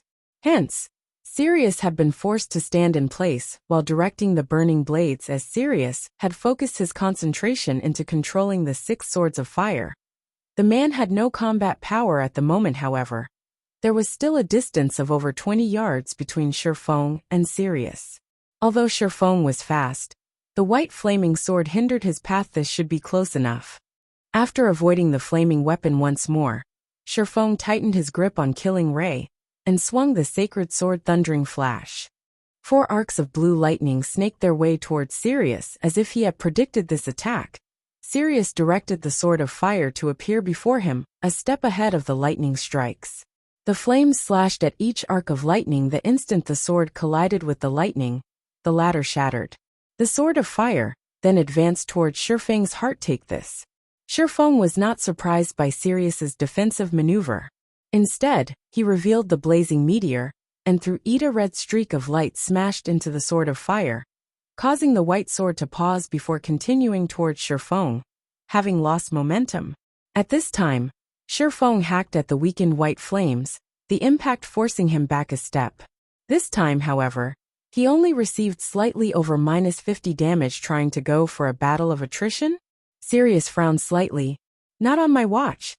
The 6-in-1 combination attack placed a huge burden on the user's concentration. Even he could not support the technique for too long. If his fight with the young swordsman dragged on, he would collapse from overextending his concentration, losing the match as a result, following which, one sword of fire split away from the white flames. Although a 5-in-1 combination attack was slightly weaker, it was still enough to suppress Shifeng. Meanwhile, the other sword could find an opportunity to deal damage immediately. The brilliant sword of white fire charged towards Shifeng, whereas the crimson sword attacked the swordsman from behind. As long as the white flames repelled Shifeng, he would reveal gaps in his defense. This would make it far easier to land a direct hit. Sure enough, Shifeng was forced back by a step after colliding with the 5-in-1 combination attack. However, just as the other sword of fire was about to stab the swordsman, a figure suddenly appeared to block the attack. Phantom Kill. After he upgraded the abyssal blade by a rank, Shifeng's doppelganger had gained 80% of his attributes. With his twofold berserk state, it was child's play for the doppelganger to block a single flaming sword. After blocking the attack, Shifeng's doppelganger activated Windwalk and Wind Blade before charging towards the enemy berserker. Although Sirius wanted to use the white sword of fire to defend himself, Shifeng had the weapon pinned down. It couldn't approach the doppelganger when Shifeng's doppelganger arrived before Sirius. The berserker finally gave up his control over the white sword of fire. He swung bonfire to defend against the doppelganger's chop. Just as the doppelganger's sword was about to strike, the berserker evaded the attack. Immediately after, bonfire bit into the doppelganger's body. However, even after the doppelganger received the damage, it did not retreat. Instead of the doppelganger, it was Shifeng who stood before Sirius. After swapping positions with his doppelganger, Shifeng swung his sword at Sirius. A streak of blue light flashed. Surprised by the unconventional attack method, Sirius had failed to react and received Shifeng's attack in full. The massive impact forced Sirius into a retreat. Taking the opportunity, Shifeng followed up with a series of over a dozen slashes. Although Sirius tried to defend himself, he couldn't block Shifeng's attacks completely. As a result, he received several more strikes.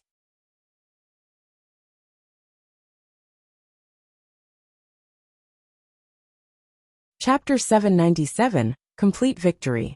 Sparks scattered when the blades collided. Although the exchange appeared slow, in reality, everything happened in an instant. Sirius's HP drained like flowing water. Only after Sirius fell to the ground and lay there motionlessly did everyone realize the berserker's HP had dropped to 0. Leader lost. Impossible. The glorious lions were dumbfounded as they stared at Sirius's unmoving corpse in the dueling ring. None of them dared to believe their own eyes. Sirius was one of the battle wolves' wolf kings, yet now he had lost to a nameless upstart. Nothing like this had ever happened before. In fact, the glorious lions weren't the only ones who were shocked. Every member of the audience was stunned as they stared at the name above the dueling ring: Victor Yifeng. No one had expected this outcome. How could the competition end so suddenly? After one direct confrontation, the famous Sirius had tasted defeat. It was inconceivable. I am not seeing things right? How can the Azura battle team be the victor? This is unbelievable. The Azura battle team is amazing. The Glorious Lions, a battle team that had won twice in a row, had lost 3-0 to the Azura battle team. Only those watching will probably ever believe this. Even now, the audiences had yet to recover from their daze. It was as if the last brief exchange from before had etched itself into their minds. The techniques in this battle were definitely worth studying. The Glorious Lions were not weak. The Azura battle team was just a little stronger. Although I've lost some materials from betting on the Glorious Lions, it was worth watching this battle. Many among the audiences had bet on the Glorious Lions battle team's victory. However, the majority of these people were not disappointed. On the contrary, the upper echelons from various major powers felt as if they had raked in a huge profit. The high-level battles that had taken place in this competition had taught them much. Particularly, it had allowed them to understand the true strength of each battle team. After this competition, it would be much easier to cope with the team members. At the same time, everyone had grown cautious about the Azura battle team. A fear of the guild called Zero Wing slithered through the crowd. A small upstart guild like Zero Wing had actually obtained so many epic items. If someone had told them that Zero Wing did not have any background or strength, they would not believe it. Big Sis Rain. Now that the Azura battle team has become so famous, it will probably be very difficult to arrange opponents in the future. Although Blue Phoenix was happy for Shifeng, in the Dark Arena, the stronger a battle team was, the more difficult it was to find an opponent. Every battle team in the Dark Arena fought to gain the arena's hosting rights. However, that was not an easy goal. Firstly, a battle team needed to participate in 10 games, winning 8. Only then would a battle team have the right to challenge the Dark Arena's organizer. Only after defeating the organizer's battle team would one obtain the hosting rights. Hence, the various battle teams would not accept challenges easily. It was even more difficult for strong battle teams. Everyone wanted to rack up victories by challenging weaker teams. Of course, to prevent some people from avoiding battles completely, the Dark Arena had a time limit. If a battle team could not find an opponent within 10 days, the Dark Arena would choose an opponent randomly. Hence, the stronger teams in the Dark Arena did not need to fear a lack of challengers. They just had to wait a relatively long time Before they could complete all 10 required games, much would change in God's domain. After 100 days, it doesn't matter, Phoenix Rain said as she shook her head. Previously, I worried that the Azura battle team would lose miserably. As for future matches, it seems that we're going to make a fortune from now on. Big Sis Rain, did you agree to another match before this? A realization struck Blue Phoenix. That's right. As the Azura battle team is a new team, with members from a small guild, many people had requested a battle. A few had even promised to bet favors, and a certain number of materials. It's a pity that each battle team can only compete in 3 matches every 10 days. It would be great if we could arrange a few more matches. Phoenix Rain laughed. When she thought about the next 2 battle teams they had to face, she could not help but pity those teams. Chances were that the players from those teams held a deep resentment for her right now. Every one of them had assumed that the Azura battle team was quite weak. None of them would have imagined that the team was actually a dark horse only. Finding opponents for the last 7 matches would give her a slight headache. Hopefully, Yifeng can hold back in future matches. Otherwise, finding an opponent will be a problem, Phoenix Rain muttered softly. Lost. He actually lost. When Hua Qiushui heard the applause and cheers, her face twisted into an ugly expression. Losing a game was not a major issue for her. After all, the Glorious Lions only needed to win 8 out of 10 games. However, not only had they exposed much of their strength, but they had also lost the competition and suffered immense losses. Primal emerald wood and soul cultivating stones were not cabbage that one easily found on the streets. Not to mention, they also had to pay the 1,000 pieces of level 30 dark gold equipment and 30,000 magic crystals. Such a huge loss would not end with a slight sting. Who knew how much time she would have to spend to recover? However, losing money was secondary to her. Her reputation was far more important. The upper echelons from the major corporations would learn of the Azura battle team's victory. It was a guarantee that they would launch investigations on Yifeng. If they discovered that she had chased Yifeng away from the Glorious Lions, she would probably be branded with the title Blind Fool. Her superiors might even begin to question her abilities as a manager. Zero Wing. Sooner or later, I will get my revenge. Exemplary Willow raged as she stomped her feet. She shot a glare at Sherfeng before turning to leave. Below the dueling ring, Zero Wing's members celebrated and rejoiced. Leader, are you all right? Fire Dance asked as she approached Sherfeng. Sherfeng looked worn. His complexion was pale and waxy. He looked nothing like a winner. It's nothing. I just expended too much of my concentration, Sherfeng replied as he shook his head. This battle had been truly dangerous. He had gone all out from the very beginning of the battle, pushing his 5 senses to their limits. He had remained on full alert throughout the match, fearing that a moment of carelessness would lose him the fight. Sirius's combat standard was simply too high. If this match had taken place 2 or 3 weeks from now, he definitely would have lost. Although Sirius's equipment was already impressive, the old man even possessing several epic items, at the end of the day, he did not have a fragmented legendary item. He also had not learned any super skills. These 2 aspects could improve a player's combat power by leaps and bounds. Even Sirius would have a hard time trying to bridge the gap by relying on techniques alone in front of absolute strength. All manner of trickery was useless. This was the cruel reality of games. Hence, regardless if they were experts or ordinary players, all players prioritized improving their weapons, equipment, and skills. While Sherfeng rested, Sirius revived below the dueling ring and marched straight over to Sherfeng. Kid, you sure know how to hide your strength. However, you might be able to beat me now, but it will be a different story in the future, Sirius said, a warm smile appearing on his stern face. All right, I've said enough. As per our agreement, I'll give you this. With this information, you should be able to improve yourself further and reach my level a little sooner. However, whether or not you obtain the item will depend on your own abilities. Saying so, Sirius sent Sherfeng a private message. He then turned and left. As he walked away, he could not help but glance at Fire Dance, shaking his head and sighing. His reaction creeped Fire Dance out. Seeing Fire Dance's reaction, Sherfeng chuckled. The two had discussed their bet through private chat. Nobody knew about their conversation. If Fire Dance knew that Sirius had wanted her as his disciple, she would probably feel quite awkward. However, although Shifeng admitted that Sirius's guidance would open many doors for Fire Dance in the future, he did not think that she would have any fewer achievements if she remained by his side. He also would never allow the Battle Wolves to poach one of his experts, following which, Shifeng opened the file Sirius had sent him. Intending to glance through the information he had won from the old man, just what kind of information could actually give him the possibility of advancement.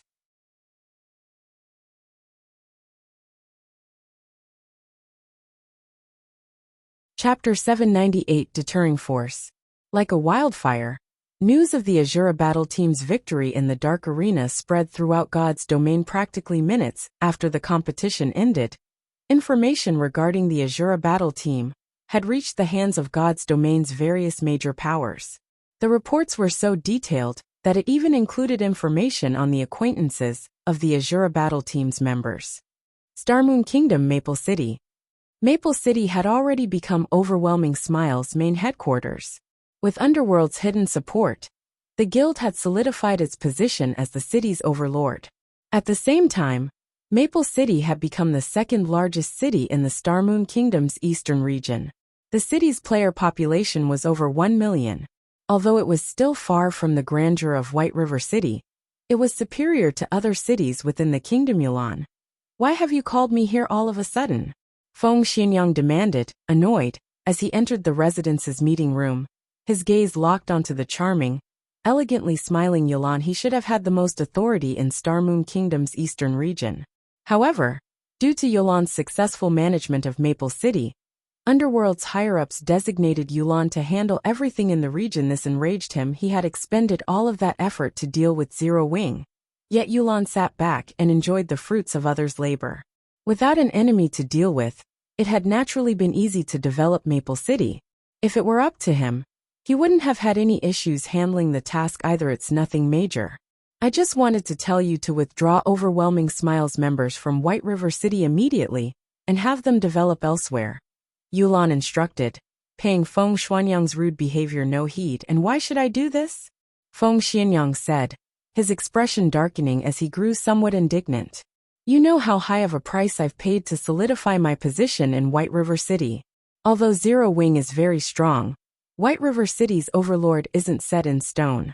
Don't even think about ordering me to withdraw Overwhelming Smile from White River City. Many of Overwhelming Smile's members were focused on all sorts of quests, including guild quests. In White River City, as long as they completed a certain number of quests, Overwhelming Smile's status in White River City would improve. Afterward, they could accept all sorts of rare high-level quests. They might even receive epic quests. With epic quests, it would be extremely easy to obtain all sorts of top-tier weapons and equipment. They might even find new, strategic tools for war. The guild's recent promotion had even triggered an epic guild quest. If they completed this epic guild quest, he could obtain a tool of war. When they started another war with Zero Wing, even if Zero Wing had an abundance of experts, he did not think he would lose against the guild if they pulled out of White River City now. Then all of the White River City quests they had already completed would be for naught. He couldn't give up on the city now. Feng Xianyang, this is not my decision.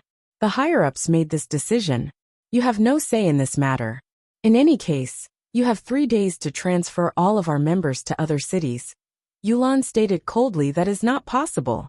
Feng Xianyang was dumbfounded. The higher-ups had hoped to obtain White River City, investing manpower and resources into the endeavor. Yet now they had decided to give up on the city.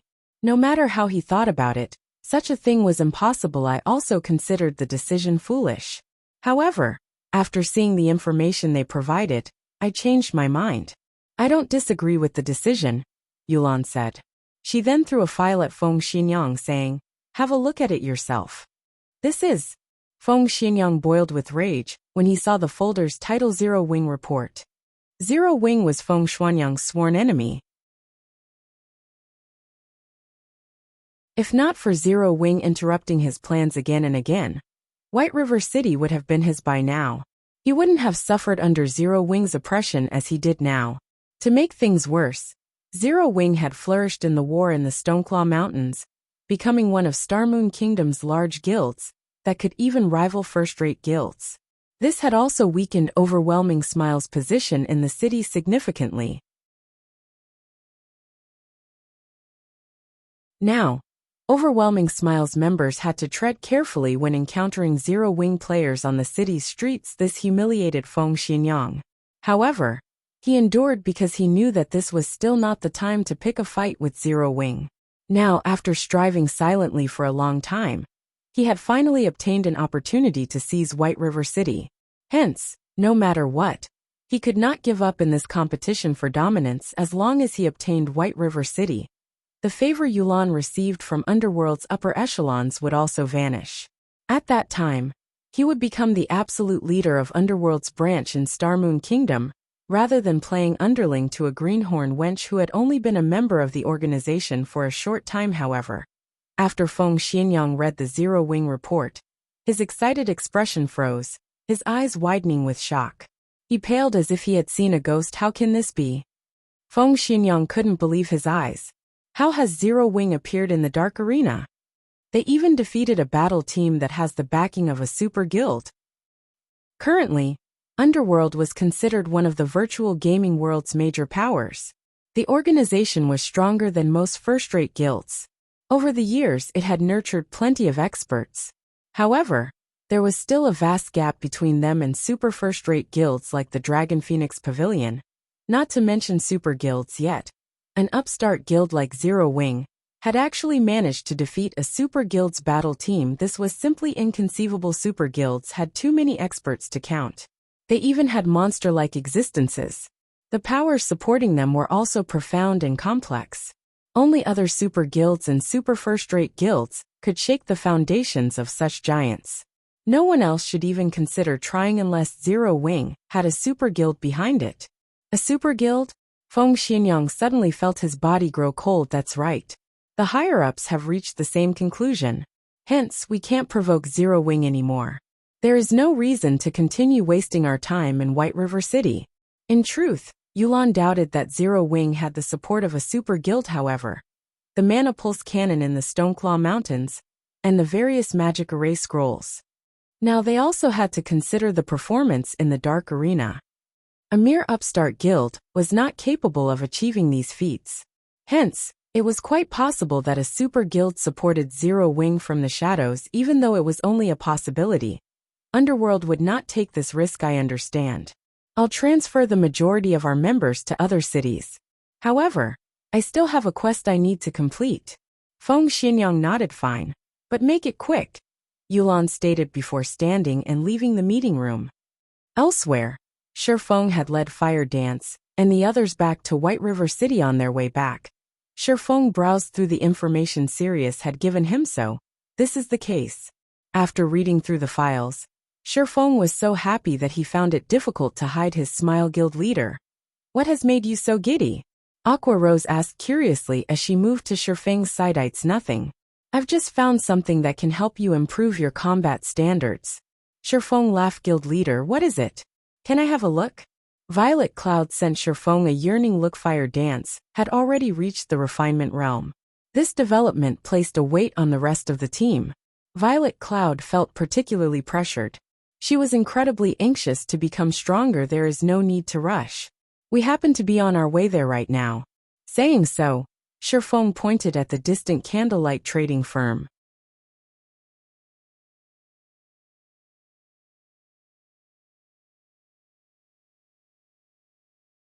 Chapter 799, Secrets of God's Domain. The Candlelight Trading Firm, Special Forging Room. Guild leader, here are the items you requested. After Melancholic Smile entered the room, she stacked materials onto the stone table, creating a large mound of items. If the upper echelons of other large guilds saw this, they would be shocked. Every material was extremely valuable. Some were even used to construct a stable. However, among these materials, there was one item that was particularly eye-catching. A fragment of a silver stone tablet. This fragment was clearly not a raw material. Shifeng picked up the stone tablet, while transferring the materials into his bag, including the materials he had won in the Dark Arena. He had enough to begin the guild stable's construction currently. The various large guilds were occupied with raiding dungeons to collect the stable design and required materials to construct the building. However, no one would have imagined that a small guild like Zero Wing had both. The only thing left to do was to construct the stable itself. Shifeng could not contain his excitement in the past. Shadow had invested a lot of time to construct its stable. By the time the guild stable was complete, God's Domain's mainstream players had surpassed level 50. Many ordinary players even had their own mounts. On the other hand, this timeline's mainstream players had only reached level 30. Yet, Zero Wing could begin constructing its own stable. Zero Wing would be the first guild in God's Domain to reveal its guild mount to the public. Ordinary mounts cost 40 gold, however. Guild mounts only cost 25 gold, although the difference was only 15 gold. No ordinary player could afford that, even if they sold everything they owned. Even guild elite players would have to save for a long time to accumulate so much due to this 15 gold gap.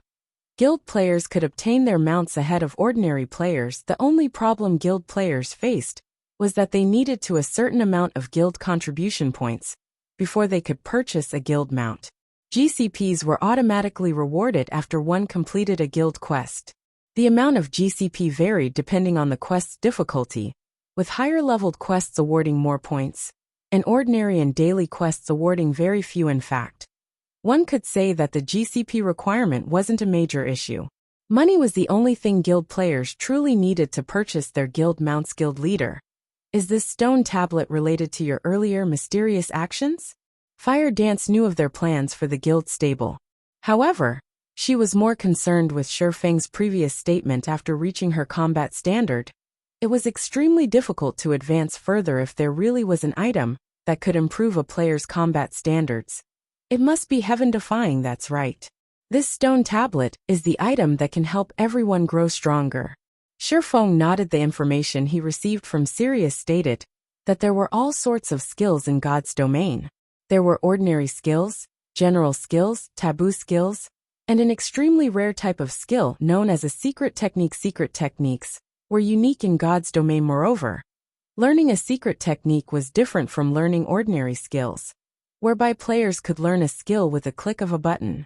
Secret techniques were also different from taboo skills, where players were only required to reach a certain completion rate. To learn a secret technique, players had to comprehend it. One's comprehension depended on the player as to how one used the secret technique. That also depended on the player. Unlike the usual skills, a secret technique would not appear in a player's skill menu even after learning it. Secret techniques also lacked a cooldown. Players could use the secret technique whenever and however they desired.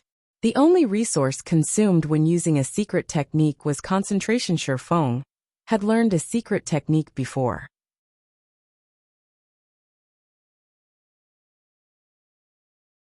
In truth, a secret technique was just a unique method of utilizing combat techniques. Void steps was considered a footwork-type secret technique. Moreover, Sirius had revealed that his 6-in-1 combination attack was a byproduct of his secret technique. Although he had known how to use such a technique for quite a while, he had not been able to use the 6-in-1 combination attack. However, learning the secret technique had allowed his combat standard to reach a whole new level, allowing him to execute a 6-in-1 combination attack. Without the secret technique, even with his domain, such a complex technique would have been beyond him. Meanwhile, when speaking of secret techniques, Shifeng immediately thought of the secret sword technique he had obtained during his promotion to Blade Saint. At the time, he had not realized what this item's purpose was. The stone tablet's introduction simply stated that it held some kind of divine power, and that he needed to collect all the stone tablet fragments to restore the engraved pattern. Hence, he had not bothered with the secret sword technique after all. Obtaining this single fragment had nearly cost him his life. How difficult would it be to collect all 6 pieces? Of course, the secret technique stone tablet the Battle Wolves had obtained was also incomplete. Even so, players could still learn from the fragment. However, They needed to meet a specific requirement to learn the secret technique. It hid the requirement was magic crystals. One needed to inject a significant amount of magic power into the stone tablet to activate the secret technique once. Moreover, this secret technique was not complete. If one wanted to learn the complete secret technique, they had to collect all the necessary fragments, although Sirius had kindly told him how to activate the secret technique stone tablet. The old man had not told him where to find one. This was also the first time Shifeng had ever heard of secret techniques. This was the tragedy middle and low-class players faced. Unless one was extraordinarily lucky, many of God's domain's secrets were beyond people like him. Secret sword technique? Violet Cloud blinked as she looked at the stone tablet in Shifeng's hands. Guild leader, can't only melee classes learn this? No. Any class can learn a secret technique. However, some are more suitable for certain classes. Fortunately, there is no limit to how many players can learn it. Take Void Steps and Sirius's 6-in-1 combination attack for example. These combat techniques are not necessarily suitable for our classes.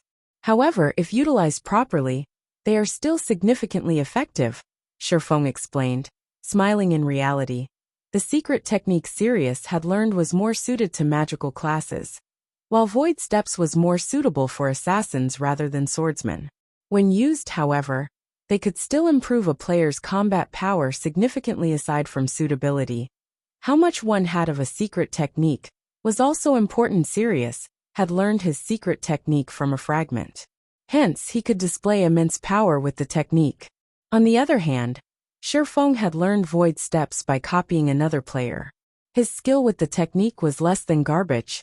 Hence, his capabilities with Void Steps were limited. If he had learned the secret sword technique before his fight with Sirius, he would have had a much easier time taking the old man down. Hearing Shifeng's explanation, his companions were speechless. They had all seen Sirius's 6-in-1 combination attack. They had never imagined that the stone tablet before them was actually something so amazing. If they could learn such a combat technique as well, they would have a higher chance of winning their battles, even against more powerful opponents.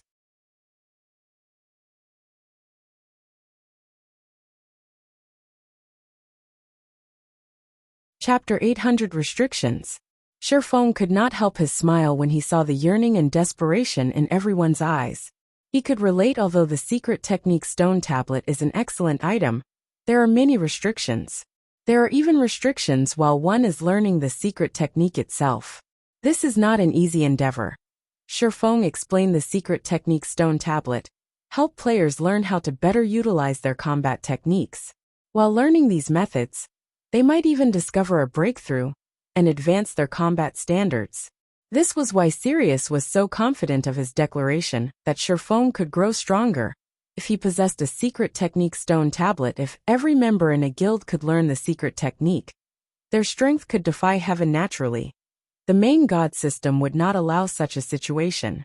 Although the legacy within a secret technique stone tablet would not expire, it could only be used once per month. Moreover, only 10 players could learn the technique each time it was available. In addition, because he only possessed a fragment, he needed to create a stabilizing magic array to use it. Magic arrays were incomparably precious. Normally, it was impossible for players to obtain the knowledge of creating one. Moreover, kingdoms and empires kept a very tight lid on any information they had about magic arrays, making it even more difficult for players to learn the process. Hence, players had to rely on the magic array designs they obtained to teach them the mechanics of producing magic arrays. Currently, no player throughout God's domain knew how to produce stabilizing magic arrays. They could only obtain them from NPCs. Although God's domain had countless NPCs, not all NPCs knew how to produce magic arrays.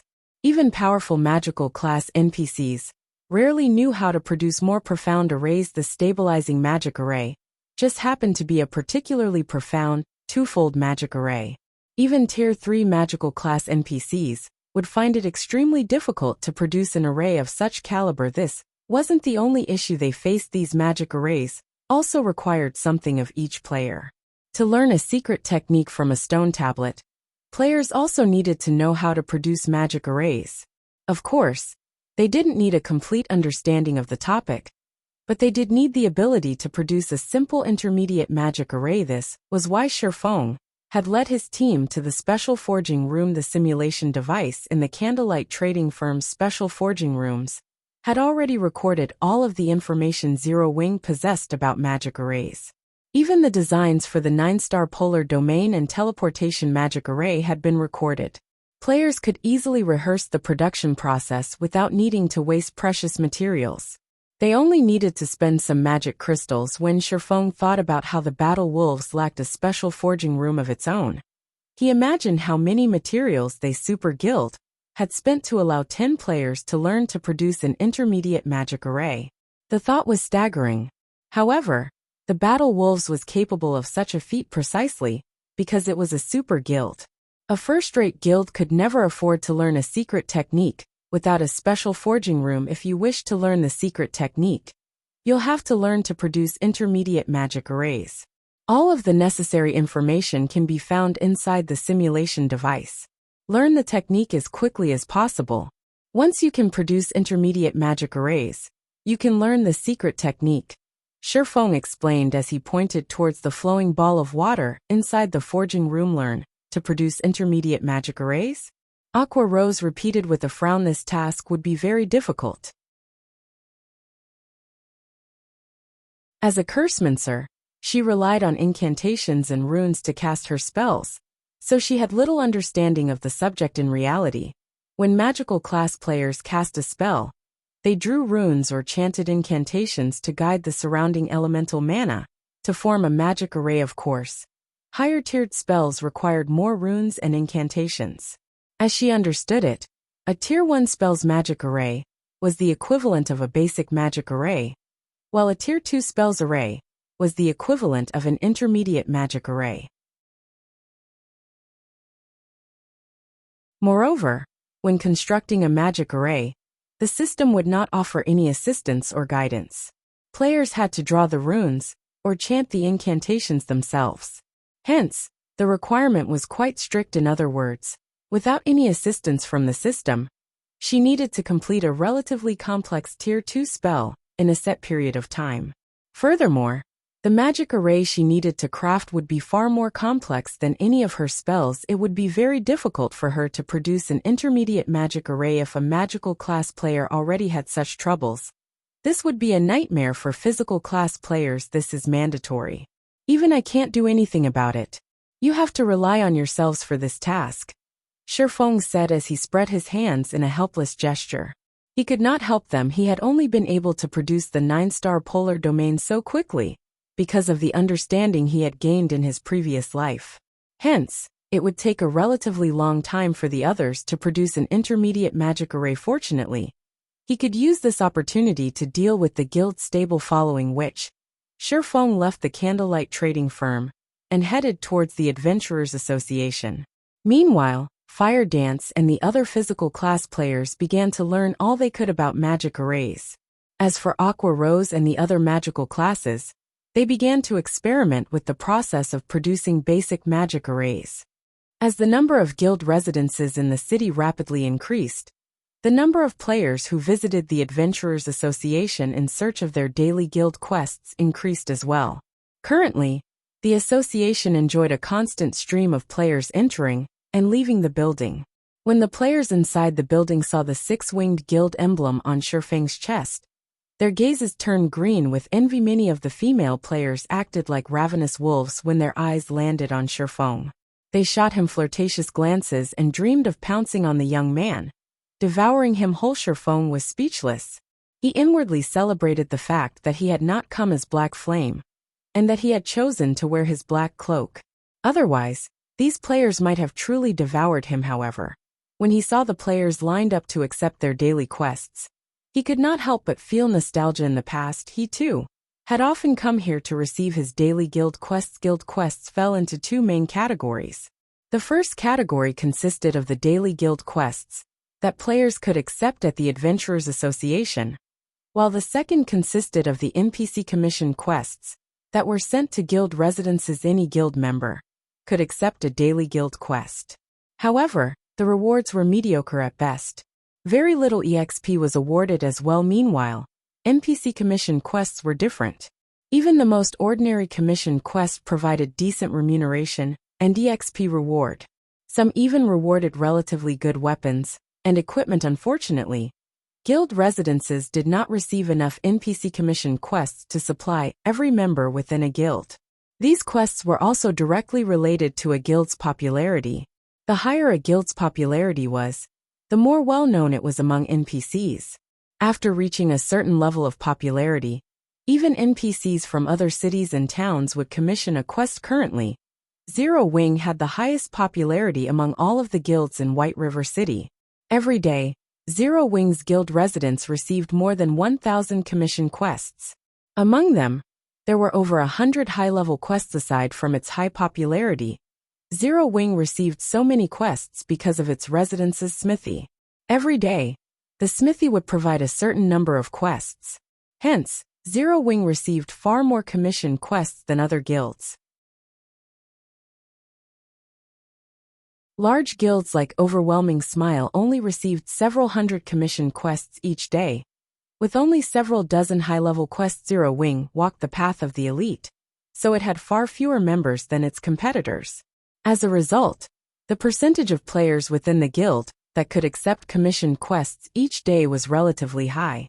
On the other hand, due to having too many members, other guilds' ordinary members even found it difficult to receive an ordinary commission quest, not to mention high-level commission quests. In the second-floor reception hall. "Sir, how may I be of service to you today?" a beautiful female receptionist asked Shifeng. Smiling, "I wish to construct a stable. Please compile the necessary quotes for me," Shifeng said, handing over the stable design. "That you're tuning in to the Li Mei's Wuxia Whispers YouTube channel. We're so grateful for your support. And don't forget to subscribe to join us on this incredible journey through captivating stories.